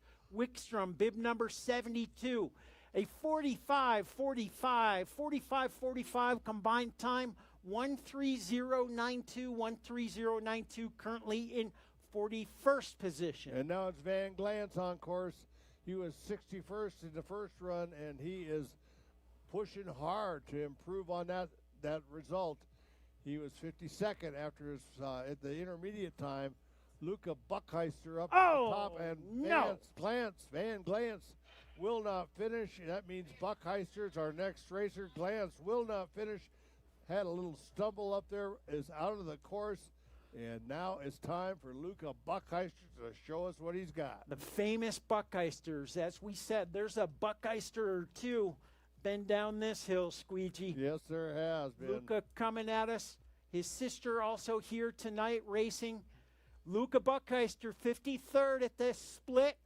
He's got to get that pressure forwards right now. Get some pole plants going down the hill, and he's looking good. Right now, Buckheister, bib number 74, he's really doing it. Through the delay into the hairpin. Luca Buckheister going to get a finish. 45.45, same time as Wickstrom. Combined time of 131.07, 131.07, currently in 42nd position. And now it's Skylar Bigelow on course. He's another Steamboat Springs Winter Sports Club ski racer. Ooh, big problems right there on that big left-footed turn. Could not hang on. Bigelow is out of the race, and he is just preparing for tomorrow already. We'll see you tomorrow, Skylar. It's going to be another chance here on your home hill here at the Murphy Roberts Holiday Classic. Michael Vitas, bib number 78, Eldora racer, just coming into view on the upper steep, dark, scary section. He was 64th after the first run. Are we down to our final 10 racers? We are just about, one more and we will be there. Michael Vitas, he is safely negotiated Coach's Knoll. I like his style here right now. All of his contemporaries are like, don't beat us, Vitas. They just can't handle it. You know, here comes Michael Vitas, though, Eldora racer. Oh, man, just in the back seat, getting all the speed out of those skis. Time is a 45.69, combined time 131.96, and now it's Velo Plum 2, bib number 88 from the Steamboat Springs Winter Sports Club. Come on, Steamboat, let's help our local guys down the hill. Plum 2, bib number 88. He was, in Plum 2. Gosh, I thought he was going to pull it off. I thought he was going to do a Bodie Miller knuckle turn. Yeah, he's skiing He Plum was real to Kremling close. right now, I think so. Yeah, so Bergen Harbert's our next racer from Team Summit as we hear the classic beats of DJ Birdtoe spinning the tunes right here. America's Night Slalom, the Murphy Roberts Holiday Classic. got a shout out to all the volunteers that make this race happen. Truly, I mean, you hear it time and again that it couldn't happen without them, but in this case, it's true. It is true. It takes a village to hold a ski race.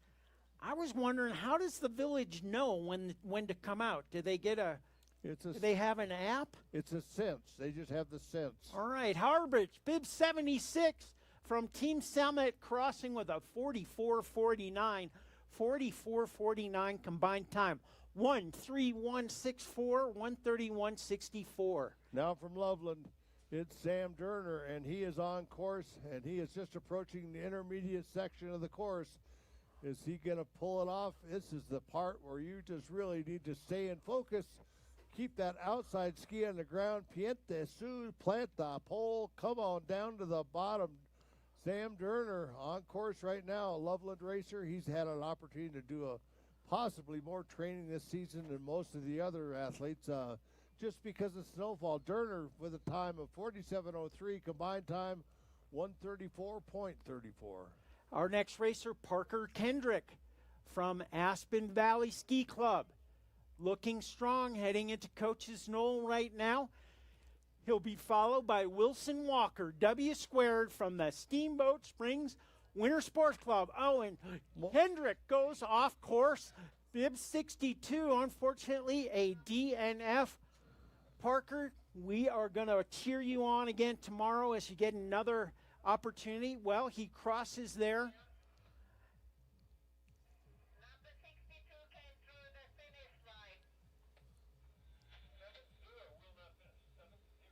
Oh, and bib number 70, DNF, 79 DNF, 79 DNF, Wilson Walker. And now it's Brady Woods coming at us. Little trouble right here at the very end of this race course, but we are approaching the end. Just a few more racers to go. I believe we've got about 5 more yet to go. We're looking at Brady Woods right now on course. Wilson Walker will not finish. Brady Woods is on the course. Leo Orton is next to come out of the start. So we are rocking and rolling as we come down to the last few racers. This is your final opportunity to put it together for these racers. This is not an easy spot to come down the hill. And the more support they get from that crowd at the bottom, the better they're going to feel about coming back tomorrow and really giving it all. So here comes Brady Woods right now, having a good-looking run. Leo Orton from the Steamboat Springs Winter Sports Club just leaving the start.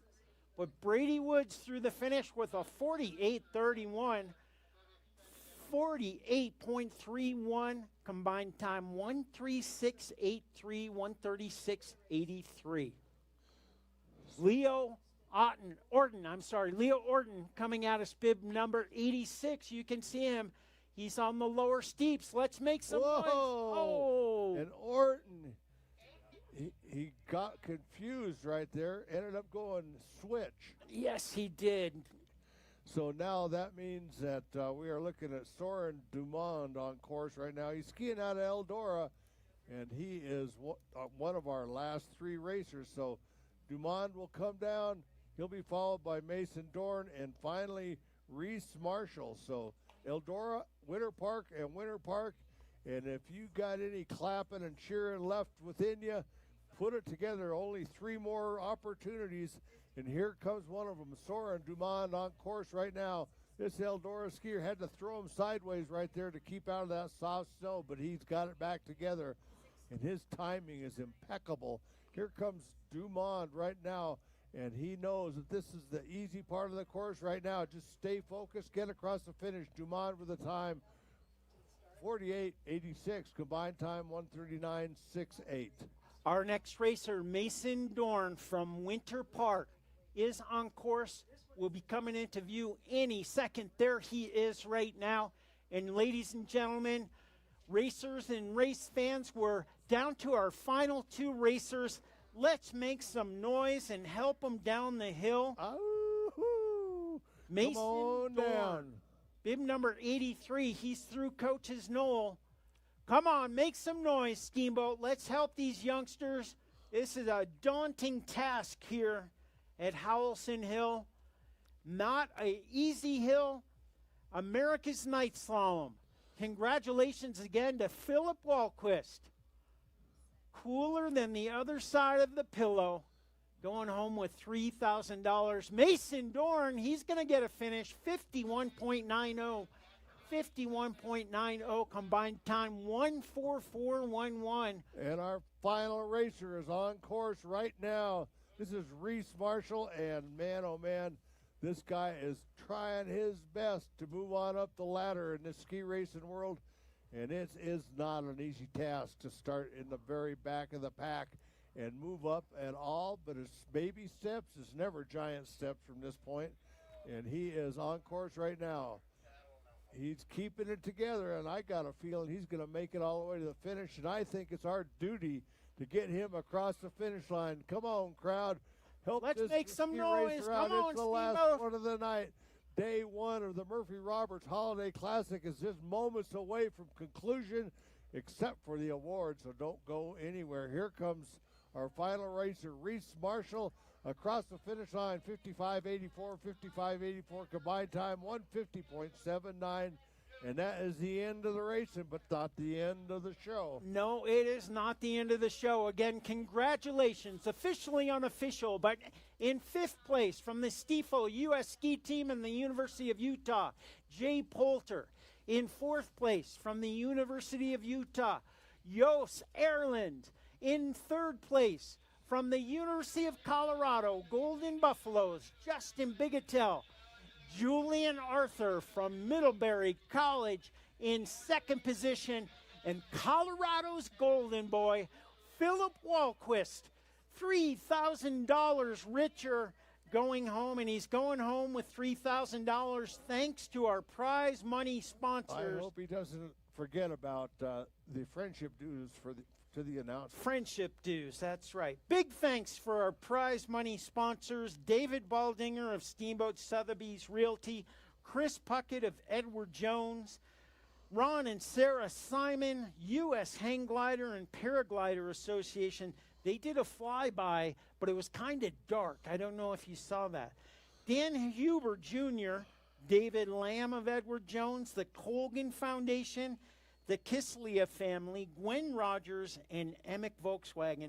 And ladies and gentlemen, hang around for the award ceremony. Not only will we be awarding the top 5 overall, we'll also have cash prizes for the top 3 juniors and $250 for the first place U18. We are also giving away 3 $1,000 Murphy Roberts Holiday Classic scholarships. We're asking all scholarship applicants to stick around for the awards, please. Is this a must-be present